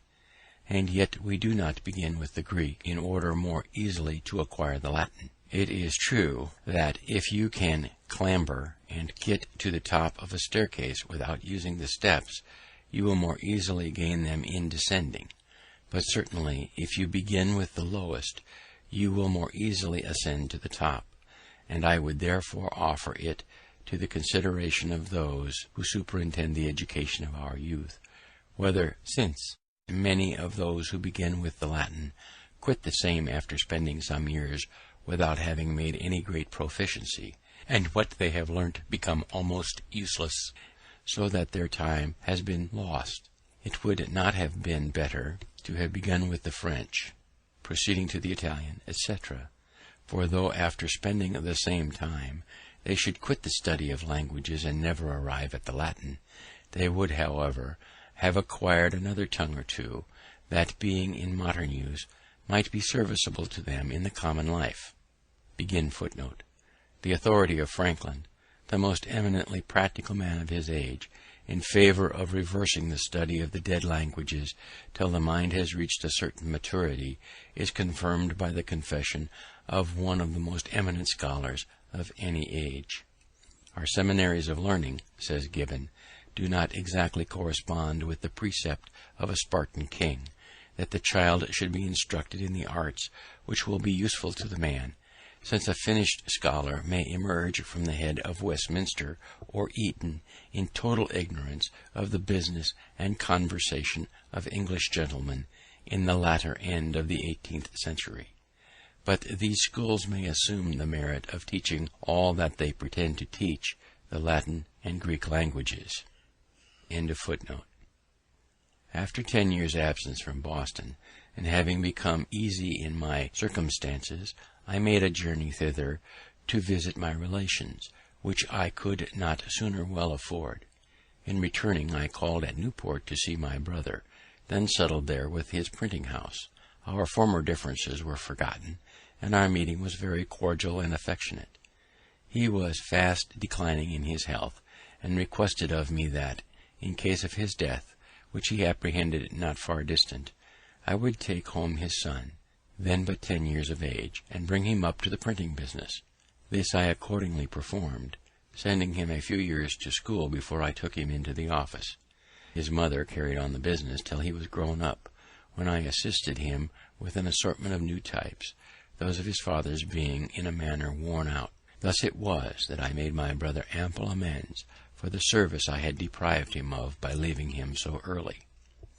In 1736 I lost one of my sons, a fine boy of 4 years old, by the smallpox, taken in the common way. I long regretted bitterly, and still regret, that I had not given it to him by inoculation. This I mention for the sake of parents who omit that operation, on the supposition that they should never forgive themselves if a child died under it. My example showing that the regret may be the same either way, and that therefore the safer should be chosen. Our club, the Junto, was found so useful and afforded such satisfaction to the members that several were desirous of introducing their friends, which could not well be done without exceeding what we had settled as a convenient number, viz. 12. We had from the beginning made it a rule to keep our institution a secret, which was pretty well observed.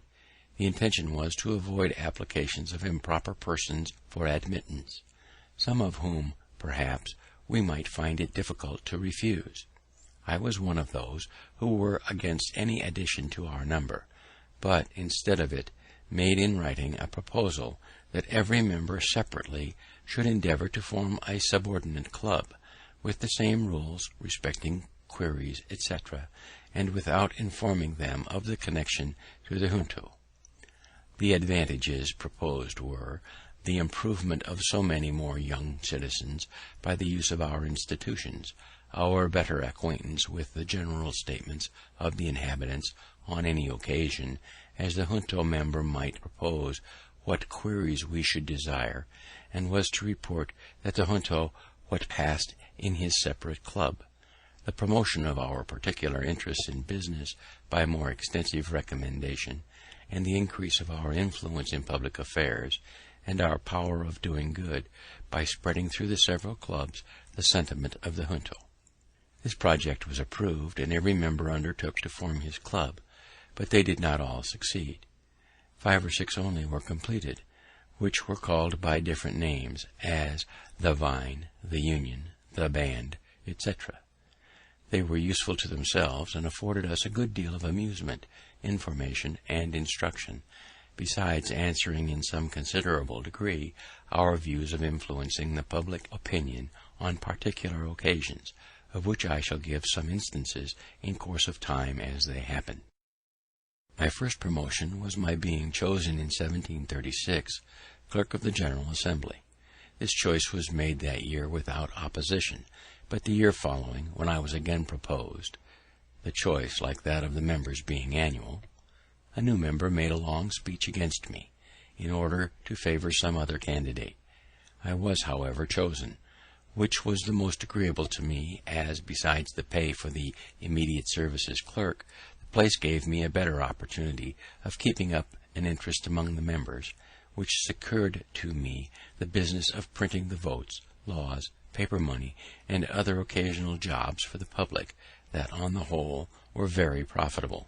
I therefore did not like the opposition of this new member, who was a gentleman of fortune and education, with talents that were likely to give him, in time, great influence in the House, which indeed afterwards happened.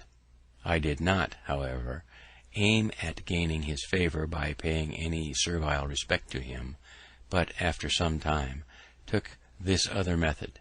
Having heard that he had in his library a certain very scarce and curious book, I wrote a note to him expressing my desire of perusing that book, and requesting he would do me the favour of lending it to me for a few days. He sent it immediately, and I returned it in about a week, with another note expressing strongly my sense of the favour. When we next met in the house, he spoke to me, which he had never done before, and with great civility, and he ever after manifested a readiness to serve me on all occasions, so that we became great friends, and our friendship continued to his death.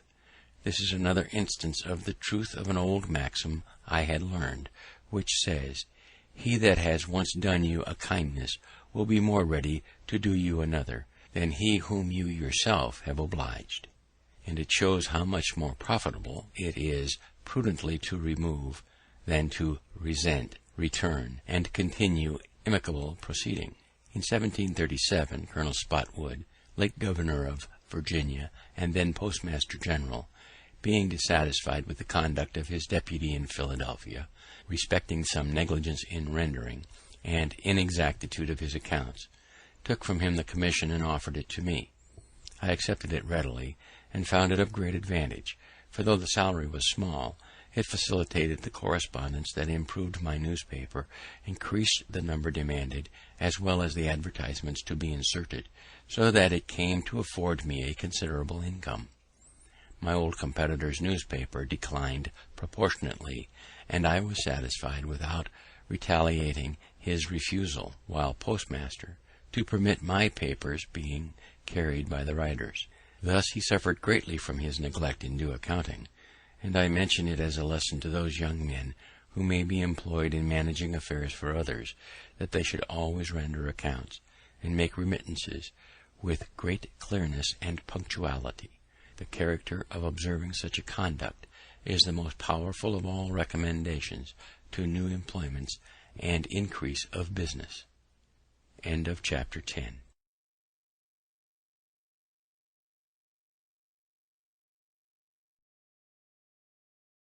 Chapter 11. Interest in Public Affairs. I began now to turn my thoughts a little to public affairs, beginning, however, with small matters. The city watch was one of the first things that I conceived to want regulation. It was managed by the constables of the respective wards in turn. The constable warned a number of housekeepers to attend him for the night. Those who chose never to attend paid him 6 shillings a year to be excused, which was supposed to be for hiring substitutes, but was in reality much more than was necessary for that purpose, and made the constableship a place of profit. And the constable, for a little drink, often got such ragamuffins about him as a watch that respectable housekeepers did not choose to mix with. Walking the rounds, too, was often neglected, and most of the nights spent in tippling. I thereupon wrote a paper to be read in junto, representing these irregularities, but insisting more particularly on the inequality of the 6 shillings tax of the constables, respecting the circumstances of those who paid it, since a poor widow housekeeper, all whose property to be guarded by the watch did not perhaps exceed the value of £50, paid as much as the wealthiest merchant, who had thousands of pounds worth of goods in his stores. On the whole, I proposed as a more effectual watch the hiring of proper men to serve constantly in that business, and as a more equitable way of supporting the charge, the levying of a tax that should be proportioned to the property. This idea being approved by the junto, was communicated to the other clubs, but as arising in each of them, and though the plan was not immediately carried into execution, yet by preparing the minds of people for the change, it paved the way for the law obtained a few years after, when the members of our clubs were grown into more influence. About this time I wrote a paper, first to be read in junto, but it was afterward published, on the different accidents and carelessnesses by which houses were set on fire, with cautions against them, and means proposed to avoiding them. This was much spoken of as a useful piece, and gave rise to a project, which soon followed it, of forming a company for the more readily extinguishing of fires, and mutual assistance in removing and securing of goods when in danger. Associates in this scheme were presently found, amounting to 30. Our articles of agreement obliged every member to keep always in good order and fit for use a certain number of leather buckets, with strong bags and baskets, for packing and transporting of goods, which were to be brought to every fire; and we agreed to meet once a month, and spend a social evening together, in discoursing and communicating such ideas as occurred to us upon the subjects of fires as might be useful in our conduct on such occasions. The utility of this institution soon appeared, and many more desiring to be admitted than we thought convenient for one company, they were advised to form another, which was accordingly done, and this went on, one new company being formed after another, till they became so numerous as to include most of the inhabitants, who were men of property; and now, at the time of my writing this, though upwards of 50 years since its establishment, that which I first formed, called the Union Fire Company, still subsists and flourishes, though the first members are all deceased but myself and one, who is older by a year than I am. The small fines that have been paid by members for absence at a monthly meeting have been applied to the purchase of fire engines, ladders, fire hooks, and other useful implements for each company, so that I question whether there is a city in the world better provided with the means of putting a stop to the beginning conflagrations; and, in fact, since these institutions, the city has never lost by fire more than 1 or 2 houses at a time, and the flames have often been extinguished before the house in which they began has been consumed. In 1739, arriving among us from Ireland, the Reverend Mr. Whitefield, who had made himself remarkable there as an itinerant preacher, he was at first permitted to preach in some of our churches, but the clergy, taking a dislike to him, soon refused him their pulpits, and he was obliged to preach in the fields. The multitudes of all sects and denominations that attended his sermons were enormous, and it was matter of speculation to me, who was one of the number, to observe the extraordinary influence of his oratory on his hearers, and how much they admired and respected him, notwithstanding his common abuse of them, by assuring them that they were naturally half beast and half devils. It was wonderful to see the change soon made in the manners of our inhabitants. First being thoughtless or indifferent about religion, it seemed as if all the world were going religious, so that one could not walk through the town in an evening without hearing psalms sung in different families of every street. George Whitefield, 1714 to 1770, a celebrated English clergyman and pulpit orator, one of the founders of Methodism.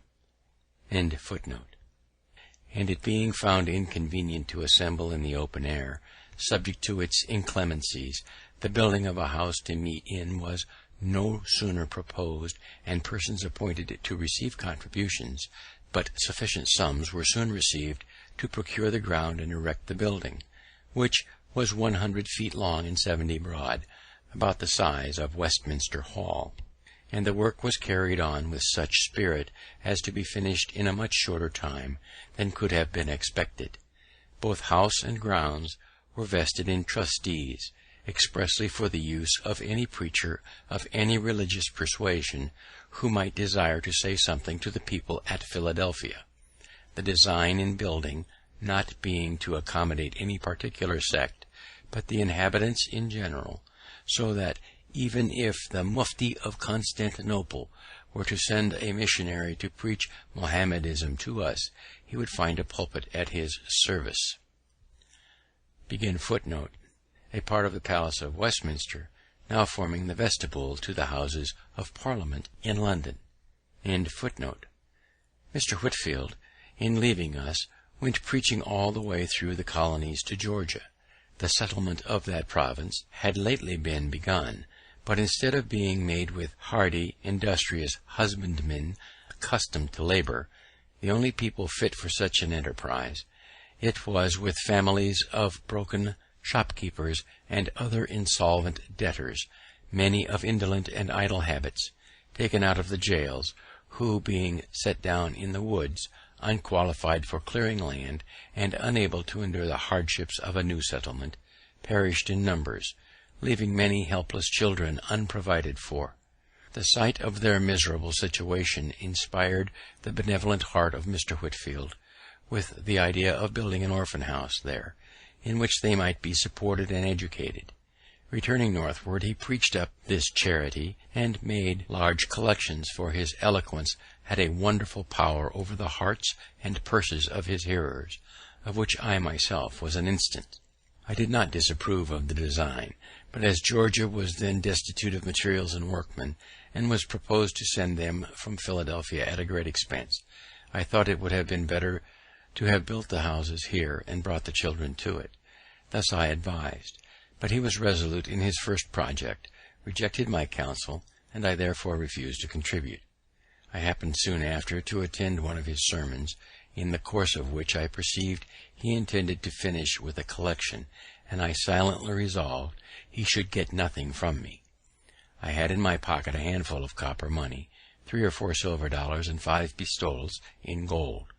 As he proceeded, I began to soften, and concluded to give the coppers.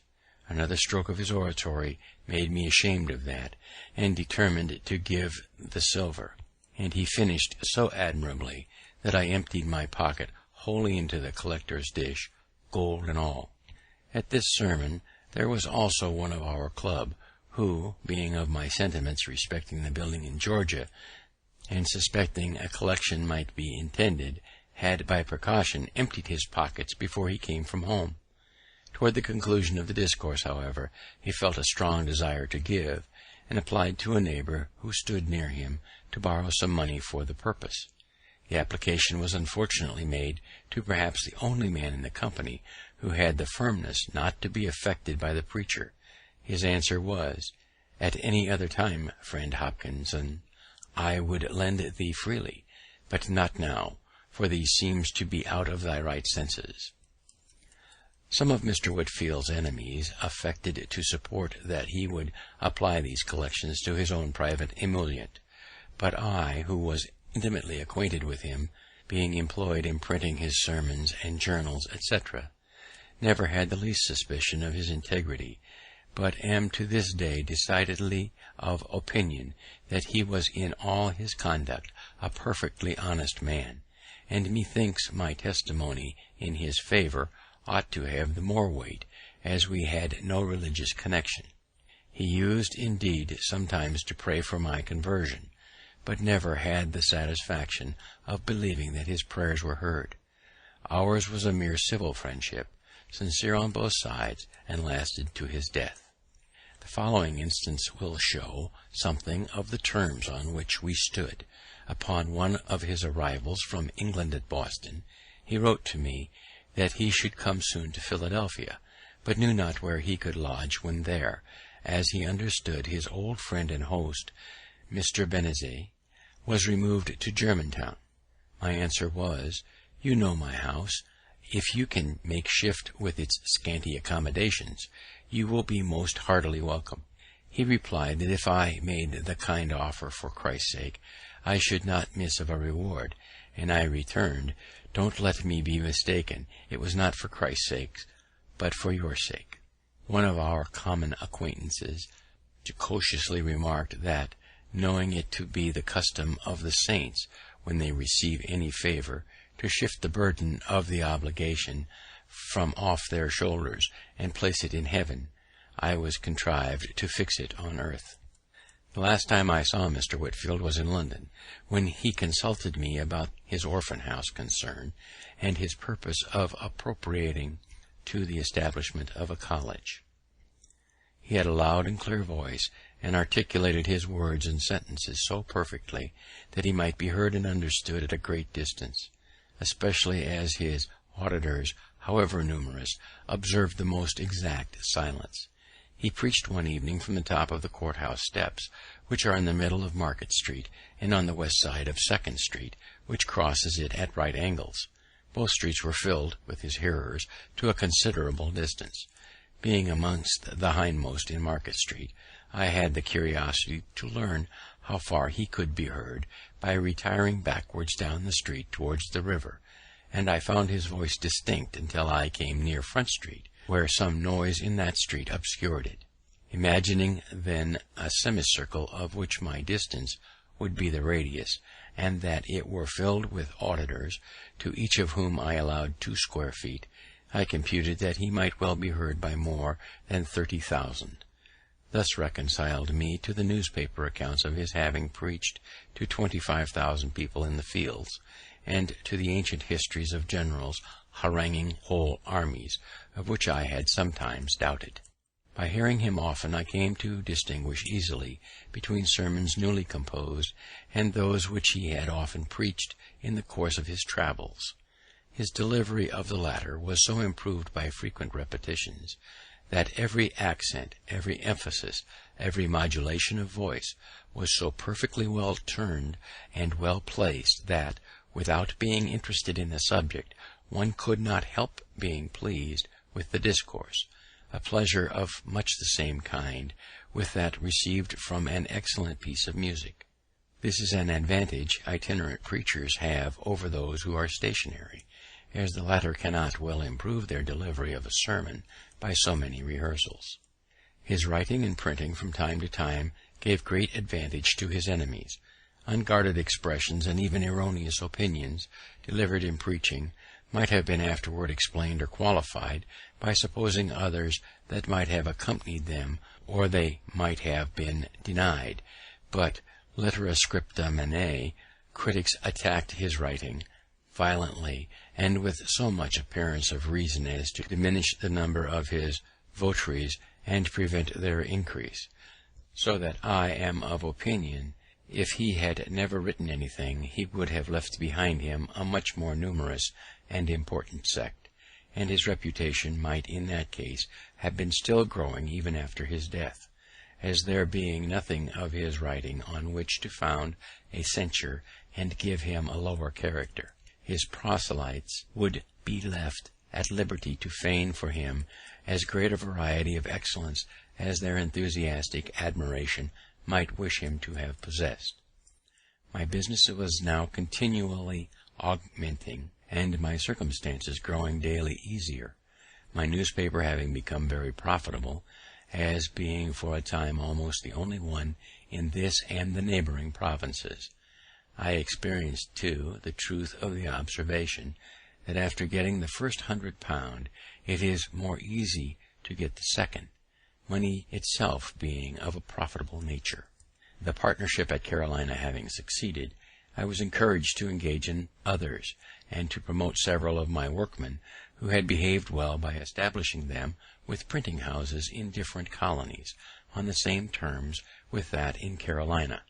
Most of them did well, being enabled at the end of our term, 6 years, to purchase the types of me and go on working for themselves, by which meant several families were raised, partnerships often finishing quarrels. But I was happy in this, that mine were all carried on and ended amicably, owing, I think, a good deal to the precaution of having very explicitly settled in our articles everything to be done by or expected from each partner, so that there was nothing to dispute, which precaution I would therefore recommend to all who enter into partnerships, for whatever esteem partners may have for and confidence in each other at the time of the contract, little jealousies and disgusts may arise, with ideas of inequality in the care and burden of the business, etc., which are attended often with breach of friendship and of connection, perhaps with lawsuits and other disagreeable consequences. End of chapter 11.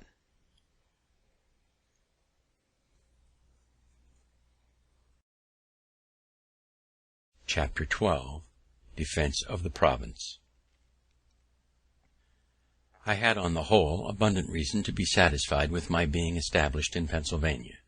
There were, however, 2 things that I regretted, there being no provision for defense, nor for a complete education of youth, no militia, nor any college.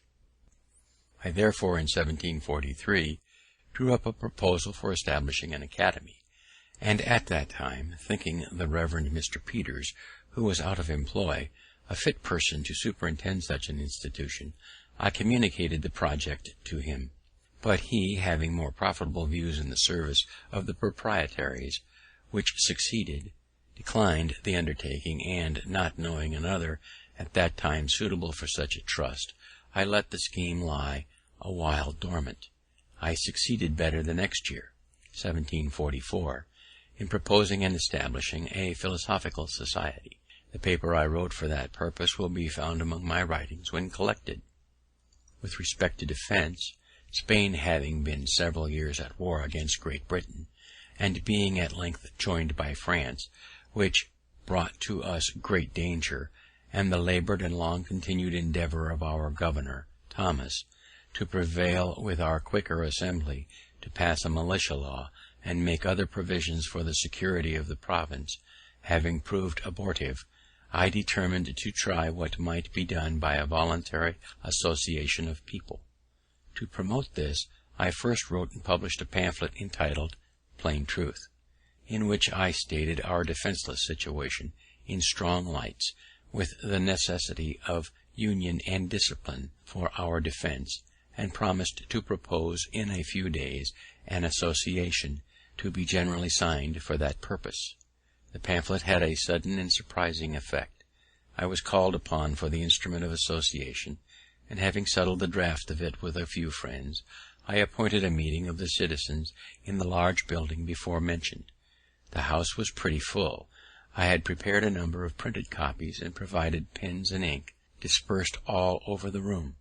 I harangued them a little on the subject, read the paper, and explained it, and then distributed the copies, which were eagerly signed, not the least objection being made.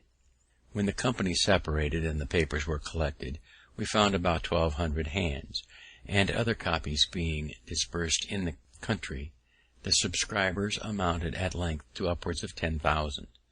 These all furnished themselves as soon as they could with arms, formed themselves into companies and regiments, chose their officers, and met every week to be instructed in the manual exercise, and other parts of military discipline.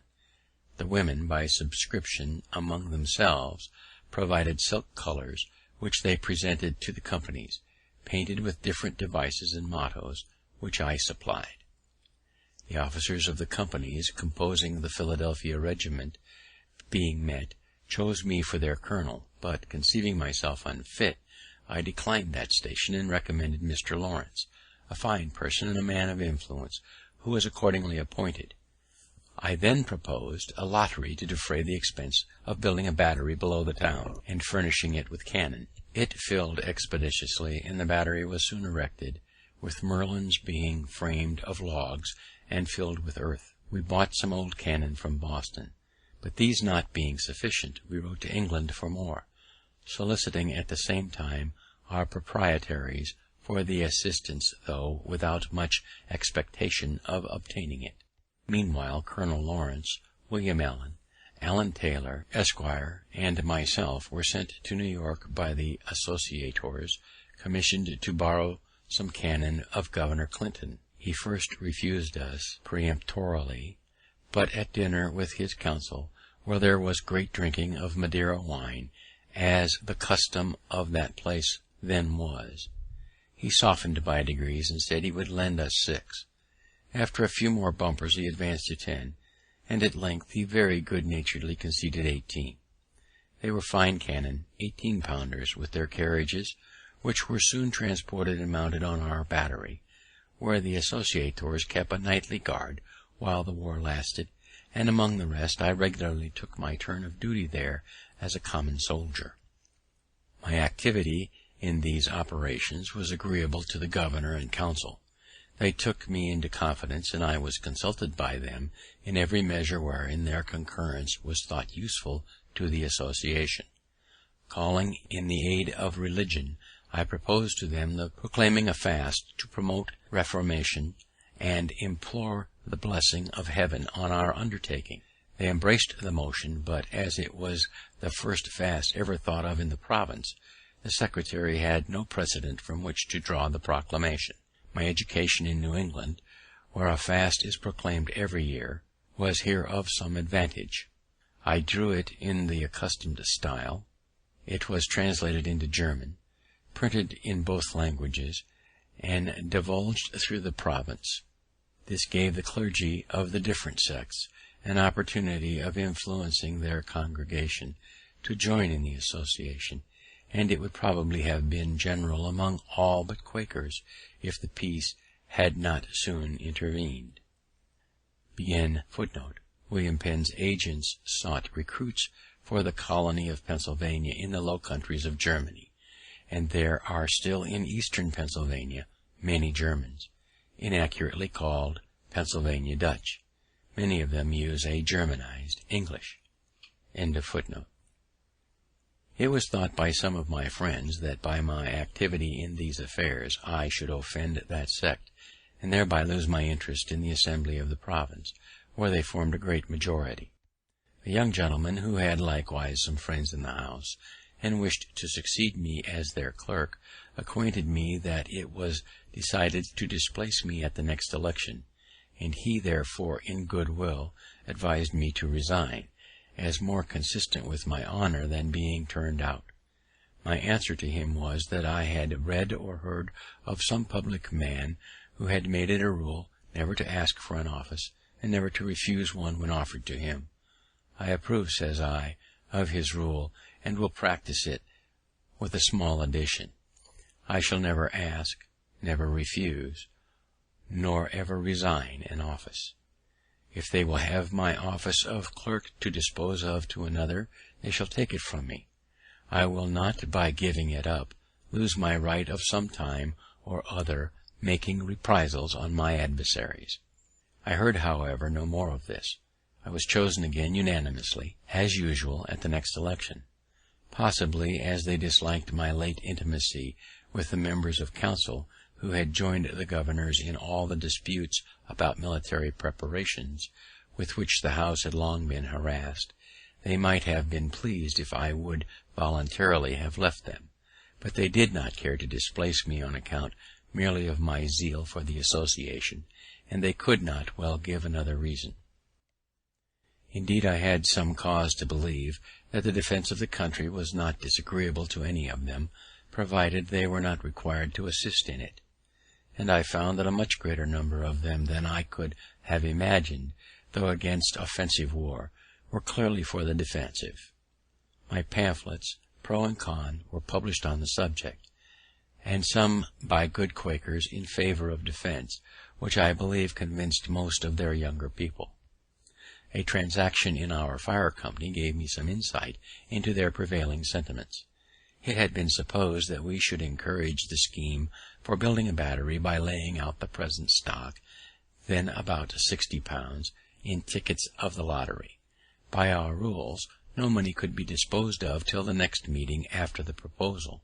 The company consisted of 30 members, of which 22 were Quakers, and 8 only of other persuasions. We 8 punctuously attended the meetings, but though we thought that some of the Quakers would join us, we were by no means sure of a majority. Only one Quaker, Mr. James Morris, appeared to oppose the measure. He expressed much sorrow that it had ever been proposed, as he said, friends were all against it, and it would create such discord as might break up the company. We told him that we saw no reason for that. We were the minority, and if friends were against the measure and outvoted us, we must and should, agreeably to the usage of all societies, submit. When the hour for business arrived and was moved to put to the vote, he allowed we might then do it by the rules, but as he could assure us that a number of members intended to be present for the purpose of opposing it, it would be but candid to allow a little time for their appearing. While we were disputing this, a waiter came to tell me 2 gentlemen below desired to speak with me. I went down and found they were 2 of our Quaker members.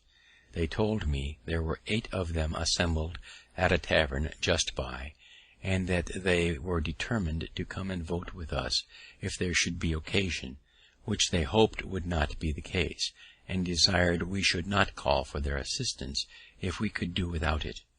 as their voting for such a measure might embroil them with their elders and friends. Being thus secure of a majority, I went up, and after a little seeming hesitation, agreed to a delay of another hour. This Mr. Morris allowed to be extremely fair. Not one of his opposing friends appeared, at which he expressed great surprise, and at the expiration of the hour we carried the resolution 8-1, and as of the 22 Quakers 8 were ready to vote with us, and 13 by their absence manifested that they were not inclined to oppose the measure, I afterward estimated the proportion of Quakers sincerely against the defense as 1 to 21 only, for these were all regular members of that society and in good reputation among them, and had due notice of what was proposed at that meeting. The honourable and learned Mr. Logan, who had always been of that sect, was one who wrote an address to them, declaring his approbation of defensive war, and supporting his opinion by many strong arguments. He put into my hands £60 to be laid out in lottery tickets for the battery, with directions to apply what prize might be drawn wholly to that service. He told me the following anecdote of his old master, William Penn, respecting defence. He came over from England when a young man, with that proprietary, and as his secretary. It was war time, and their ship was chased by an armed vessel supposed to be an enemy. Their captain prepared for defence, but told William Penn and his company of Quakers that he did not expect their assistance, and they might retire into the cabin, which they did, except James Logan, who chose to stay upon deck and was quartered to a gun. The supposed enemy proved a friend, and there was no fighting, but when the secretary went down to communicate the intelligence, William Penn rebuked him severely for staying upon deck, and undertaking to assist in defending the vessel, contrary to the principles of friends, especially as it had not been required by the captain. This reproof being before all the company, piqued the secretary, who answered, "I being thy servant, why did thee not order me to come down? But thee was willing enough that I should stay and help to fight the ship when thee thought there was danger." James Logan, 1674 to 1751, came to America with William Penn in 1699, and was the business agent for the Penn family. He bequeathed his valuable library, preserved at his county seat, Centon, to the city of Philadelphia.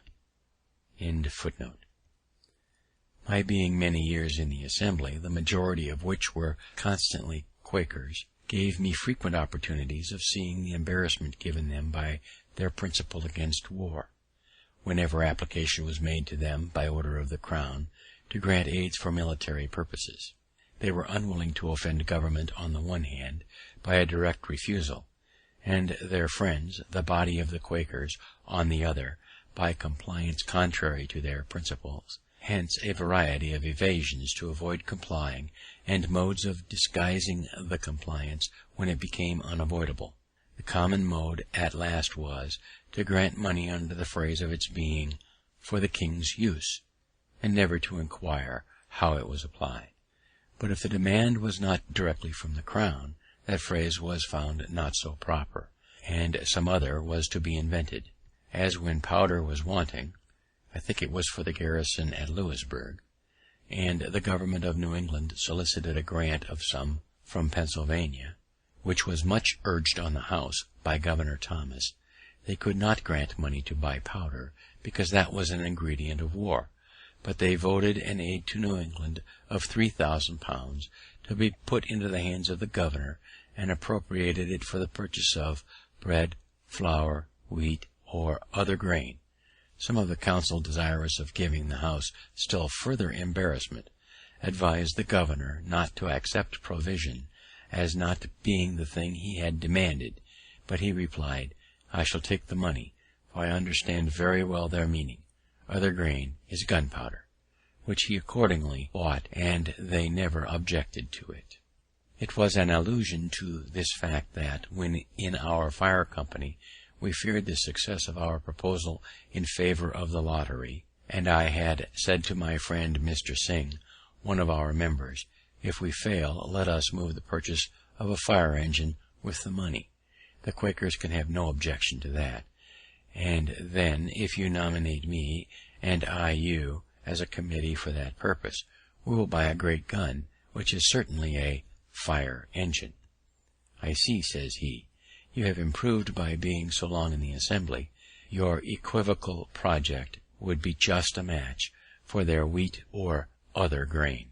These embarrassments that the Quakers suffered from having established and published it as one of their principles that no kind of war was lawful, and which being once published they could not afterwards, however they might change their mind, easily get rid of, reminds me of what I think a more prudent conduct in another sect among us, that of the Dunkers.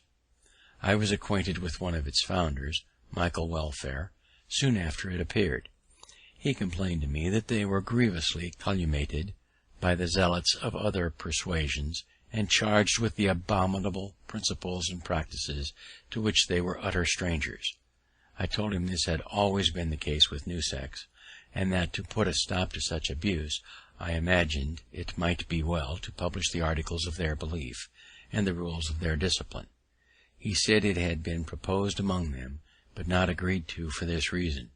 When we were first drawn together as a society, he said, it had pleased God to enlighten our minds so far as to see some doctrines which we once esteemed truths were errors, and that others, which we had esteemed errors, were real truths. From time to time he has been pleased to afford us further light, and our principles have been improving and our errors diminishing. Now we are not sure that we are arrived at the end of this progression, and at the perfection of spiritual or theological knowledge, and we fear that, if we should once print our confession of faith, we should feel ourselves as if bound and confirmed by it, and perhaps be unwilling to receive further improvement, and our successors still more so, as conceiving what we, their elders and founders, have done, to be something sacred, never to be departed from. This modesty in a sect is perhaps a singular instance in the history of mankind. Every other sect, supposing itself in possession of all truth, and that those who differ are so far in the wrong, like a man travelling in foggy weather, those at some distance before him on the road he sees wrapped up in the fog, as well as those behind him, and also the people in the fields on each side, but near him all appears clear, though in truth he is as much in the fog as any of them.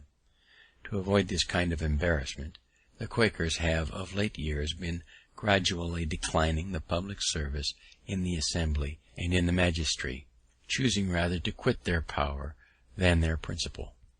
In order of time, I should have mentioned before that, having in 1742 invented an open stove for the better warming of rooms, and at the same time saving fuel, as the fresh air admitted was warmed in entering, I made a present of the model to Mr. Robert Grace, one of my early friends, who, having an iron furnace, found the casting of the plates for these stoves a profitable thing, as they were growing in demand. To promote that demand, I wrote and published a pamphlet entitled An Account of the New Invented Pennsylvania Fireplaces, wherein their construction and manner of operation is particularly explained, their advantages above every other method of warming rooms demonstrated, and all objections that have been raised against the use of them answered and obviated, etc. This pamphlet had a good effect. Governor Thomas was so pleased with the construction of this stove, as described in it, that he offered to give me a patent for the sole vending of them for a term of years, but I declined it from a principle which has ever weighed with me on such occasions, viz., that as we enjoy great advantages from the inventions of others, we should be glad of an opportunity to serve others by any invention of ours, and thus we should do freely and generously. The Franklin stove is still in use. Warwick Furnace, Chester County, Pennsylvania, across the Schuylkill River from Potsdam. An ironmonger in London, however, assumed a good deal of my pamphlet, and working it up into his own, and making some small changes in the machine, which rather hurt its operation, got a patent for it there, and made, as I was told, a little fortune by it. And this is not the only instance of patents taken out for my inventions by others, though not always with the same success, which I never contested, as having no desire of profiting by patents myself, and hating disputes. The use of these fireplaces in very many houses, both of this and the neighbouring colonies, has been and is a great saving of wood to the inhabitants. End of chapter 12.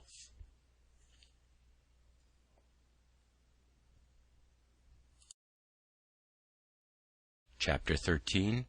Public Services and Duties, 1749 to 1753. Peace being concluded, and the association business therefore at an end, I turned my thoughts again to the affair of establishing an academy. The first step I took was to associate in the design of a number of active friends, to whom the junto furnished a good part. The next was to write and publish a pamphlet entitled Proposals relating to the Education of Youth in Pennsylvania. This I distributed among the principal inhabitants gratis, and as soon as I could suppose their minds a little prepared by the perusal of it, I set on foot a subscription for opening and supporting an academy. It was to be paid in quotas yearly for 5 years. By so dividing it, I judged the subscription might be larger, and I believe it was so, amounting to no less, if I remember right, than £5,000. In the introduction to these proposals, I stated their publication, not as an act of mine, but of some public-spirited gentleman, avoiding as much as I could, according to my usual rule, the presenting myself to the public as the author of any scheme for their benefit. The subscribers, to carry the project into immediate execution, chose out of their numbers 24 trustees, and appointed Mr. Francis, then Attorney General, and myself to draw up constitutions for the government of the academy, which being done and signed, a house was hired, masters engaged, and the schools opened, I think, in the same year, 1749. Trench Francis, uncle of Sir Philip Francis, emigrated from England to Maryland to become attorney for Lord Baltimore. He removed to Philadelphia, and was Attorney General of Pennsylvania from 1741 to 1755. He died in Philadelphia, August 16th, 1758. The scholars increasing fast, the house was soon found too small, and we were looking out for a piece of ground, properly situated, with intention to build, when Providence drew to our way a large house already built, which, with a few alterations, might well serve our purpose. This was the building before mentioned, erected by the hearers of Mr. Whitefield, and was obtained for us in the following manner. It is to be noted that the contributions to this building being made by people of different sects, care was taken in the nomination of trustees in whom the building and ground was to be vested, that a predominancy should not be given to any sect, lest in time that predominancy might be a means of appropriating the whole to the use of such sect, contrary to the original intention. It was therefore that one of each sect was appointed, viz., 1 Church of England man, 1 Presbyterian, 1 Baptist, 1 Moravian, etc. Those, in case of vacancy by death, were filled it by election from among the contributors. The Moravian happened not to please his colleagues, and on his death they resolved to have no other of that sect. The difficulty then was, how to avoid having 2 of some other sect by means of the new choice. Several persons were named, and for that reason not agreed to. At length one mentioned me, with the observation that I was merely an honest man, and of no sect at all, which prevailed with them to choose me. The enthusiasm which existed when the house was built had long since abated, and its trustees had not been able to procure fresh contributions for paying the ground rent, and discharging some of the other debts the building had occasioned, which embarrassed them greatly. Being now a member of both sets of trustees, that for the building and that for the academy, I had a good opportunity of negotiating with both, and brought them finally to an agreement, by which the trustees for the building were to cede it to those of the academy, the latter undertaking to discharge the debt, to keep for ever open in the building a large hall for occasional preachers according to the original intention, and maintain a free school for the instruction of poor children. Writings were accordingly drawn, and on paying the debts the trustees of the academy were put in possession of the premises, and by dividing the great and lofty hall into stories and different rooms above and below for the several schools, and purchasing some additional ground, the whole was soon made fit for our purpose, and the scholars removed into the building. The care and trouble of agreeing with the workmen, purchasing materials, and superintending the work fell upon me, and I went through it the more cheerfully, as it did not then interfere with my private business, having the year before taken a very able, industrious, and honest partner, Mr. David Hall, with whose character I was well acquainted, as he had worked for me 4 years. He took off my hands all care of the printing office, paying me punctually my share of the profits. The partnership continued 18 years, successfully for us both. The trustees of the academy, after a while, were incorporated by a charter from the governor. Their funds were increased by contributions in Britain and grants of land from the proprietaries, to which the assembly had since made considerable addition, and thus was established the present University of Philadelphia. I have been continued one of its trustees from the beginning, now near 40 years, and have had the very great pleasure of seeing a number of the youth who have received their education in it distinguished by their proven abilities, serviceable in public stations, and ornaments to their country. The institution was later called the University of Pennsylvania. When I disengaged myself, as above mentioned, from private business, I flattered myself that, by the sufficient though moderate fortune I had acquired, I had secure leisure during the rest of my life for philosophical studies and amusements. I purchased all of Dr. Spence's apparatus, who had come from England to lecture here, and I proceeded in my electrical experiments with great alacrity; but the public, now considering me as a man of leisure, laid hold of me for their purposes, every part of our civil government, and almost at the same time imposing some duty upon me. The governor put me into the commission of the peace, the corporation of the city chose me of the common council, and soon after an alderman, and the citizens at large chose me a burgess to represent them in assembly. This latter station was more agreeable to me, as I was at length tired with sitting there to hear debates in which, as clerk, I could take no part, and which were often so unentertaining that I was induced to amuse myself with making magic squares or circles, or anything to avoid weariness, and I conceived my becoming a member would enlarge my power of doing good. I would not, however, insinuate that my ambition was not flattered by all these promotions. It certainly was, for, considering my low beginning, they were great things to me, and they were still more pleasing, as being so many spontaneous testimonies of the public good opinion, and by me entirely unsolicited. The office of Justice of the Peace I tried a little, by attending a few courts, and sitting on the bench to hear cases, but finding that more knowledge of the common law than I possessed was necessary to act in that station with credit, I gradually withdrew from it, excusing myself by being obliged to attend the higher duties of a legislature in the assembly. My election to this trust was repeated every year for 10 years, without my ever asking any elector for his vote, or signifying, either directly or indirectly, any desire of being chosen. On taking my seat in the House, my son was appointed their clerk. The year following, a treaty being held with the Indians at Carlisle, the governor sent a message to the House, proposing that they should nominate some of their members to be joined with some members of council as commissioners for that purpose. The House named the Speaker, Mr. Norris, and myself, and being commissioned, we went to Carlisle and met the Indians accordingly. As those people are extremely apt to get drunk, and when so are very quarrelsome and disorderly, we strictly forbade the selling of any liquor to them, and when they complained of this restriction, we told them that if they would continue sober during the treaty, we would give them plenty of rum when business was over.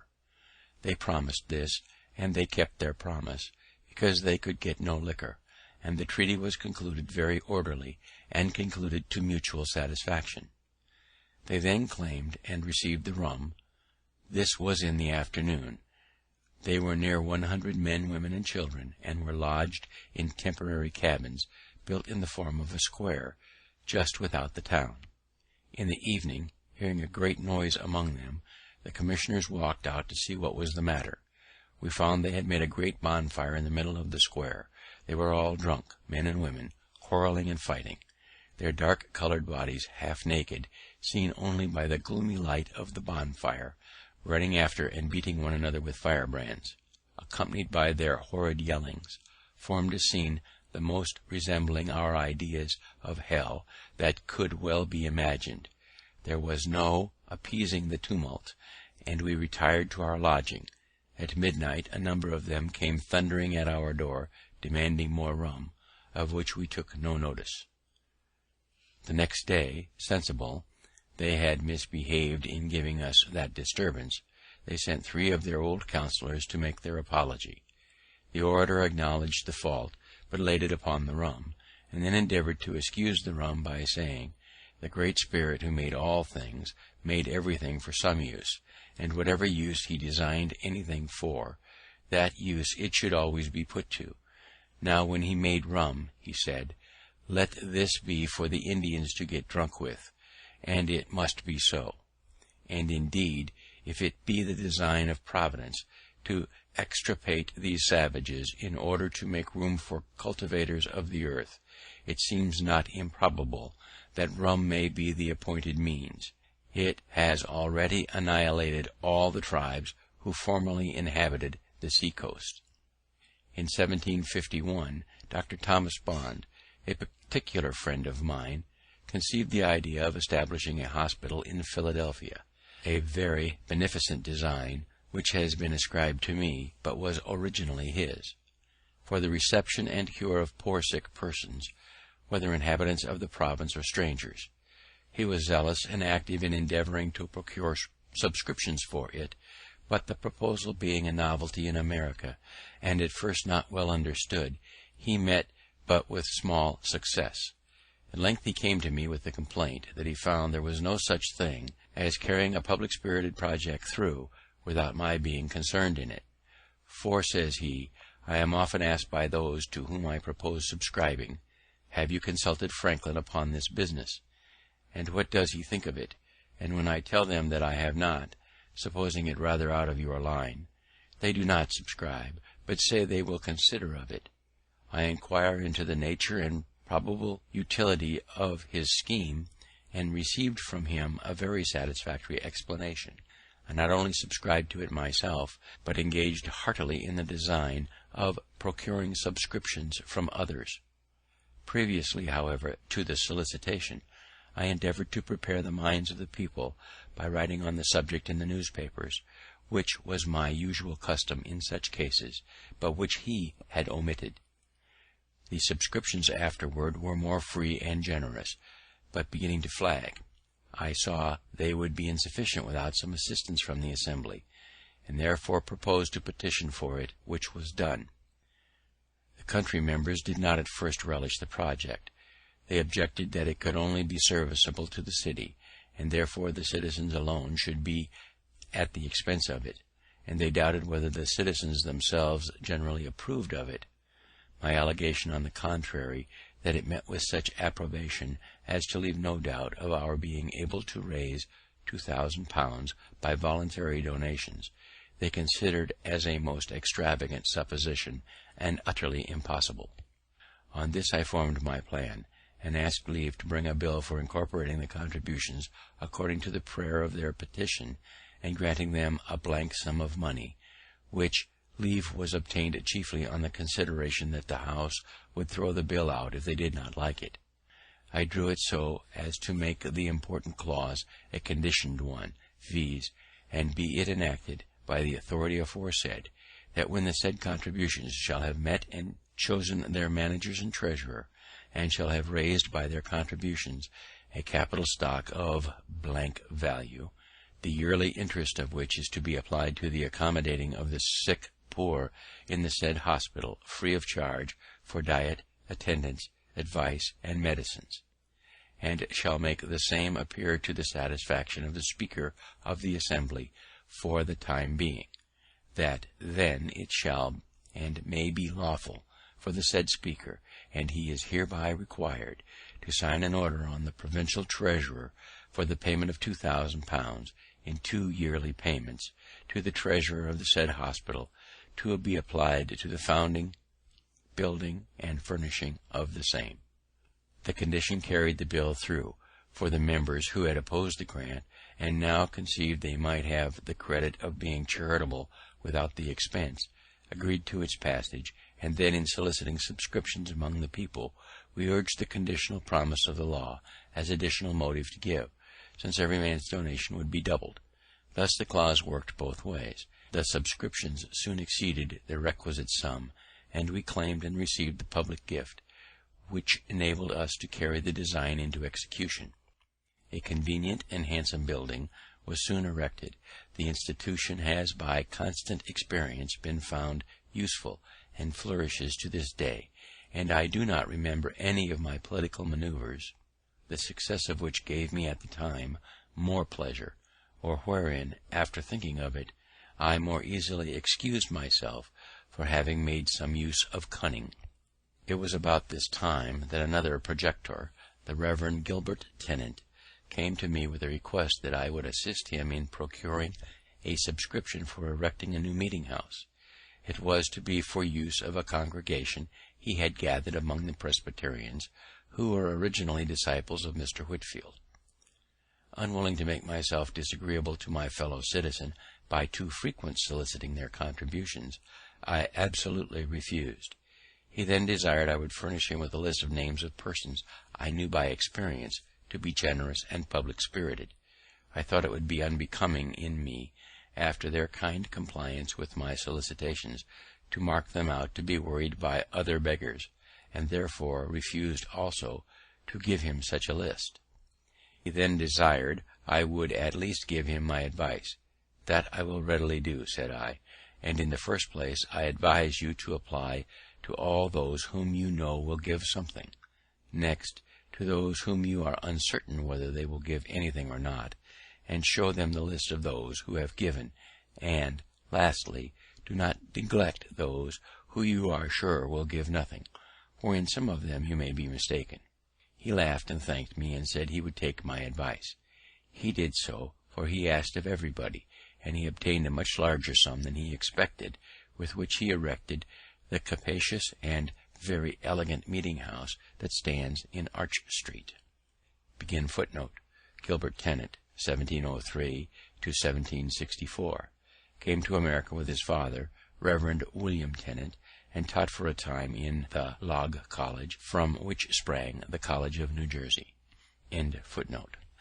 Our city, though laid out with a beautiful regularity, the streets large, straight, and crossing each other at right angles, had the disgrace of suffering those streets to remain long unpaved, and in wet weather wheels of heavy carriages ploughed them into a quagmire, so that it was difficult to cross them, and in dry weather the dust was offensive. I had lived near what was called the Jersey Market, and saw with pain the inhabitants wading in mud while purchasing their provisions.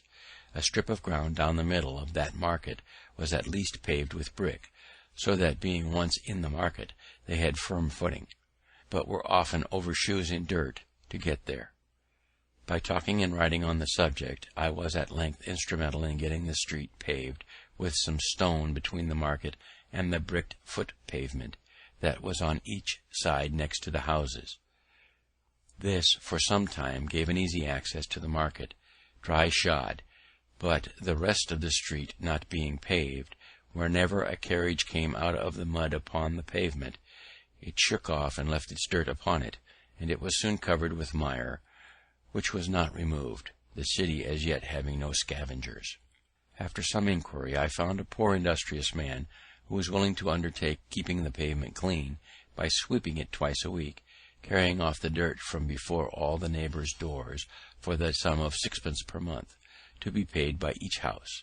I then wrote and printed a paper setting forth the advantages to the neighbourhood that might be obtained by this small expense, the greater ease in keeping our houses clean, so much dirt not being brought in by people's feet, the benefit of the shops by more custom, etc., etc., as buyers could more easily get at them, and by not having, in windy weather, the dust blown in upon their goods, etc., etc. I sent one of these papers to each house, and in a day or two went round to see who would subscribe an agreement to pay these 6d. It was unanimously signed, and for a time well executed. All the inhabitants of the city were delighted with the cleanliness of the pavement that surrounded the market, it being a convenience to all, and thus raised a general desire to have all the streets paved, and made the people more willing to submit to a tax for that purpose. After some time I drew a bill for paving the city, and brought it into the Assembly.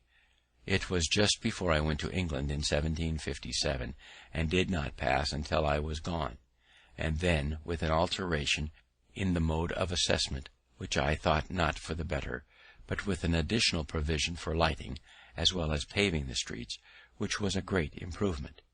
It was by a private person, the late Mr. John Clifton, his giving a sample of the utility of lamps by placing one at his door, that the people were first impressed with the idea of enlightening all the city.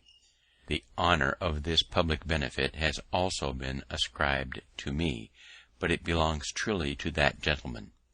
I did but follow his example, and have only some merit to claim respecting the form of our lamps, as differing from the globe lamps we were at first supplied with from London.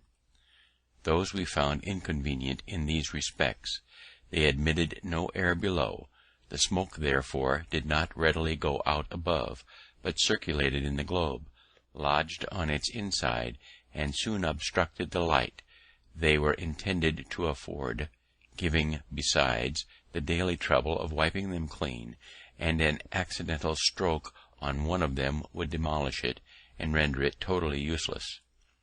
I therefore suggested the composing them of 4 flat panes, with a long funnel above to draw up the smoke, and crevices admitting air below, to facilitate the ascent of the smoke.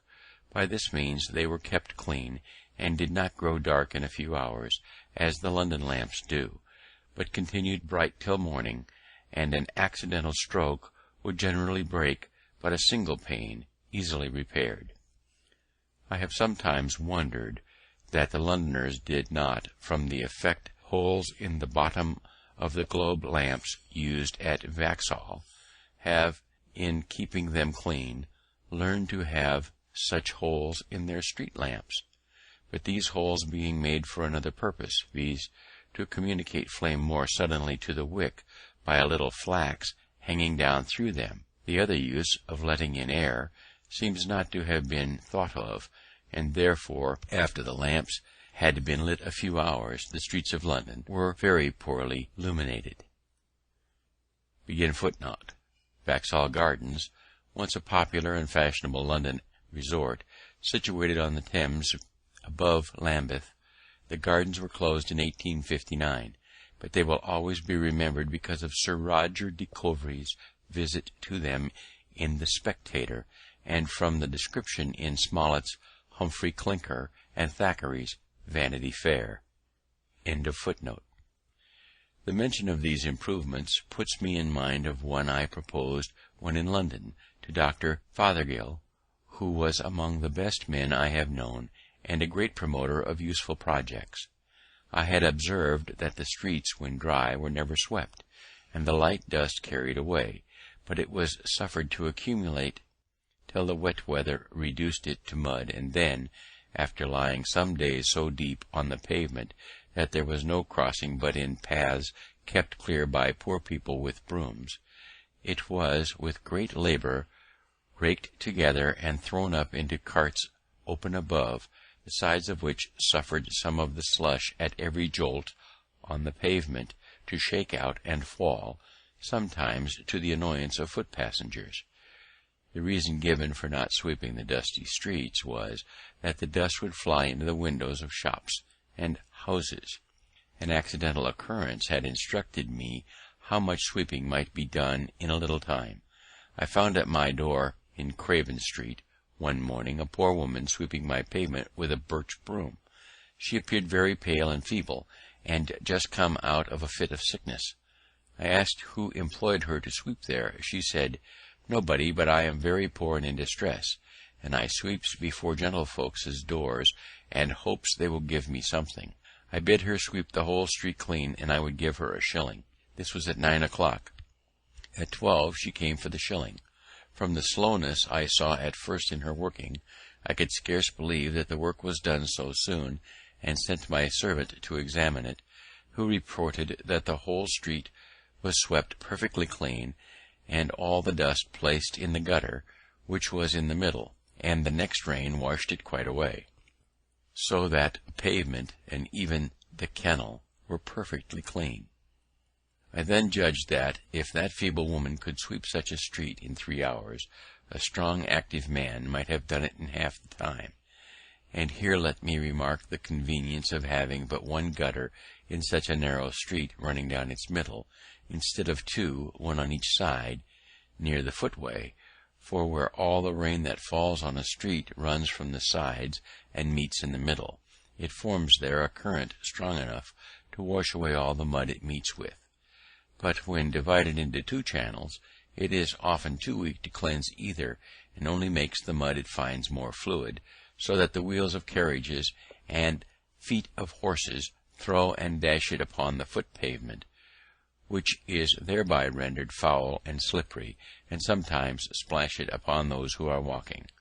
My proposal, communicated to the good doctor, was as follows: for the more effectual cleaning and keeping clean the streets of London and Westminster, it is proposed that the several watchmen be contracted with to have the dust swept up in dry seasons, and the mud raked up at other times, each in their several streets and lanes of his round, that they be furnished with brooms and other proper instruments for these purposes, to be kept at their respective stands, ready to furnish the poor people they may employ in the service; that in the dry summer months the dust will all be swept up into heaps at proper distances before the shops and windows of houses are usually opened, when the scavengers with close covered carts shall also carry it away; that the mud, when raked up, be not left in heaps to be spread abroad again by the wheels of carriages and trampling of horses, but that the scavengers be provided with bodies of carts, not placed high upon wheels, but low upon sliders, with lattice bottoms, which, being covered with straw, will retain the mud thrown into them, and permit the water to drain from it. Thereby it will become much lighter, water making the greatest part of its weight, and these bodies of carts to be placed at convenient distances, and the mud brought to them in wheelbarrows, by remaining there placed till the mud is drained, and the horses brought to draw them away. I have since had doubts of the practicability of the latter part of this proposal, on account of the narrowness of some streets, and the difficulty of placing the draining sleds so as not to encumber too much of the passage; but I am still of opinion that the former, requiring the dust to be swept up and carried away before the shops are open, is very practicable in the summer, when the days are long; for in walking through the Strand and Fleet Street one morning at 7 o'clock, I observed there was not one shop open, though it had been daylight and the sun up above 3 hours, the inhabitants of London choosing voluntarily to live much by candlelight and sleep by sunshine, and yet often complain, a little absurdly, of the duty on candles and the high price of tallow.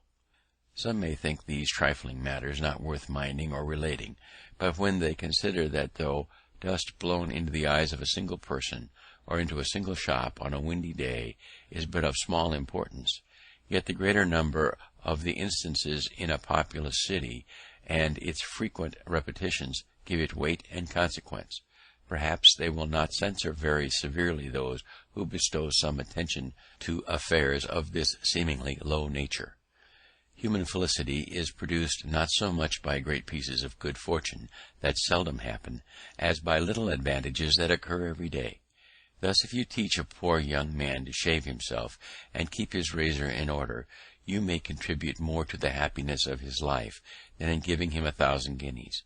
The money may be soon spent, the regret only remaining of having foolishly consumed it, but in the other case he escapes the frequent vexation of waiting for barbers, and of their sometimes dirty fingers, offensive breaths, and dull razors. He shaves when most convenient to him, and enjoys daily the pleasure of its being done with a good instrument. With these sentiments I have hazarded the few preceding pages, hoping that they may afford hints which some time or other may be useful to a city I love, having lived many years in it very happily, and perhaps to some of our towns in America. Having been for some time employed by the Postmaster General of America as his comptroller in regulating several offices and bringing the offices to account, I was, upon his death in 1753, appointed jointly with Mr. William Hunter to succeed him by a commission from the Postmaster General in England. The American office never had hitherto paid anything to that of Britain. We were to have £600 a year between us, if we could make that sum out of the profits of the office. To do this, a variety of improvements were necessary. Some of these were inevitably at first expensive, so that in the first 4 years the office became above £900 in debt to us. But it soon after began to repay us, and before I was displaced by a freak of the ministers, of which I shall speak hereafter, we had brought it to yield 3 times as much clear revenue to the crown as the post office of Ireland. Since that imprudent transaction, they have received from it not 1 farthing. The business of the post office occasioned my taking a journey this year to New England, where the College of Cambridge, of their own motion, presented me with the degree of Master of Arts. Yale College, in Connecticut, had before made me a similar compliment. Thus, without studying in any college, I came to partake of their honours. They were conferred in consideration of my improvements and discoveries in the electric branch of natural philosophy. End of chapter 13.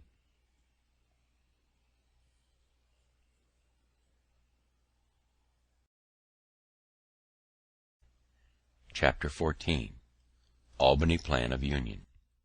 In 1754, war with France being again apprehended, a Congress of Commissioners from the different colonies was, by an order of the Lords of Trade, to be assembled at Albany, there to confer with the chiefs of the 6 nations concerning the means of defending both their country and ours.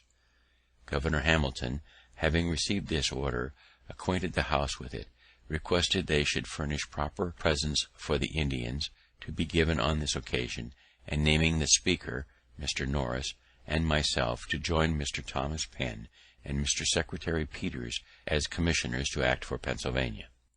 The House approved the nomination and provided the goods for the present, and though they did not much like treating out of the provinces, and we met the other commissioners at Albany about the middle of June.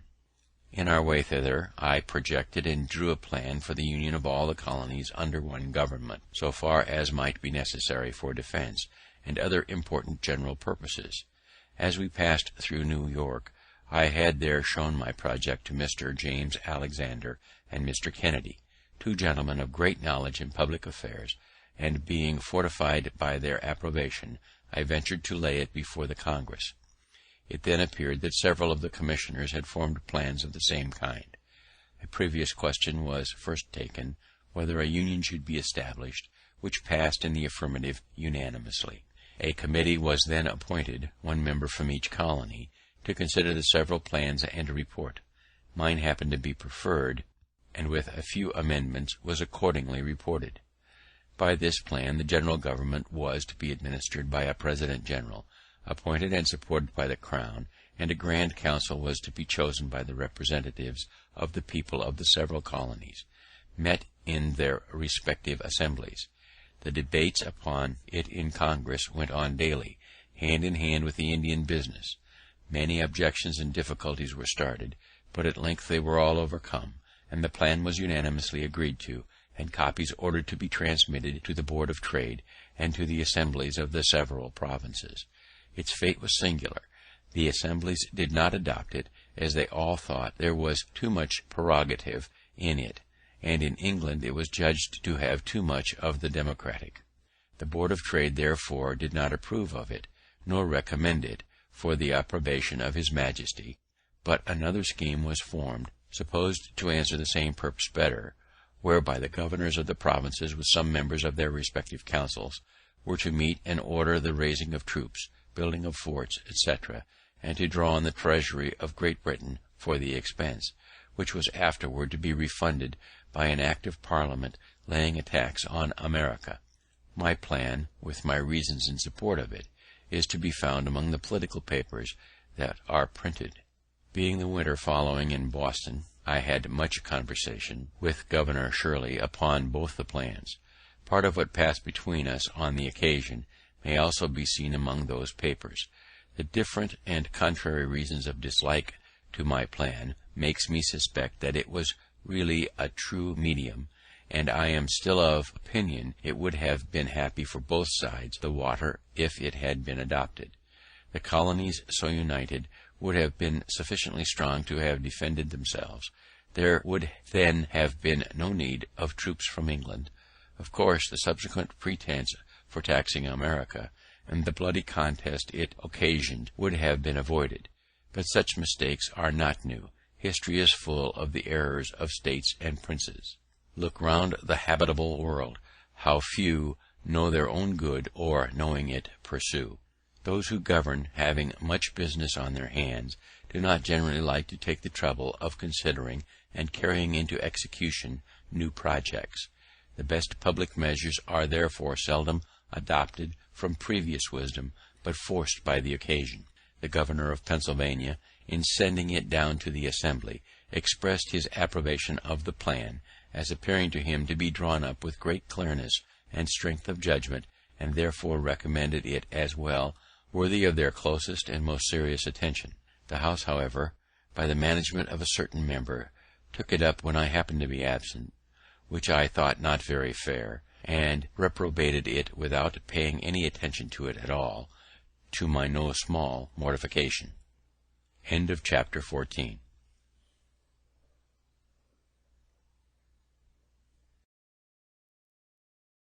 Chapter 15. Quarrels with the proprietary governors. In my journey to Boston this year, I met at New York with our new governor, Mr. Morris, just arrived there from England, with whom I had been before intimately acquainted.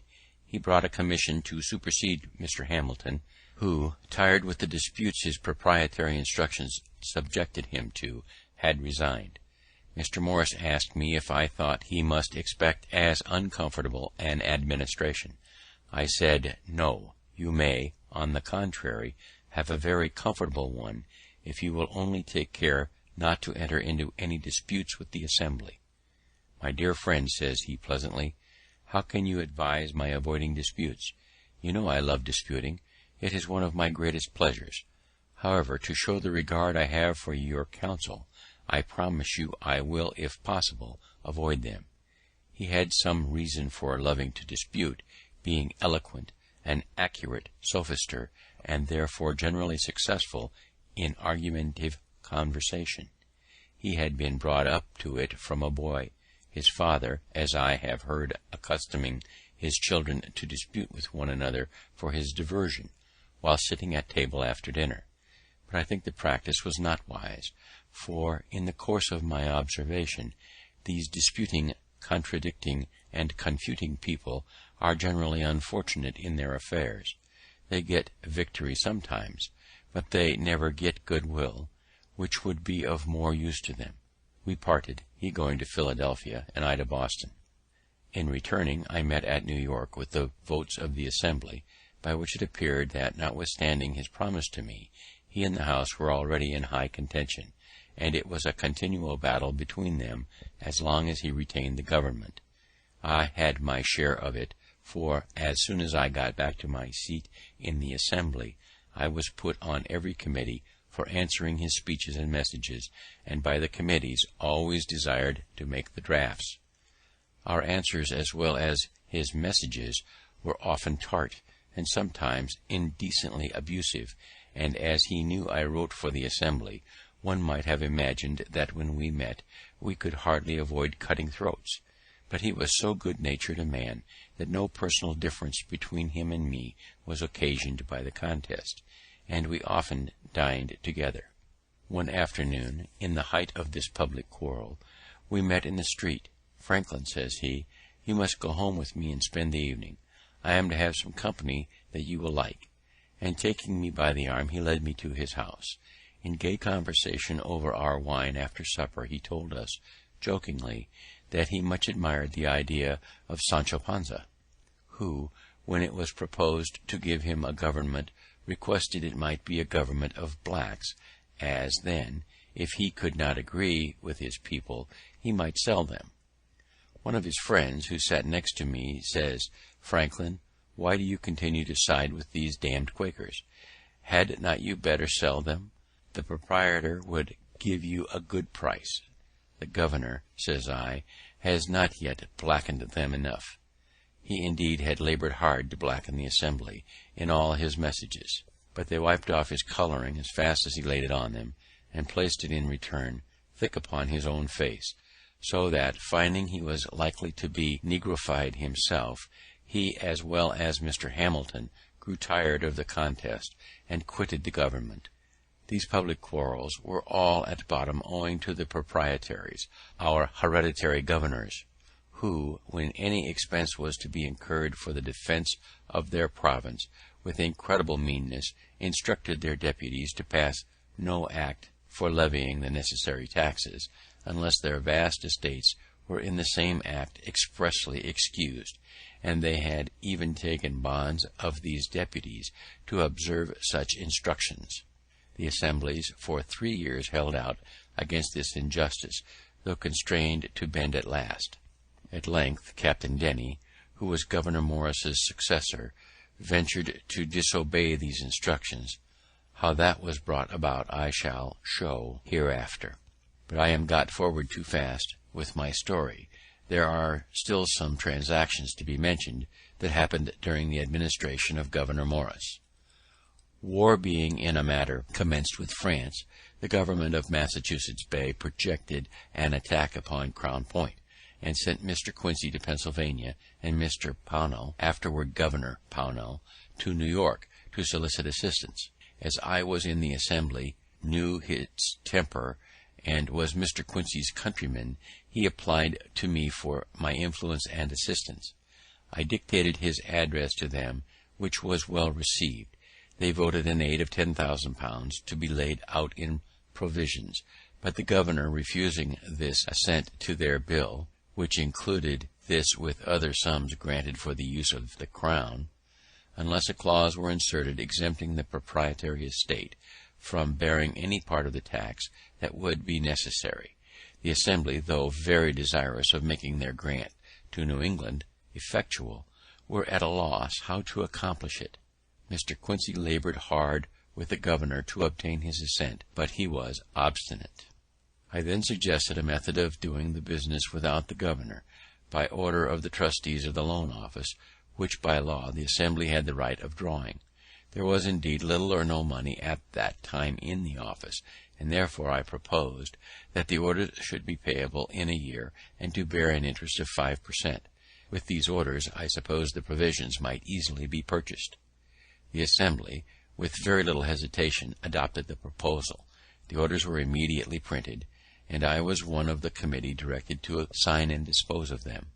The funds for paying them was the interest of all the paper currency then extant in the province upon loan, together with the revenue arising from the excise, which being known to be more than sufficient, they obtained instant credit, and were not only received in payment for the provisions, but many moneyed people who had cash lying by them vested in those orders, which they found advantageous, as they bore interest while upon hand, and might on any occasion be used as money, so that they were eagerly all bought up, and in a few weeks none of them were to be seen.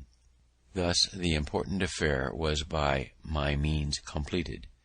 Mr. Quincy returned thanks to the Assembly in a handsome memorial, went home highly pleased with this success of his embassy, and ever after bore for me the most cordial and affectionate friendship. End of chapter 15.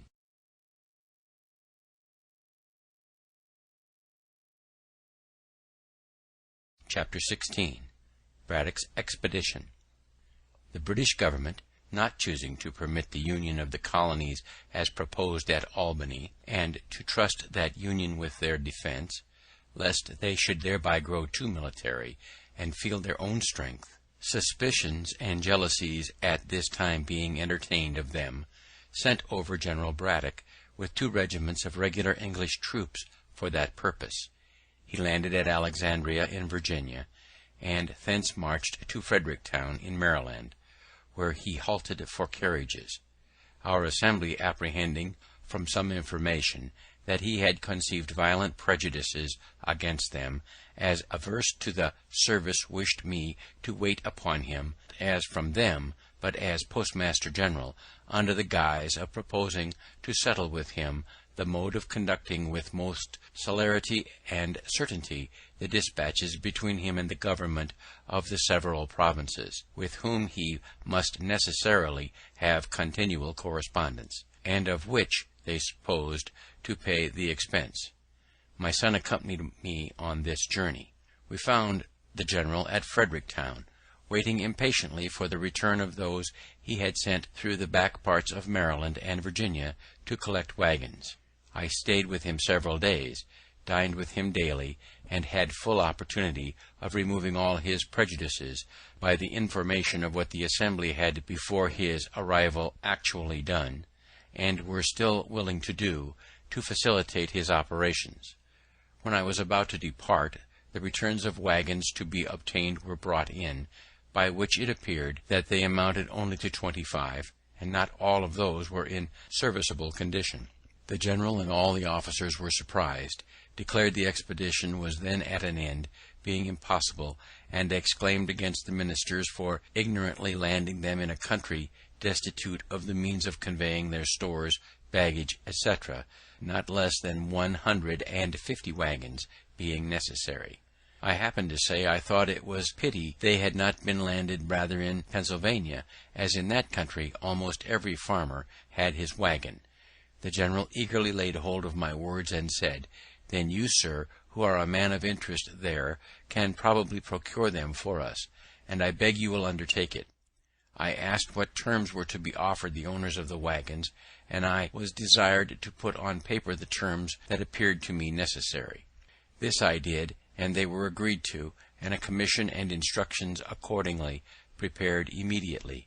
What those terms were will appear in the advertisement I published as soon as I arrived at Lancaster, which being, from the great and sudden effect it produced, a piece of some curiosity, I shall insert it at length as follows. Advertisement. Lancaster, April 26, 1755. Whereas 150 wagons, with 4 horses to each wagon, and 1500 saddle or pack horses are wanted for the service of His Majesty's forces, now about to rendezvous at Will's Creek, and His Excellency General Braddock having been pleased to empower me to contract for the hire of the same, I hereby give notice that I shall attend for that purpose at Lancaster from this day to next Wednesday evening, and at York from next Thursday morning till Friday evening, where I shall be ready to agree for wagons and teams, or single horses, on the following terms, viz. 1. That there shall be paid for each wagon, with 4 good horses and a driver, 15 shillings per diem, and for each able horse, with a pack saddle or other saddle and furniture, 2 shillings per diem. and for each able horse without a saddle, 18d. per diem. 2. That the pay commence from the time of their joining the forces at Will's Creek, which must be on or before the 29th of May ensuing, and that a reasonable allowance be paid over and above for the time necessary for their travelling to Will's Creek and home again after their discharge. 3. Each wagon and team, and every saddle or pack horse, is to be valued by indifferent persons, chosen between me and the owner, and in case of the loss of any wagons, team, or other horse in the service, the price accordingly to such valuation is to be allowed and paid. 4. 7 days' pay is to be advanced and paid in hand by me to the owner of each wagon and team or horse at the time of contracting, if required, and the remainder to be paid by General Braddock or by the paymaster of the army at the time of their discharge, or from time to time as it shall be demanded. 5. No drivers of wagons or persons taking care of the hired horses are on any account to be called upon to do the duty of soldiers, or to be otherwise employed than in conducting or taking care of their carriages or horses. 6. All oats, Indian corn, or other forage that wagons or horses bring to the camp, more than is necessary for the subsistence of the horses, is to be taken for the use of the army, and a reasonable price paid for the same.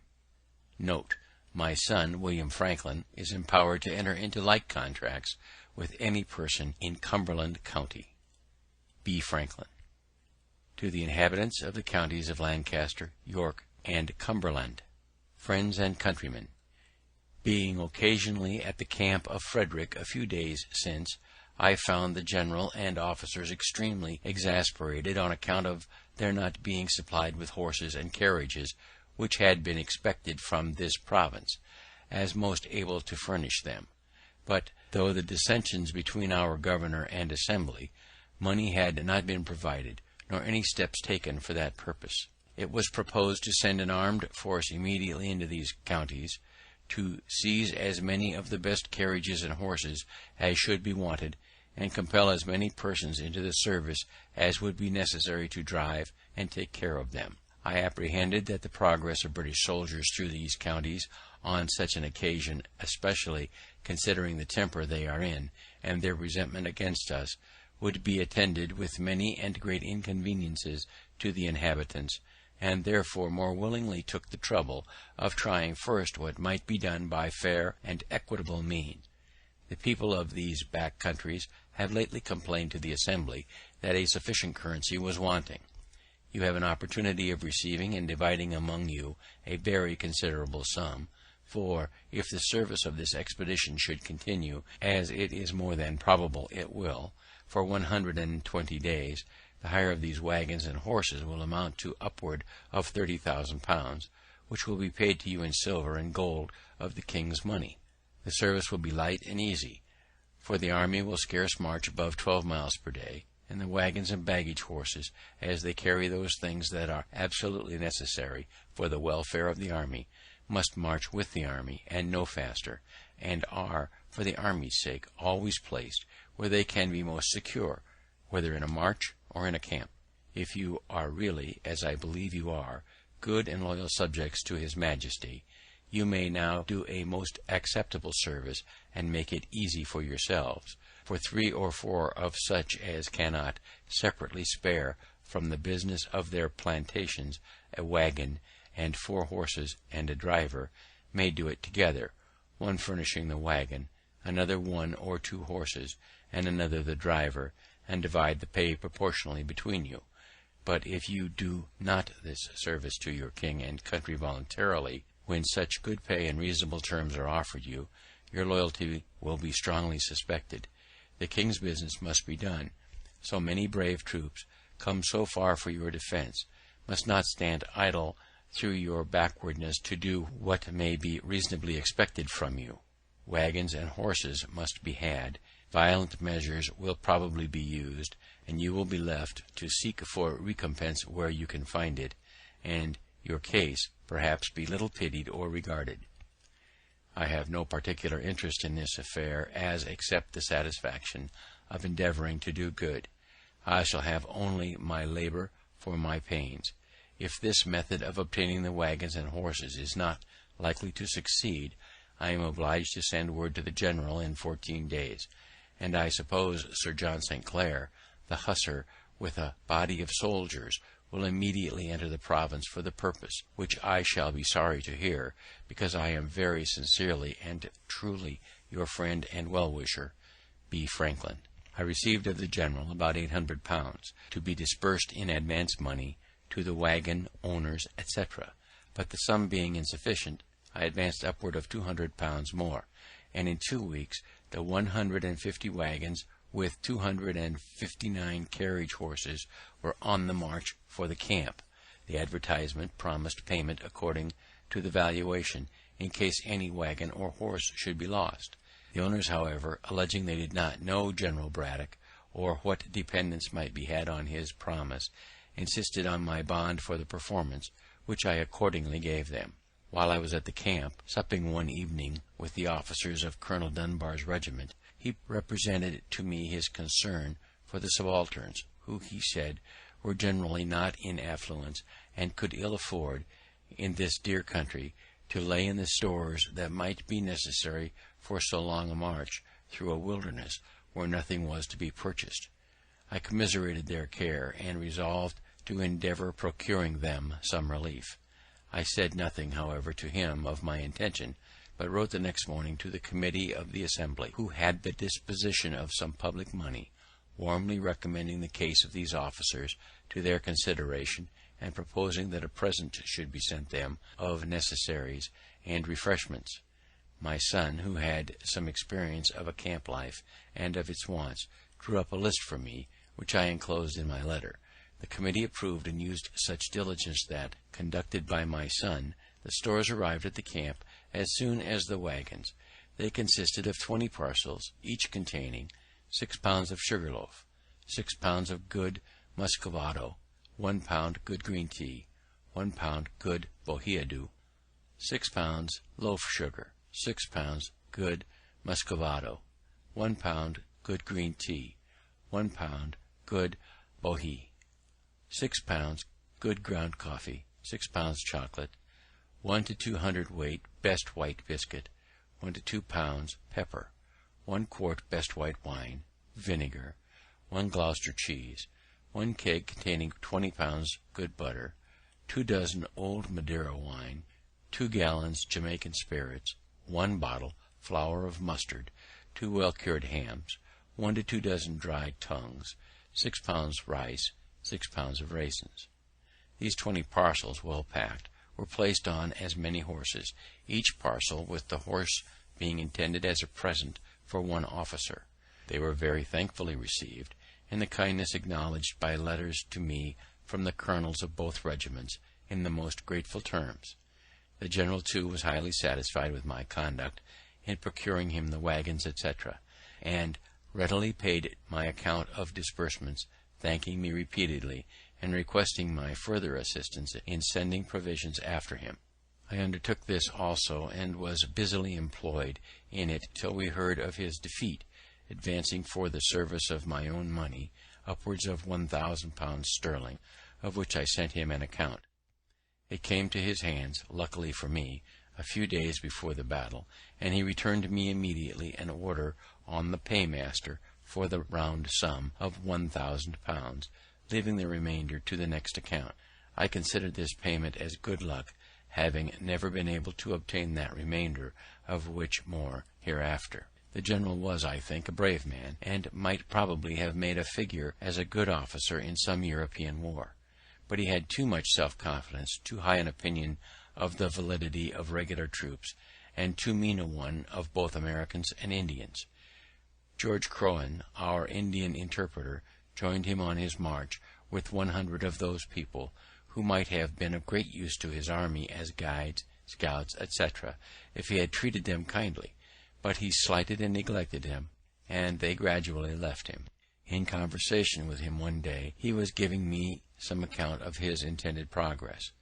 After taking Fort Duquesne, says he, I am to proceed to Niagara, and having taken that to Frontenac, if the season will allow me, and I suppose it will, for Duquesne can hardly detain me above 3 or 4 days, and I see nothing that can obstruct my march to Niagara. Having before revolved in my mind the long line his army must take in the march by a very narrow road to be cut for them through the woods and bushes, and also what I had read of a former defeat of 1,500 French who invaded the Iroquois country, I had conceived some doubts and some fears for the event of the campaign. But I ventured only to say, "To be sure, sir, if you arrive well before Duquesne, with these fine troops, so well provided with artillery, that place not yet completely fortified, and, as we hear, with no very strong garrison, can probably make but a short resistance. The only danger I apprehend of obstruction to your march is from ambuscades of Indians, who, by constant practice, are dexterous in laying and executing them, and the slender line, near 4 miles long, which your army must make, may expose it to be attacked by surprise in its flanks, and to be cut like a thread into several pieces, which from their distance cannot come up in time to support each other." He smiled at my ignorance and replied, "These savages may indeed be a formidable enemy to your raw American militia, but upon the King's regular and disciplined troops, sir, it is impossible they should make any impression." I was conscious of an impropriety in my disputing with a military man in matters of his profession, and said no more. The enemy, however, did not take the advantage of his army which I apprehended its long line of march exposed it to, but let it advance without interruption till within 9 miles of the place, and then, when more in a body, for it had just passed a river where the front had halted till all were come over, and in a more open part of the woods than any it had passed, attacked its advanced guard by heavy fire from behind trees and bushes, which was the first intelligence the general had of an enemy's being near him. This guard being disordered, the general hurried his troops up to their assistance, which was done in great confusion, though wagons, baggage, and cattle, and presently the fire came upon their flank. The officers, being on horseback, were more easily distinguished, picked out as marks, and fell very fast, and the soldiers were crowded together in a huddle, having or hearing no orders, and standing to be shot at, till 2/3 of them were killed, and then being seized with a panic, the whole fled with precipitation. The wagoners took each horse out of its team and scampered. Their example was immediately followed by others, so that all the wagons, provisions, artillery, and stores were left to the enemy. The general, being wounded, was brought off with difficulty. His secretary, Mr. Shirley, was killed by his side, and out of 86 officers, 63 were killed or wounded, and 714 men killed out of the 1,100. These 1,100 had been picked men from the whole army. The rest had been left behind with Colonel Dunbar, who was to follow with the heavier part of the stores, provisions, and baggage. The flyers, not being pursued, arrived at Dunbar's camp, and the panic they brought with them instantly seized him and all his people, and though he had now above 1,000 men, and the enemy, who had beaten Braddock, did not at most exceed 400 Indians and French together, instead of proceeding and endeavouring to recover some of the lost honour, he ordered all the stores, ammunition, etc., to be destroyed, that he might have more horses to assist his flight towards the settlements, and less lumber to remove. He was there met with requests from the governors of Virginia, Maryland, and Pennsylvania, that he should post his troops on the frontier, so as to afford some protection to the inhabitants. But he continued his hasty march through all the country, not thinking himself safe till he arrived at Philadelphia, where the inhabitants could protect him. This whole transaction gave us Americans the first suspicion that our exalted ideas of the power of British regulars had not been well founded. Other accounts of this expedition and defeat may be found in Fiske's Washington and His Country, or Lodge's George Washington, Volume 1. In the first march, too, from their landing till they got beyond the settlements, They had plundered and stripped the inhabitants, totally ruining some poor families. Besides insulting, abusing, and confining the people if they remonstrated, this was enough to put us out of conceit of such defenders, if we had really wanted any. How different was the conduct of our French friends in 1781, who, during a march through the most inhabited part of our country, from Rhode Island to Virginia, near 700 miles, occasioned not the smallest complaint for the loss of a pig, a chicken, or even an apple. Captain Orme, who was one of the general's aides-de-camp, and, being grievously wounded, was brought off with him, and continued with him to his death, which happened in a few days, told me that he was totally silent all the first day, and at night only said, "Who would have thought it?" that he was silent again the following day, saying only at last, "We shall better know how to deal with them another time," and died in a few minutes after. The Secretary's papers, with all the general's orders, instructions, and correspondence, falling into the enemy's hands, they selected and translated into French a number of articles, which they printed to prove the hostile intentions of the British court before the declaration of war. Among these I saw some letters of the general to the ministry, speaking highly of the great service I had rendered the army, and recommending me to their notice.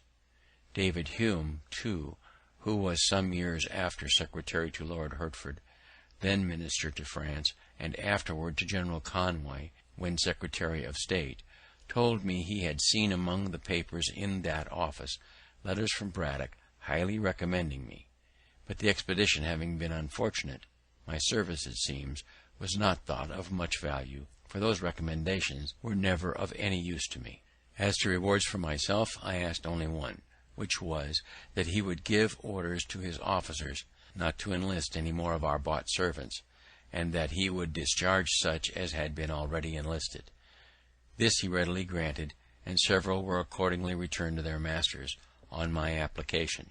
Dunbar, when the command devolved on him, was not so generous. He being at Philadelphia on his retreat, or rather flight, I applied to him for the discharge of the servants of 3 poor farmers in Lancaster county that he had enlisted, reminding him of the late general's orders on that head. He promised me that, if the masters would come to him at Trenton, where he should be in a few days on his march to New York, he would there deliver their men to them. They accordingly were at the expense and trouble of going to Trenton, and there he refused to perform his promise, to their great loss and disappointment. As soon as the loss of the wagons and horses was generally known, all the owners came upon me for the valuation which I had given bond to pay.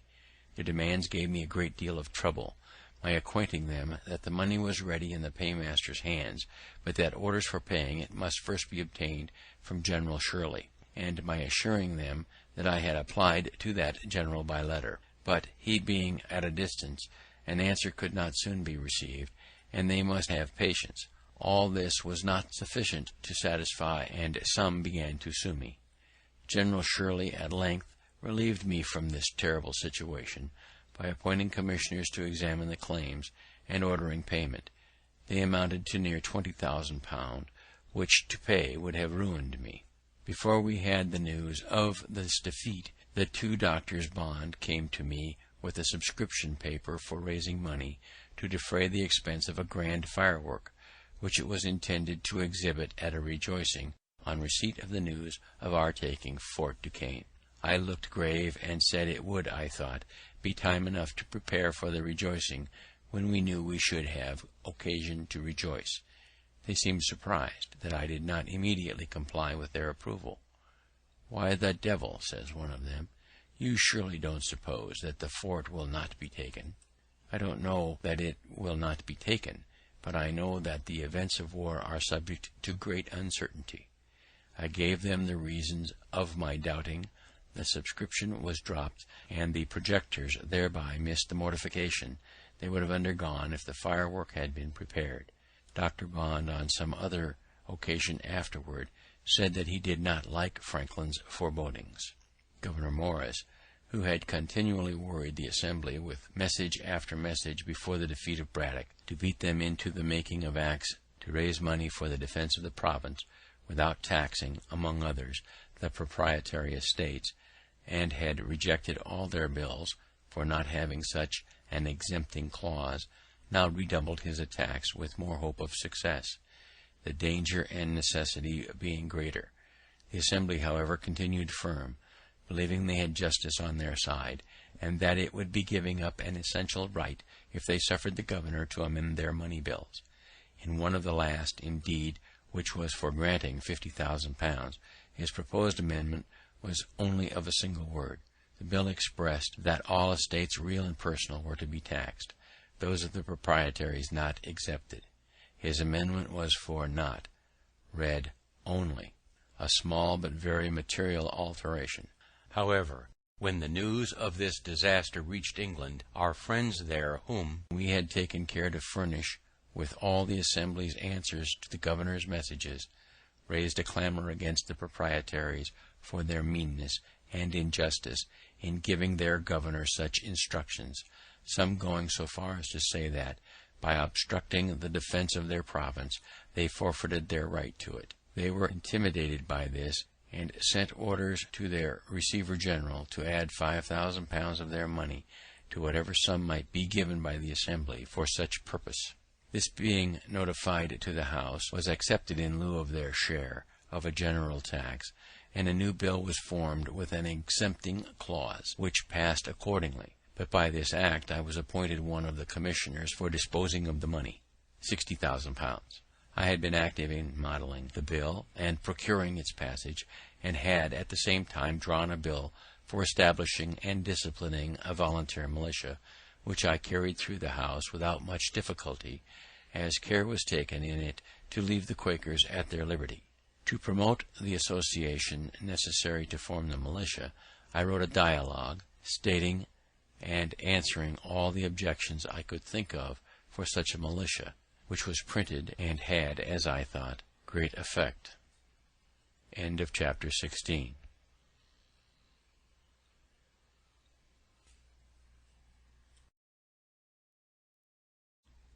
Chapter 17.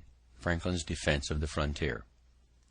While the several companies in the city and country were forming and learning their exercise, the governor prevailed with me to take charge of our northwestern frontier, which was infested by the enemy, and provide for the defence of the inhabitants by raising troops and building a line of forts. I undertook this military business, though I did not conceive myself well qualified for it. He gave me a commission with full powers, and a parcel of blank commissions for officers, to be given to whom I thought fit. I had but little difficulty in raising men, having soon 560 under my command. My son, who had in the preceding war been an officer in the army raised against Canada, was my aide-de-camp, and of great use to me.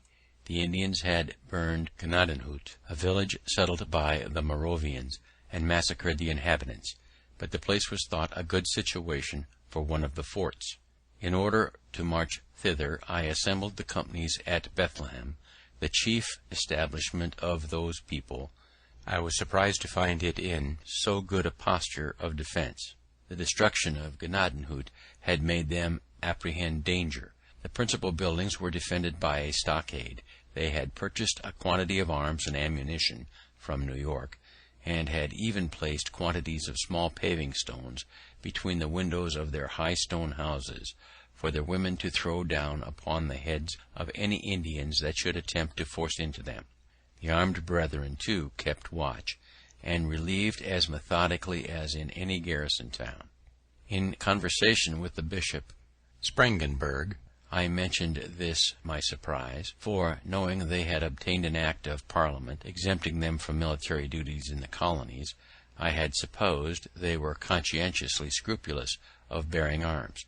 He answered me that it was not one of their established principles, but that at the time of their obtaining that act it was thought to be a principle with many of their people. On this occasion, however, they, to their surprise, found it adopted by but a few. It seems they were either deceived in themselves or deceived the Parliament, but common sense, aided by present danger, will sometimes be too strong for whimsical opinions.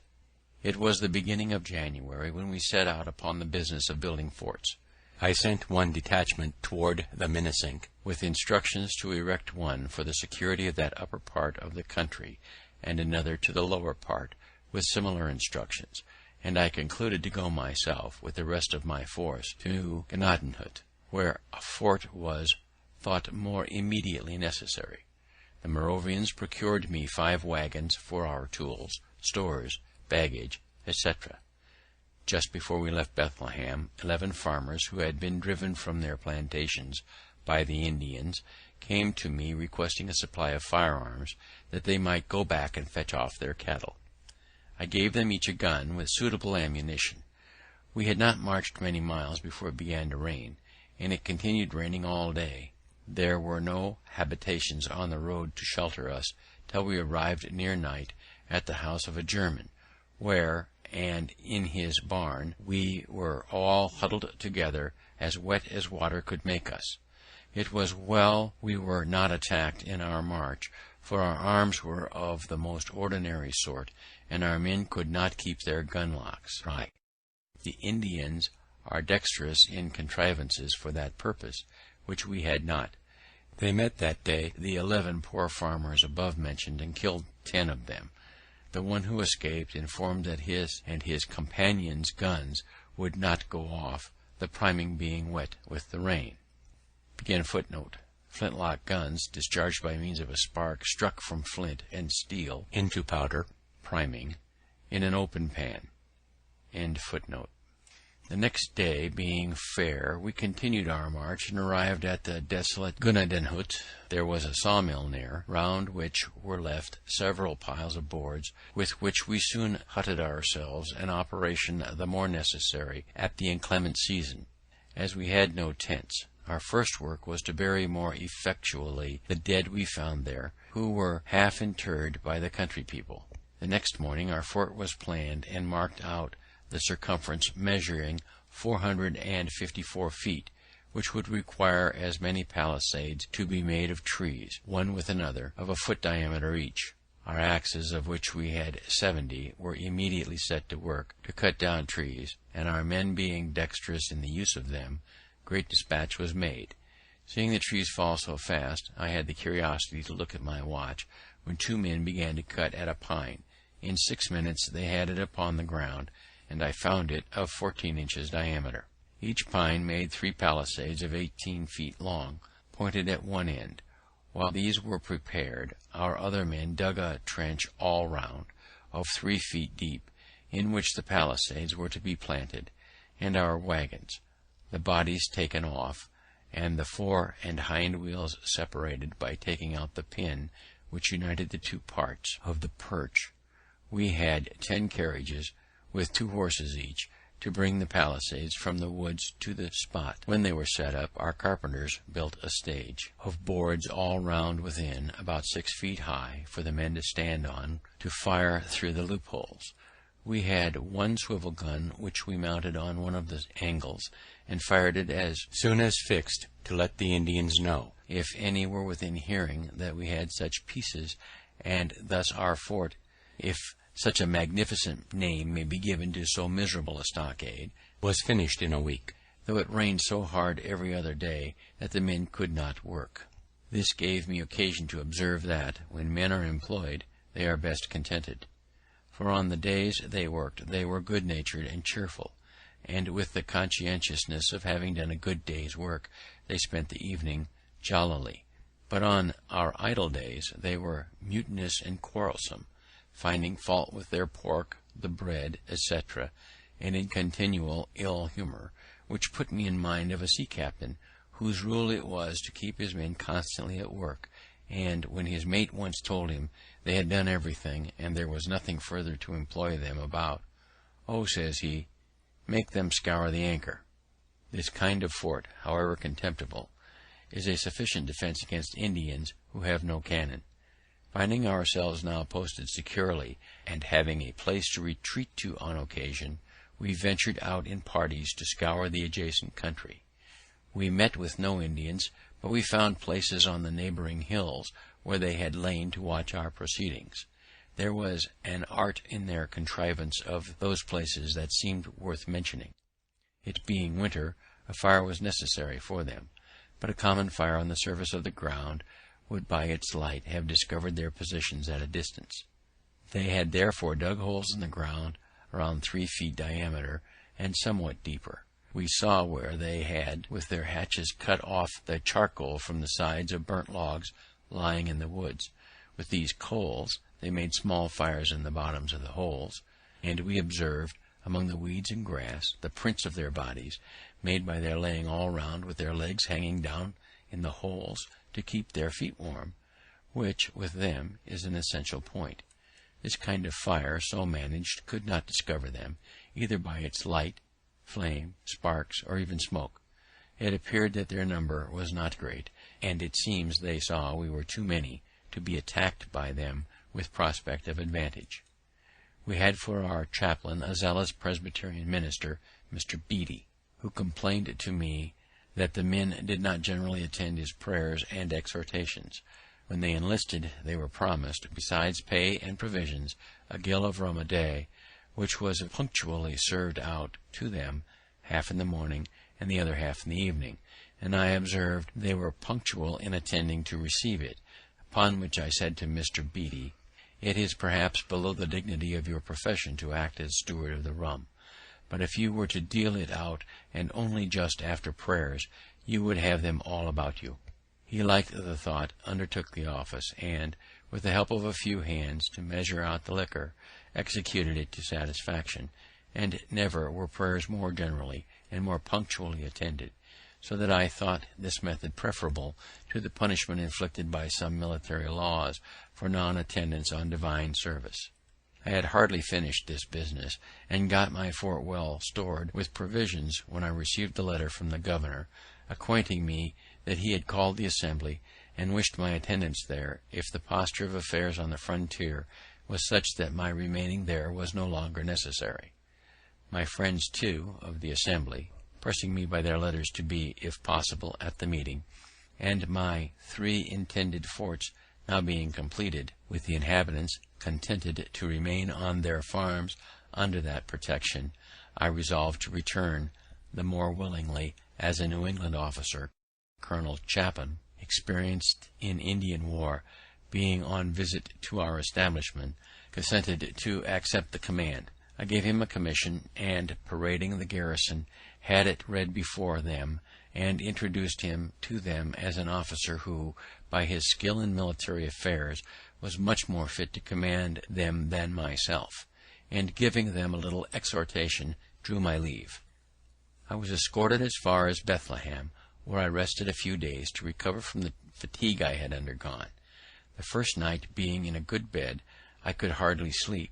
It was so different from my hard lodgings on the floor of our hut at Gnadenhut, wrapped only in a blanket or two. While at Bethlehem, I inquired a little into the practice of the Moravians. Some of them had accompanied me, and all were very kind to me. I found they worked for a common stock, ate at common tables, and slept in common dormitories, great numbers together. In the dormitories I observed loopholes at certain distances all along just under the ceiling, which I thought judiciously placed for change of air. I was at their church, where I was entertained with good music, the organs being accompanied with violins, hautboys, flutes, clarinets, etc.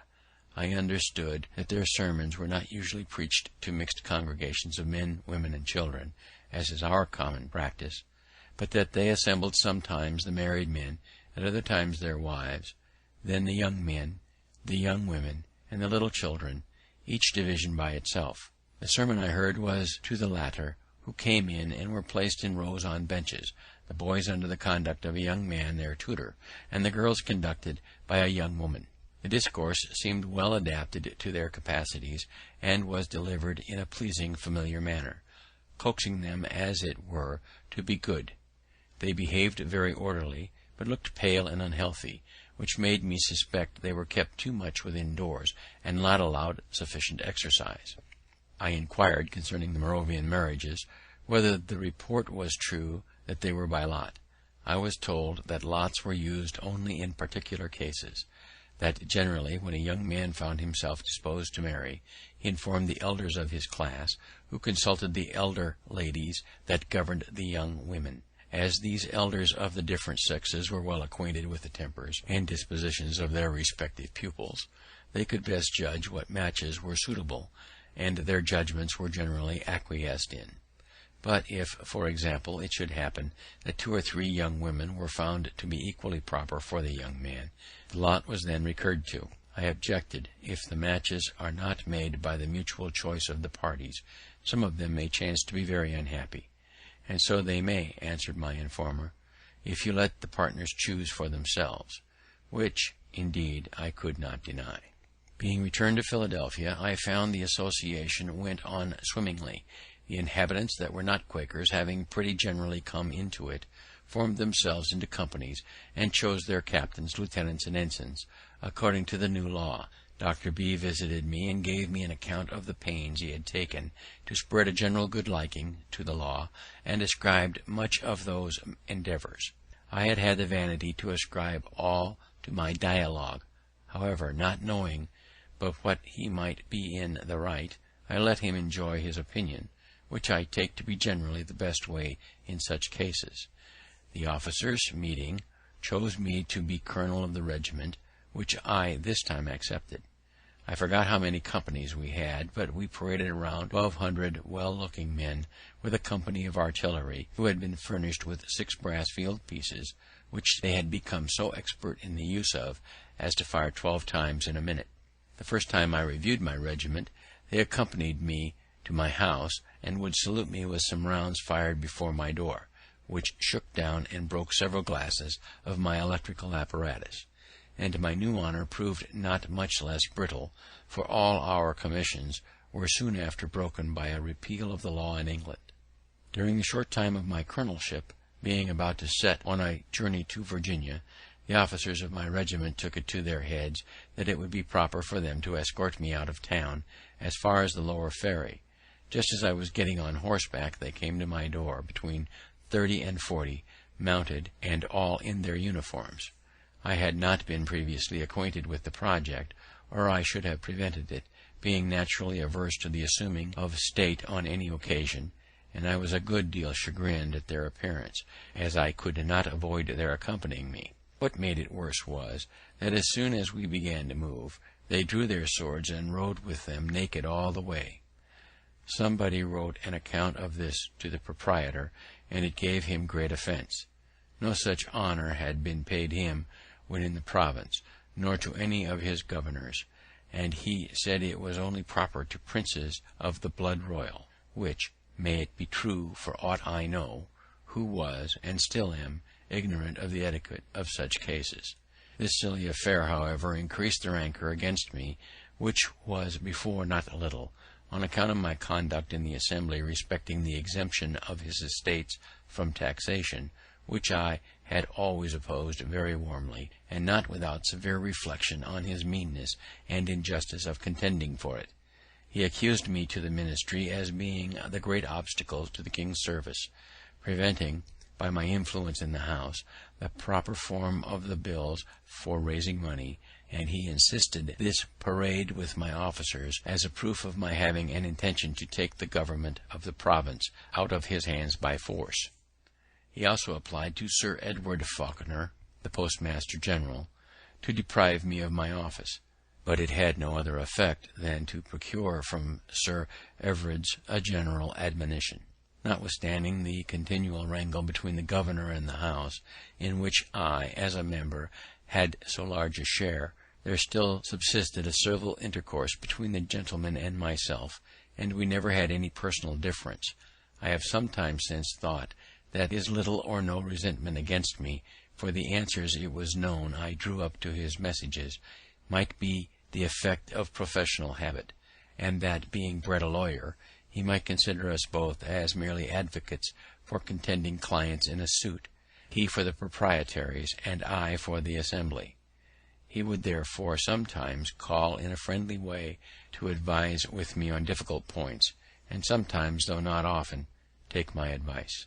We acted in concert to supply Braddock's army with provisions, and when the shocking news arrived of his defeat, the governor sent in haste for me to consult with him on measures for preventing the destruction of the back counties. I forget now the advice I gave, but I think it was that Dunbar should be written to and prevailed with, if possible, to post his troops on the frontier for their protection, till, by reinforcements from the colonies, he might be able to proceed on the expedition; and after my return from the frontier, he would have had me undertake the conduct of such an expedition with provincial troops for the reduction of Fort Duquesne, Dunbar and his men being otherwise employed, and he proposed to commission me as general. I had not so good an opinion of my military abilities as he professed to have, and I believe his professions must have exceeded his real sentiments, but probably he might think that my popularity would facilitate the raising of the men, and my influence in the Assembly the grant of money to pay for them, and that, perhaps, without taxing the proprietary estates. Finding me not as forward to engage as he expected, the project was dropped, and he soon after left the government, being superseded by Captain Denny. Chapter 17.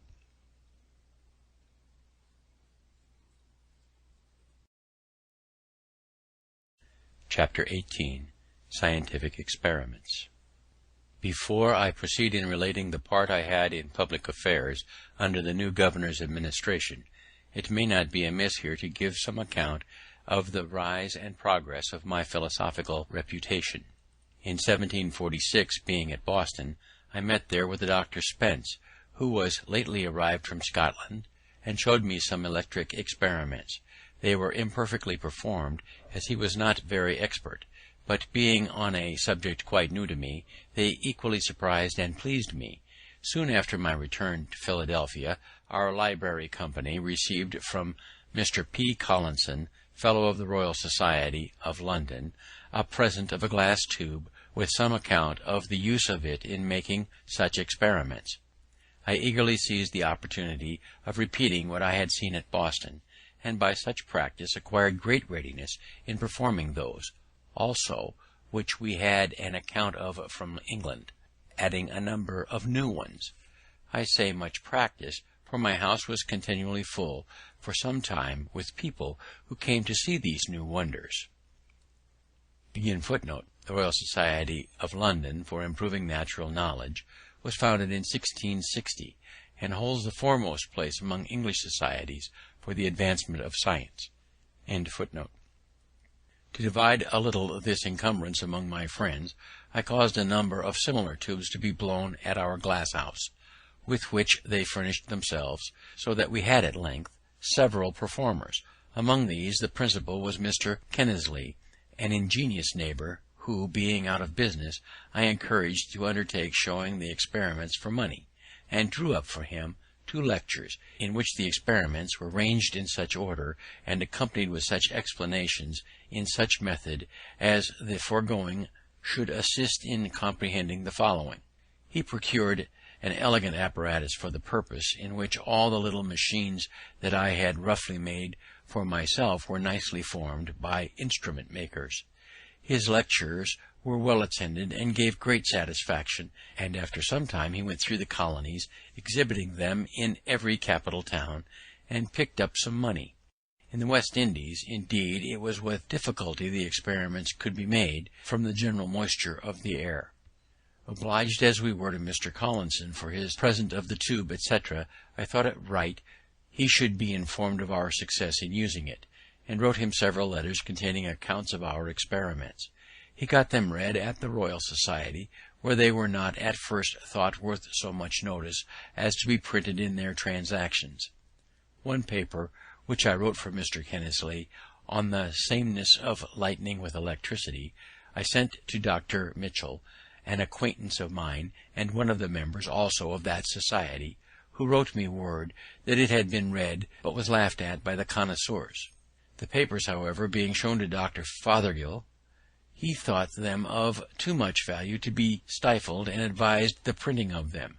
Mr. Collinson then gave them to Cave for publication in his Gentleman's Magazine, but he chose to print them separately in a pamphlet, and Dr. Fothergill wrote the preface. Cave, it seems, judged rightly for his profit, for by the additions that arrived afterwards they swelled to a 4vo volume, which has had 5 editions and cost him nothing for copy money. It was, however, some time before those papers were much taken notice of in England, a copy of them happening to fall into the hands of the Count de Buffon, a philosopher deservedly of great reputation in France, and indeed all over Europe. He prevailed with M. Delabard to translate them into French, and they were printed at Paris. The publication offended the Abbé Nollet, preceptor of the natural philosophy to the royal family, and an able experimenter, who had formed and published a theory of electricity, which then had the general vogue. He could not at first believe that such a work came from America, and said it must have been fabricated by his enemies at Paris to decry his system. Afterwards, having been assured that there really existed such a person as Franklin at Philadelphia, which he had doubted, he wrote and published a volume of letters, chiefly addressed to me, defending his theory and denying the verity of my experiments and of the position deduced from them. I once proposed answering the abbé, and actually began the answer, but on consideration that my writings contained a description of experiments which any one might repeat and verify, and if not to be verified could not be defeated, or of observations offered as conjectures and not delivered dogmatically, therefore not laying me under any obligation to defend them, and reflecting that a dispute between two persons writing in different languages might be lengthened greatly by mistranslations, and thence misconceptions of one another's meaning, much of one of the abbé's letters being founded on an error in the translation, I concluded to let my papers shift for themselves, believing it was better to spend what time I could spare from public business in making new experiments than in disputing about those already made. I therefore never answered M. Nollet, and the event gave me no cause to repeat my silence, for my friend M. Leroy, of the Royal Academy of Sciences, took up my cause and refuted him. My book was translated into Italian, German, and Latin languages, and the doctrine it contained was by degrees universally adopted by the philosophers of Europe, in preference to that of the abbé, so that he lived to see himself the last of his sect, except M. B. of Paris, his immediate disciple. What gave my book the more sudden and general celebrity was the success of one of its proposed experiments, made by Messrs. Delabard and Delort at Marly, for drawing lightning from the clouds. This engaged the public attention everywhere. M. Delort, who had an apparatus for experimental philosophy, and lectured at the branch of science, undertook to repeat what he called the Philadelphia experiments, and after they were performed before the king and court, all the curious of Paris flocked to see them. I will not swell this narrative with an account of that capital experiment, nor of the infinite pleasure I received in the process of a similar one I made soon after with a kite at Philadelphia, as both are to be found in the histories of electricity.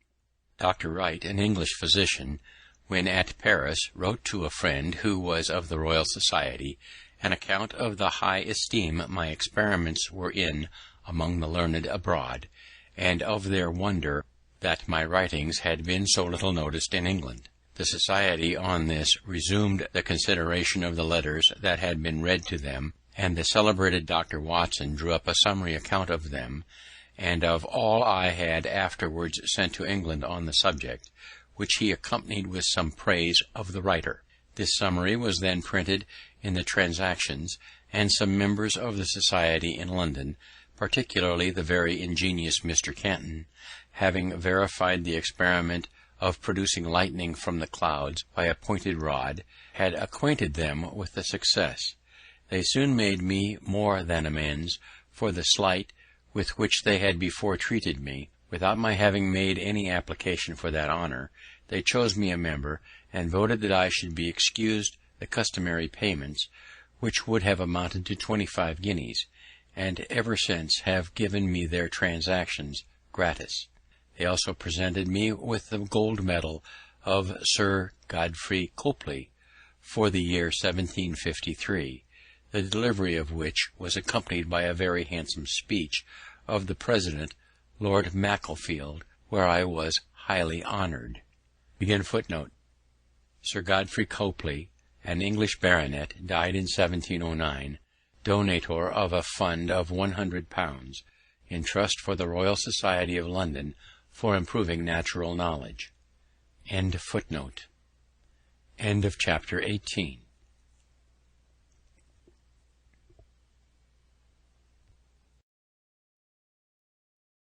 Chapter 19. An Agent of Pennsylvania in London. Our new governor, Captain Denny, brought over for me the before-mentioned medal from the Royal Society, which he presented to me at an entertainment given by the city.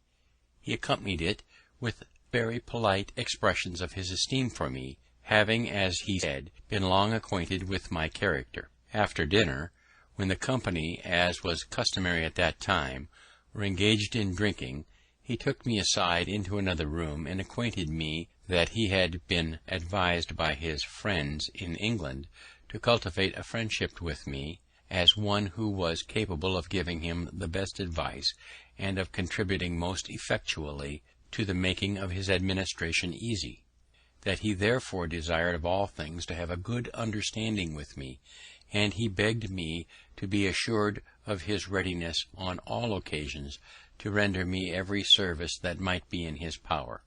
He said much to me also of the proprietor's good disposition towards the province, and of the advantage it might be to us all, and to me in particular, if the opposition that had been so long continued to his measures was dropped, and harmony restored between him and the people, in effecting which it was thought no one could be more serviceable than myself, and I might depend on adequate acknowledgments and recompenses, etc., etc.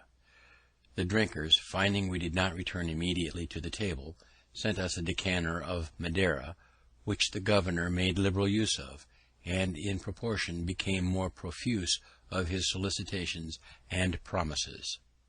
My answers were to this purpose, that my circumstances, thanks to God, were such as to make proprietary favours unnecessary to me, and that being a member of the Assembly, I could not possibly accept of any; that, however, I had no personal enmity to the proprietary, and that whatever the public measures he proposed should appear to be for the good of the people, no one should espouse and forward them more zealously than myself; my past opposition having been founded on this, that the measures which had been urged were evidently intended to serve the proprietary interest, with great prejudice to that of the people, which I was much obliged to him, the governor, for his profession of regard to me, that he might rely on everything in my power to make his administration as easy as possible, hoping at the same time that he had not brought with him the same unfortunate instructions his predecessor had been hampered with.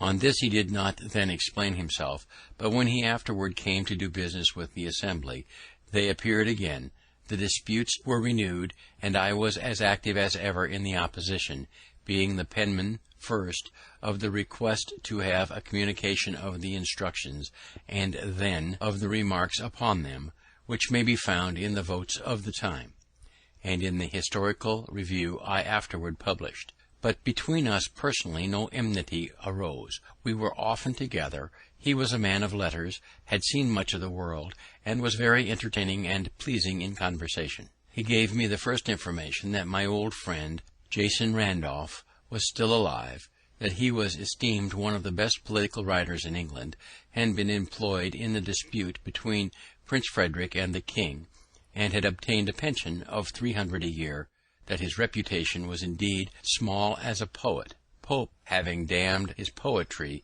in the Dunciad, but his prose was thought as good as any man's.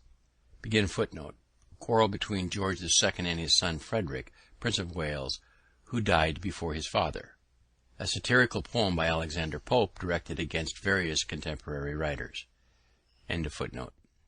The Assembly finally finding the proprietary obstinately persistent in menacing their deputies, and with instructions inconsistent not only with the privileges of the people, but with the service of the crown, resolved to petition the king against them, and appointed me their agent to go over to England, to present and support the petition. The House had set up a bill to the governor, granting a sum of £60,000 for the king's use, £10,000 of which was subject to the orders of the then general, Lord Loudon, which the governor absolutely refused to pass, in compliance with his instructions. I agreed with Captain Morris of the packet at New York for my passage, and my stores were put on board.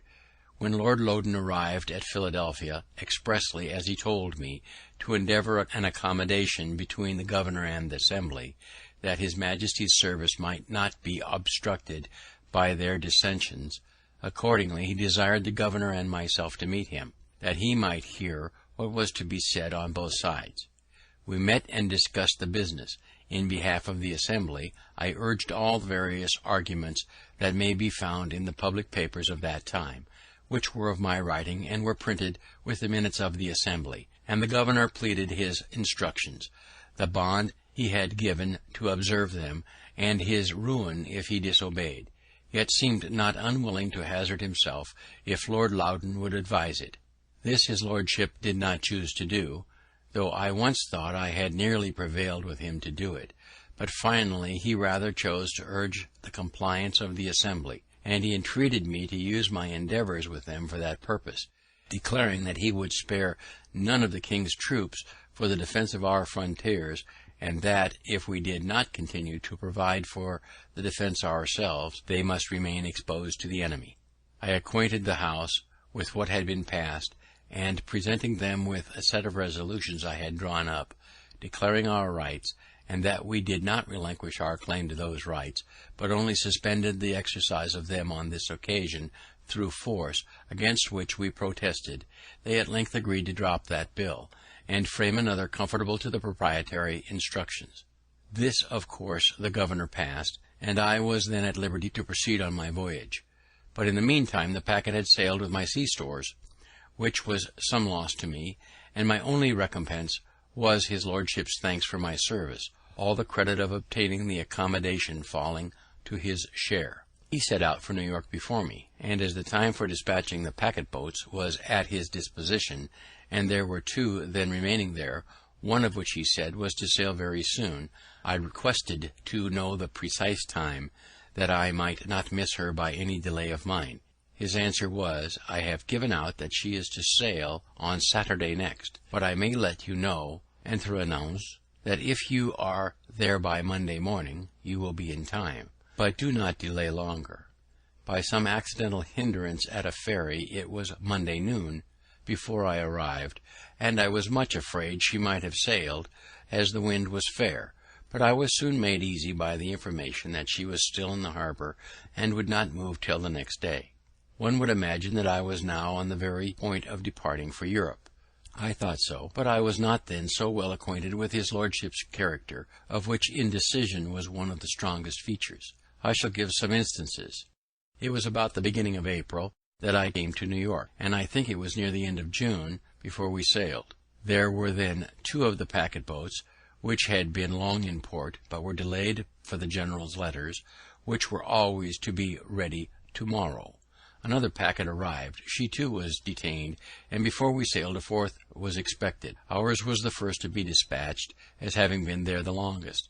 Passengers were engaged in all, and some extremely impatient to be gone, and the merchants uneasy about their letters, and the orders they had given for insurance, it being war time, for fall goods, but their anxiety availed nothing. His lordship's letters were not ready, and yet whoever waited on him found him always at his desk, pen in hand, and concluded that he must needs write abundantly. Going myself one morning to pay my respects, I found in his antechamber one Innes, a messenger of Philadelphia, who had come from thence express with a packet from Governor Denny for the general. He delivered to me some letters from my friends there, which occasioned my inquiry when he was to return, and where he lodged, that I might send some letters by him. He told me he was ordered to call to-morrow at 9 for the general's answer to the governor, and should set off immediately. I put my letters into his hand that same day. A fortnight after, I met him again in the same place. "So you are soon returned, Innes?" "Returned? No, I am not gone yet."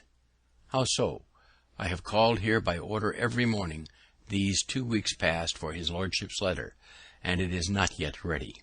"Is it possible, when he is so great a writer, for I see him constantly at his escritoire?" "Yes," says Innes, "but he is like St. George on the signs, always on horseback and never rides on." This observation of the messenger was, it seems, well founded, for when in England I understood that Mr. Pitt gave it as one reason for removing this general, and sending Generals Amherst and Wolfe, that the minister never heard from him and could not know what he was doing. William Pitt, 1st Earl of Chatham, 1708 to 1778, a great English statesman and orator. Under his able administration, England won Canada from France. He was a friend of America at the time of our Revolution.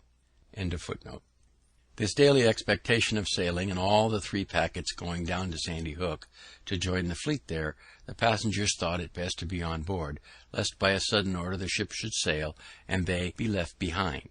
There, if I remember right, we were about 6 weeks, consuming our sea stores, and obliged to procure more. At length the fleet sailed, the general and all his army on board, bound to Louisburg, with the intent to besiege and take that fortress. All the packet boats in company ordered to attend the general's ship, ready to receive his dispatches when they should be ready. We were out 5 days before we got a letter with leave to part, and then our ship quitted the fleet and steered for England. The other 2 packets he still detained, carrying them with him to Halifax, where he stayed some time to exercise the men in sham attacks upon sham forts.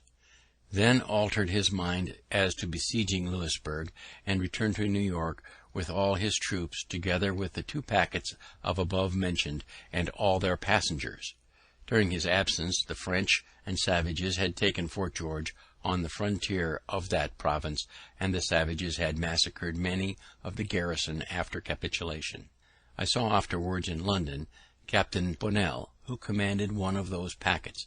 He told me that, when he had been detained a month, he acquainted his lordship that his ship was grown foul to a degree that must necessarily hinder her fast sailing, a point of consequence for a packet boat, and requested an allowance of time to heave her down and clean her bottom. He was asked how long that would require. He answered 3 days. The general replied, "If you can do it in 1 day, I give leave; otherwise not, for you must certainly sail the day after tomorrow." So he never obtained leave, though detained afterwards from day to day during full 3 months. I saw also in London one of Bonnell's passengers, who was so enraged against his lordship for deceiving and detaining him so long at New York, and then carrying him to Halifax and back again, that he swore he would sue him for damages. Whether he did or not, I have not heard. As he represented the injury to his affairs, it was very considerable. On the whole, I wondered much how such a man came to be entrusted with so important a business as the conduct of a great army; but having since seen more of the great world, and the means of obtaining and motives for giving places, my wonder is diminished. General Shirley, on whom the command of the army devolved upon the death of Braddock, would, in my opinion, if continued in place, have made a much better campaign than that of Loudon in 1757, which was frivolous, expensive, and disgraceful to our nation beyond conception. For though Shirley was not a bred soldier, he was sensible and sagacious in himself, and attentive to good advice from others, capable of forming judicious plans, and quick and active in carrying them to execution. Loudon, instead of defending the colonies with his great army, left them totally exposed while he paraded idly at Halifax, by which means Fort George was lost. Besides, he deranged all our mercantile operations, and distressed our trade by a long embargo on the exportation of provisions, on pretence of keeping supplies from being obtained by the enemy, but in reality for beating down their price in favour of the contractors, in whose profits, it was said, perhaps from suspicion only, he had a share. And when at length the embargo was taken off, by neglecting to send notice of it to Charlestown, the Carolina fleet was detained near 3 months longer, whereby their bottoms were so much damaged by the worm that a great part of them foundered in their passage home. This relation illustrates the corruption that characterized English public life in the 18th century. It was gradually overcome in the early part of the next century.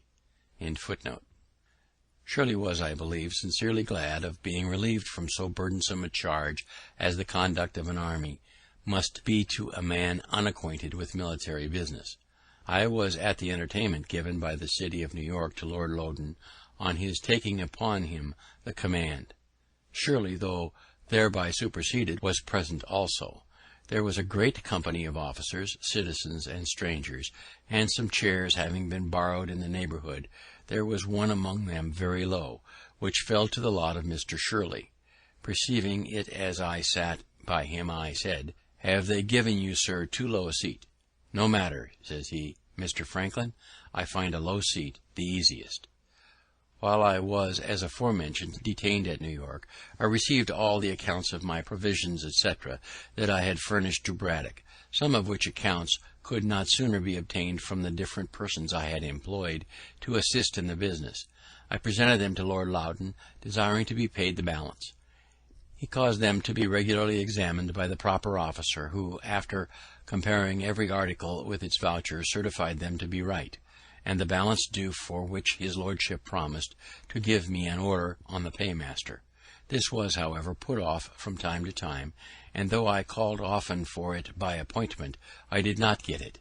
At length, just before my departure, he told me he had, on better consideration, concluded not to mix his accounts with those of his predecessor. "And you," says he, "when in England, have only to exhibit your accounts at the Treasury, and you will be paid immediately." I mentioned, but without effect, the great and unexpected expense I had been put to by being detained so long at New York, as a reason for my desiring to be presently paid, and on my observing that it was not right I should be put to any further trouble or delay in obtaining the money I had advanced, as I charged no commission for my service.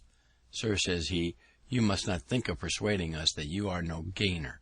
We understand better those affairs, and know that every one concerned in supplying the army finds means, in the doing it, to fill his own pockets." I assured him that was not my case, and that I had not pocketed a farthing, but he appeared clearly not to believe me. And, indeed, I have since learnt that immense fortunes are often made in such employments. As to my balance, I am not paid it to this day, of which more hereafter. Our captain of the packet had boasted much before we sailed of the swiftness of his ship.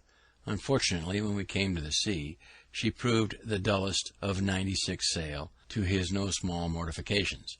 After many conjectures respecting the cause, when we were near another ship almost as dull as ours, which, however, gained upon us, the captain ordered all hands to come off and stand as near the ensign's staff as possible. We were, passengers included, about 40 persons.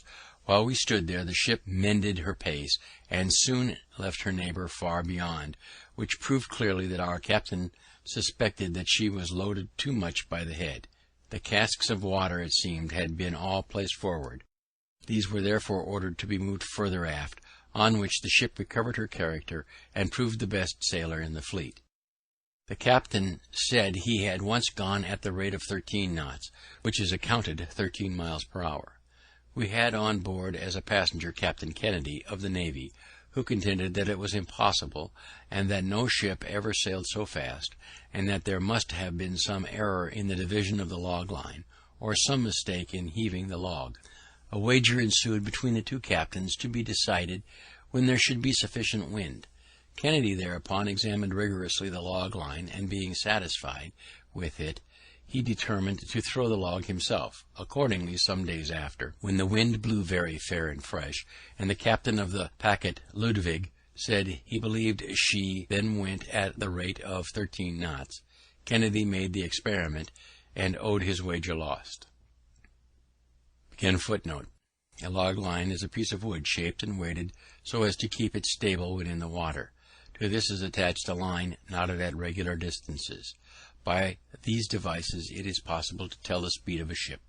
The above fact I give for for the sake of the following observation. It has been remarked as an imperfection in the art of shipbuilding that it can never be known, till she is tried, whether a new ship will or will not be a good sailor; for that the model of a good sailing ship has been exactly followed in a new one, which has proved on the contrary remarkably dull. I apprehend that this may partly be occasioned by the different opinions of seamen respecting the modes of lading, rigging, and sailing of a ship. Each has his system, and the same vessel, laden by the judgment and orders of one captain, shall sail better or worse than when by the orders of another. Besides, it scarce ever happens that a ship is formed fitted for the sea and sailed by the same person. One man builds the hull, another rigs her, third lades and sails her. No one of these has the advantage of knowing all the ideas and experience of the others, and therefore cannot draw just conclusions from a combination of the whole. Even in the simple operation of sailing when at sea, I have often observed different judgments in the officers who commanded the successive watches, the wind being the same. One would have the sails trimmed sharper or flatter than another, so that they seemed to have no certain rule to govern by.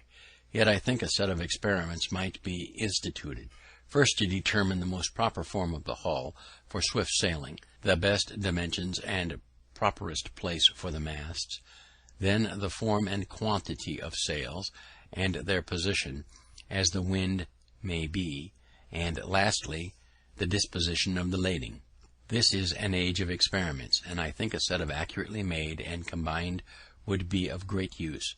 I am persuaded, therefore, that ere long some ingenious philosopher will undertake it, to whom I wish success. We were several times chased in our passage, but outsailed everything, and in 30 days had soundings. We had a good observation, and the captain judged himself so near to our port, Falmouth, that if we made a good run in the night, we might be off the mouth of that harbour in the morning, and by running in that night might escape the notice of the enemy's privateers, who often cruised near the entrance of the channel. Accordingly, all the sail was set that we could possibly make, and the wind being very fresh and fair, we went right before it, and made great way. The captain, after his observation, shaped his course, as he thought, so as to pass wide of the Scilly Isles, but it seems there is sometimes a strong indraft setting up St. George's Channel, which deceives seamen, and caused the loss of Sir Cloudesley Shovel's squadron.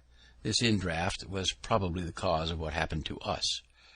We had a watchman placed on the bow, to whom they often called, "Look well out before thee," and he as often answered, "Aye, aye," but perhaps had his eyes shut, and was half asleep at the time, they sometimes answering, as is said, mechanically, for he did not see a light just before us, which had been hid by the stubbing sails from the man at the helm and from the rest of the watch, but by an accidental yaw of the ship was discovered, and occasioned a great alarm, we being very near it, the light appearing to me as big as a cart-wheel. It was midnight, and our captain fast asleep, but Captain Kennedy jumped upon deck, and seeing the danger, ordered the ship to wear round, all sails standing, an operation dangerous to the masts, but it carried us clear, and we escaped shipwreck, for we were running right upon the rocks on which the lighthouse was erected. Thus deliverance impressed me strongly with the utility of lighthouses, and made me resolve to encourage the building more of them in America, if I should live to return there. In the morning it was found by the soundings, etc., that we were near our port, but a thick fog hid the land from our sight. About 9 o'clock the fog began to rise, and seemed to be lifted up from the water like a curtain at a playhouse, discovering underneath the town of Falmouth, the vessels in its harbour, and the fields that surrounded it. There was a most pleasing spectacle to those who had been so long without any other prospects than the uniform view of a vacant ocean, and it gave us the more pleasure as we were now free from the anxieties which the state of war occasioned. I set out immediately with my son for London, and we only stopped a little by the way to view Stonehenge on Salisbury Plain, and Lord Pembroke's house and the gardens, with his very curious antiques, at Wilton. We arrived in London the 27th of July, 1757. As soon as I was settled in a lodging Mr. Charles had provided for me, I went to visit Dr. Fothergill, to whom I was strongly recommended, and whose counsel respecting my proceedings I was advised to obtain. He was against an immediate complaint to government, and thought the proprietaries should first be personally applied to, who might possibly be induced by the interposition and persuasion of some private friends to accommodate matters amicably. I then waited on my old friend and correspondent, Mr. Peter Collinson, who told me that John Halsbury, the great Virginia merchant, had requested to be informed when I should arrive, that he might carry me to Lord Granville's, who was then president of the council, and wished to see me as soon as possible. I agreed to go with him the next morning.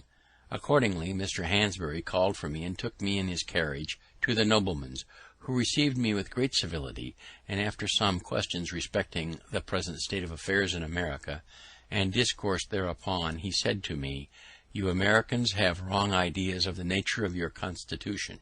You contend that the King's instructions to his governors are not laws, and think yourselves at liberty to regard or disregard them at your own discretion. But those instructions are not like the pocket instructions given to a minister going abroad, for regulating his conduct in some trifling point of ceremony. They are first drawn up by judges learned in the laws. They are considered, debated, and perhaps amended in council, after which they are signed by the king. They are then, so far as they relate to you, the law of the land, for the king is the legislator of the colonies." I told his lordship that this was new doctrine to me. I had always understood from our charters that our laws were to be made by our assemblies, to present it indeed to the king for his royal assent, but being once given, the king could not repeal or alter them.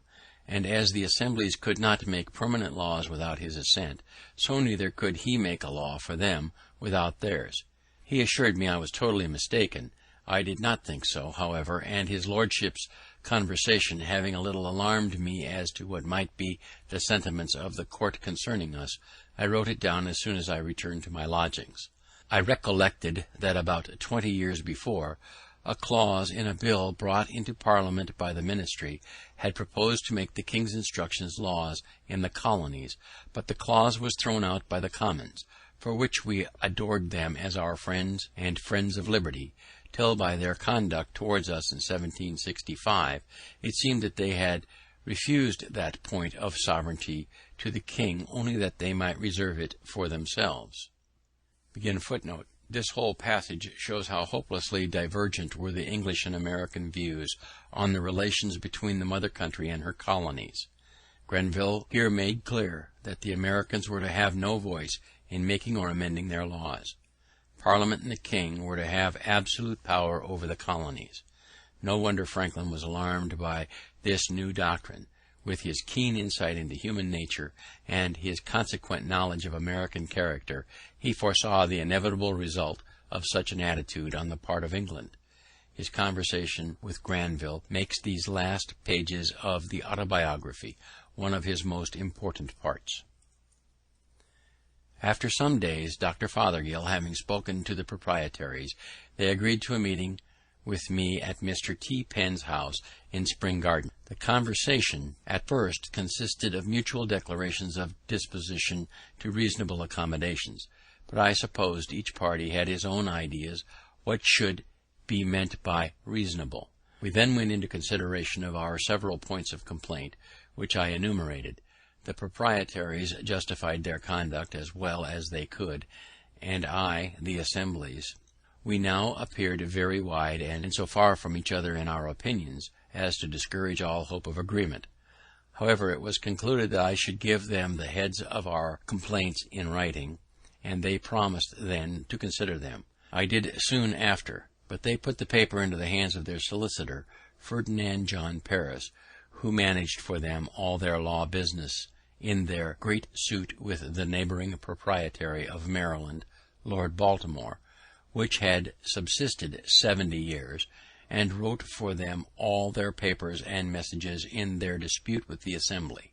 He was a proud, angry man, and as I had occasionally in answers of the Assembly treated his papers with some severity, they being really weak in point of argument and haughty in expression, he had conceived a mortal enmity to me, which, discovering itself whenever we met, I declined the proprietary's proposal that he and I should discuss the heads of complaint between our two selves, and refused treating with anyone but them.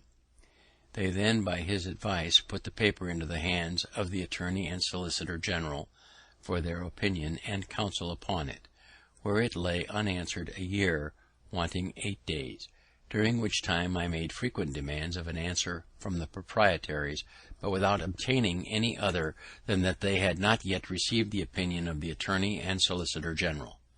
What it was when they received it I never learnt, for they did not communicate it to me, but sent a long message to the Assembly, drawn and signed by Paris, reciting my paper, complaining of its want of formality, as a rudeness on my part, and giving a flimsy justification of their conduct, adding that they should be willing to accommodate matters if the Assembly would send out some person of candour to treat with them for that purpose, intimating whereby that I was not such. Want of formality or rudeness was, probably, my not having addressed the papers to them with the assumed titles of true and absolute proprietaries of the province of Pennsylvania, which I omitted, this not thinking it necessary in a paper, the intention of which was only to reduce to a certainty by writing what in conversation I had delivered viva voce. But during this delay, the Assembly having prevailed with Governor Denny to pass an act taxing the proprietary estate in common with the estates of the people, which was the grand point in dispute, they omitted answering the message. When this act, however, came over, the proprietaries, counselled by Paris, determined to oppose its receiving the royal assent. Accordingly, they petitioned the king in council, and a hearing was appointed in which 2 lawyers were employed by them against the act, and 2 by me in support of it. They alleged that the act was intended to load the proprietary estate in order to spare those of the people, and that if it were suffered to continue in force, and the proprietaries, who were in odium with the people, left to their mercy in proporting the taxes, they would inevitably be ruined.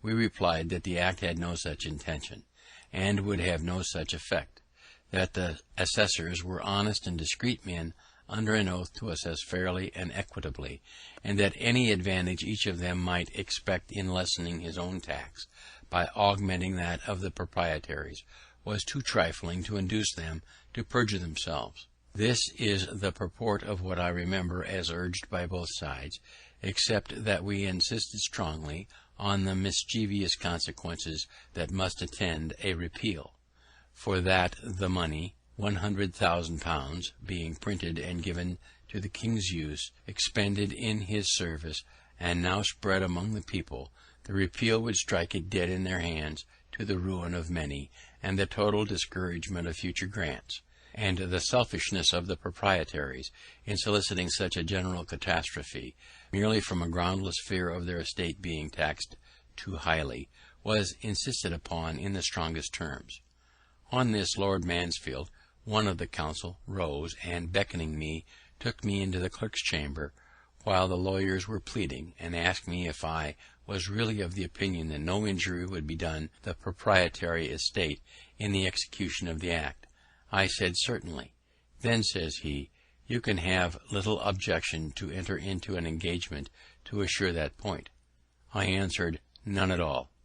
He then called in Paris, and after some discourse, his lordship's proposition was accepted on both sides. A paper to the purpose was drawn up by the clerk of the council, which I signed, with Mr. Charles, who was also an agent of the province for their ordinary affairs, when Lord Mansfield returned to the council chamber, where finally the law was allowed to pass. Some changes were however recommended, and we also engaged they should be made by a subsequent law, but the Assembly did not think them necessary, for 1 year's tax having been levied by the act before the order of the council arrived, they appointed a committee to examine the proceedings of the assessors, and on this committee they put several particular friends of the proprietaries. After a full inquiry, they unanimously signed a report that they found the tax had been assessed with perfect equity.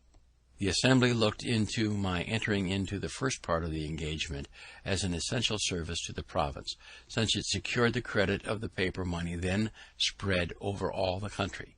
They gave me their thanks in form when I returned, but the proprietaries were enraged at Governor Denny for having passed the act, and turned him out with threats of suing him for breach of instructions which he had given bond to observe.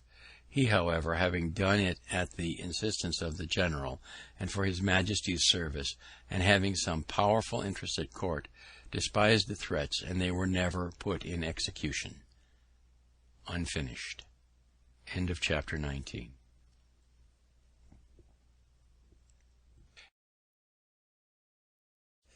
Appendix. Electrical Kite. To Peter Collinson, Philadelphia, October 19th, 1752.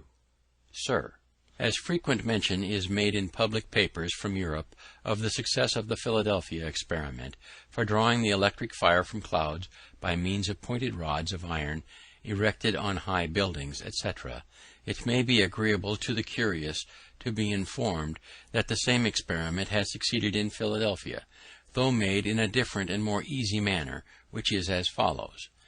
Make a small cross of 2 light strips of cedar, the arms so long as to reach to the 4 corners of a large, thin silk handkerchief, then extended. Tie the corners of the handkerchief to the extremities of the cross, so you have the body of a kite, which, being properly accommodated with a tail, loop, and string, will rise in the air, like those made of paper, but this, being of silk, is fitter to bear the wet and wind of a thunder gust without tearing. To the top of the upright stick of the cross is to be fixed a very sharp pointed wire, rising a foot or more above the wood. To the end of the twine, next the hand, is to be tied a silk ribbon, and where the silk and twine join, a key may be fastened. This kite is to be raised when a thunder gust appears to be coming on, and the person who holds the string must stand within a door or window or under some cover, so that the silk ribbon may not be wet, and care must be taken that the twine does not touch the frame of the door or window. As soon as any of the thunderclouds come over the kite, the pointed wire will draw the electric fire from them, and the kite with all the twine will be electrified, and the loose filaments of the twine will stand out every way and be attracted by an approaching finger. And when the rain has wet the kite and twine so that it can conduct the electric fire freely, you will find it streams out plentifully from the key on the approach of your knuckle. As this key, the file may be charged, and from electric fire thus obtained, spirits may be kindled, and all the electric experiments be performed, which are usually done by the help of a rubbed glass globe or tube, and thereby the sameness of the electric matter with which that of lightning completely demonstrated. B. Franklin. The shade of him who counsel can bestow, still pleased to teach, and yet not proud to know, unbiased, or by favour, or by spite, nor dully prepossessed, nor blindly right, who learned, well bred, and though well bred, sincere, modestly bold, and humanely severe, who to a friend his faults can sweetly show, and gladly praise the merit of a foe. Here, there he sits, his cheerful aid to lend, a firm, unshaken, uncorrupted friend, averse alike to flatter or offend. He rarely warm in censure or in praise. Good nature, wit, and judgment round him wait, and thus he sits enthroned in classic state. To failings mild, but zealous for desert, the clearest head and sincerest heart, few men deserve our passion either ways. From Father Abraham's Speech, 1760. End of Electrical Kite. The Way to Wealth. From Father Abraham's Speech, forming the preface to Poor Richard's Almanac for 1758. It would be thought a hard government that should tax its people 1/10 part of their time, to be employed in its service. But idleness taxes many of us much more. If we reckoned all that is spent in absolute sloth, or doing of nothing, with that which is spent in the employments or amusements that amount to nothing, sloth, by bringing on disease, absolutely shortens life. Sloth, like rust, consumes faster than labour wears, while the used key is always bright, as Poor Richard says. But dost thou love life? Then do not squander time, for that's the stuff life is made of, as Poor Richard says.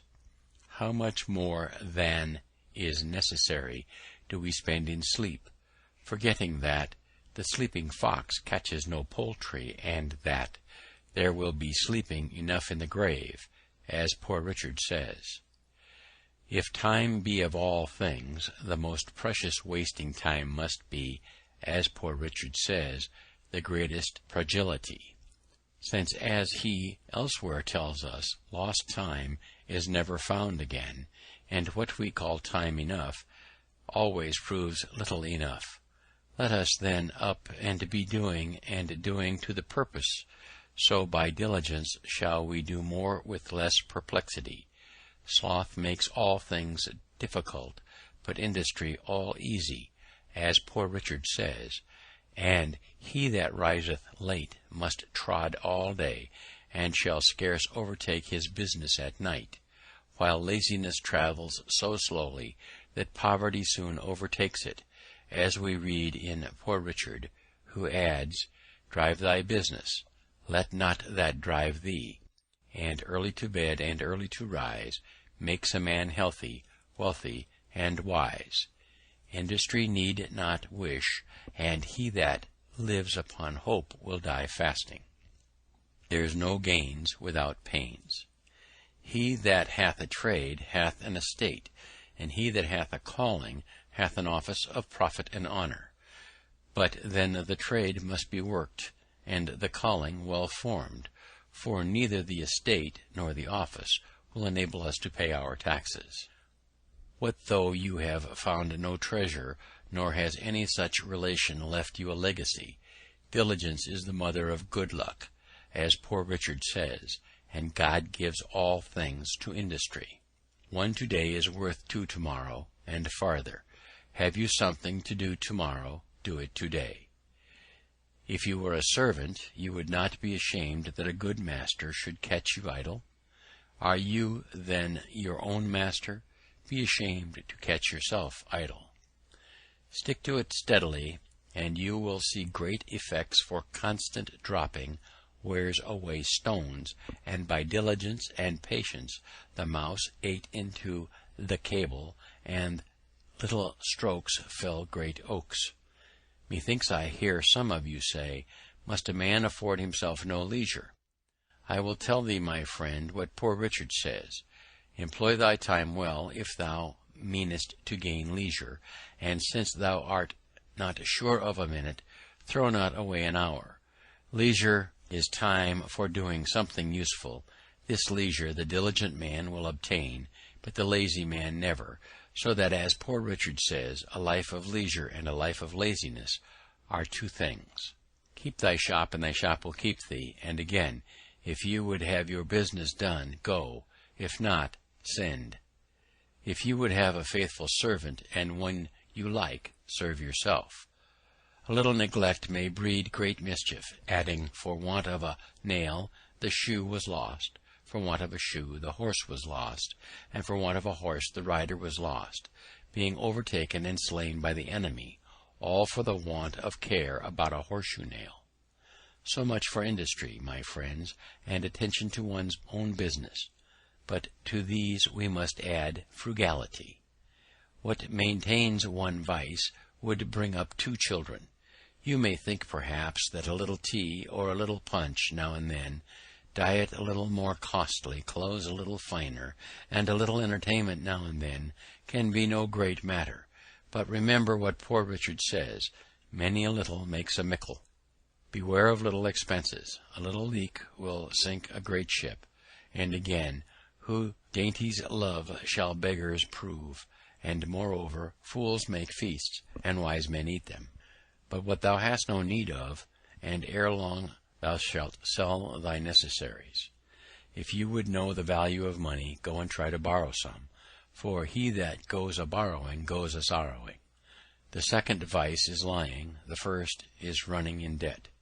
Lying rides upon debt's back. Poverty often deprives a man of all spirit and virtue. 'Tis hard for an empty bag to stand upright. And now, to conclude, experience keeps a dear school, but fools will learn in no other, and scare in that, for it is true, we may give advice, but we cannot give conduct, as Poor Richard says. However, remember this, they that won't be counselled can't be helped, as Poor Richard says, and farther, that if you will not hear reason, she'll surely rap your knuckles. The Whistle. To Madame Brillon.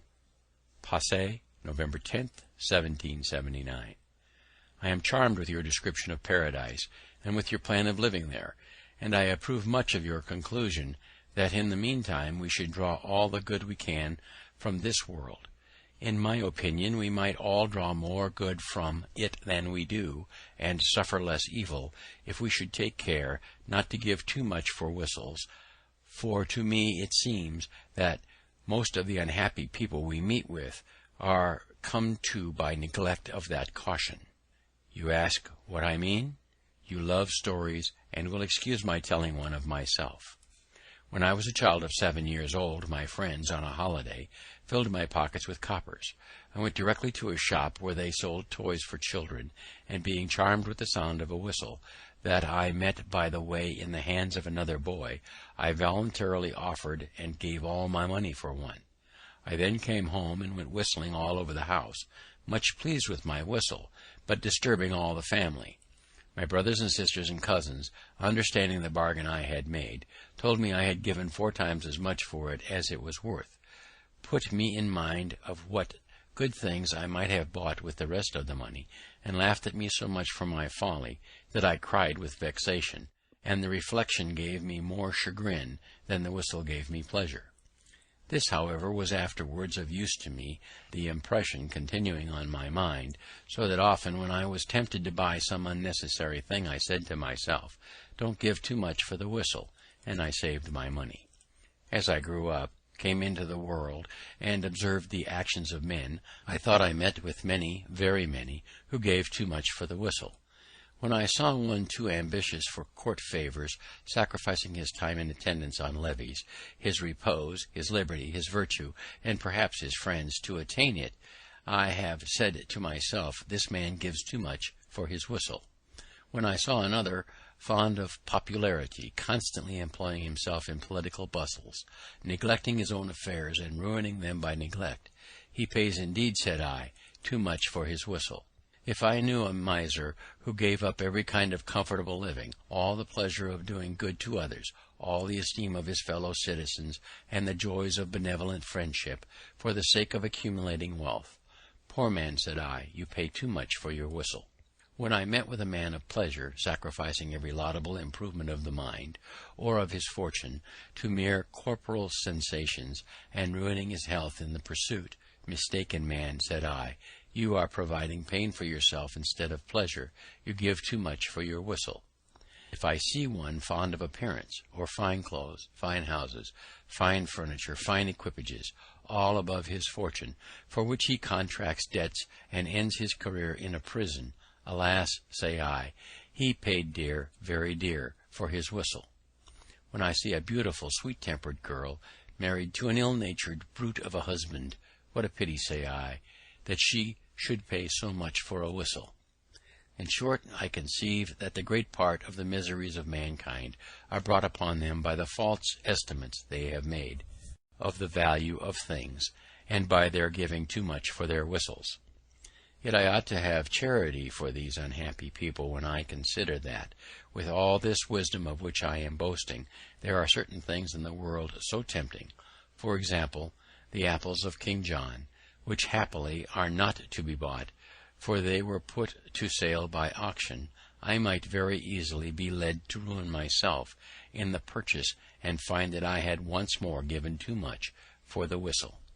Adieu, my dear friend, and believe me ever yours very sincerely, with unalterable affection, B. Franklin. A letter to Samuel Mather. Passy, May 12, 1784. Reverend Sir, it is now more than 60 years since I left Boston, but I remember well both your father and grandfather, having heard them both in the pulpit and seen them in their houses. The last time I saw your father, it was the beginning of 1724, when I visited him after my first trip to Pennsylvania. He received me in his library, and on taking leave showed me a shorter way out of the house through a narrow passage, which was crossed by a beam overhead. We were still talking as I withdrew. He accompanied me behind, and I turned partly towards him, when he said hastily, "Stoop, stoop." I did not understand him till I felt my head hit against the beam. He was a man that never missed an occasion of giving instruction, and upon this he said to me, "You are young and have the world before you. Stoop as you go through it, and you will miss many hard thumps." This advice, thus beat into my head, has frequently been of use to me, and I often think of it when I see pride mortified and misfortunes brought upon people by their carrying their heads too high. B. Franklin. The End. End of Appendix. End of the Autobiography of Benjamin Franklin.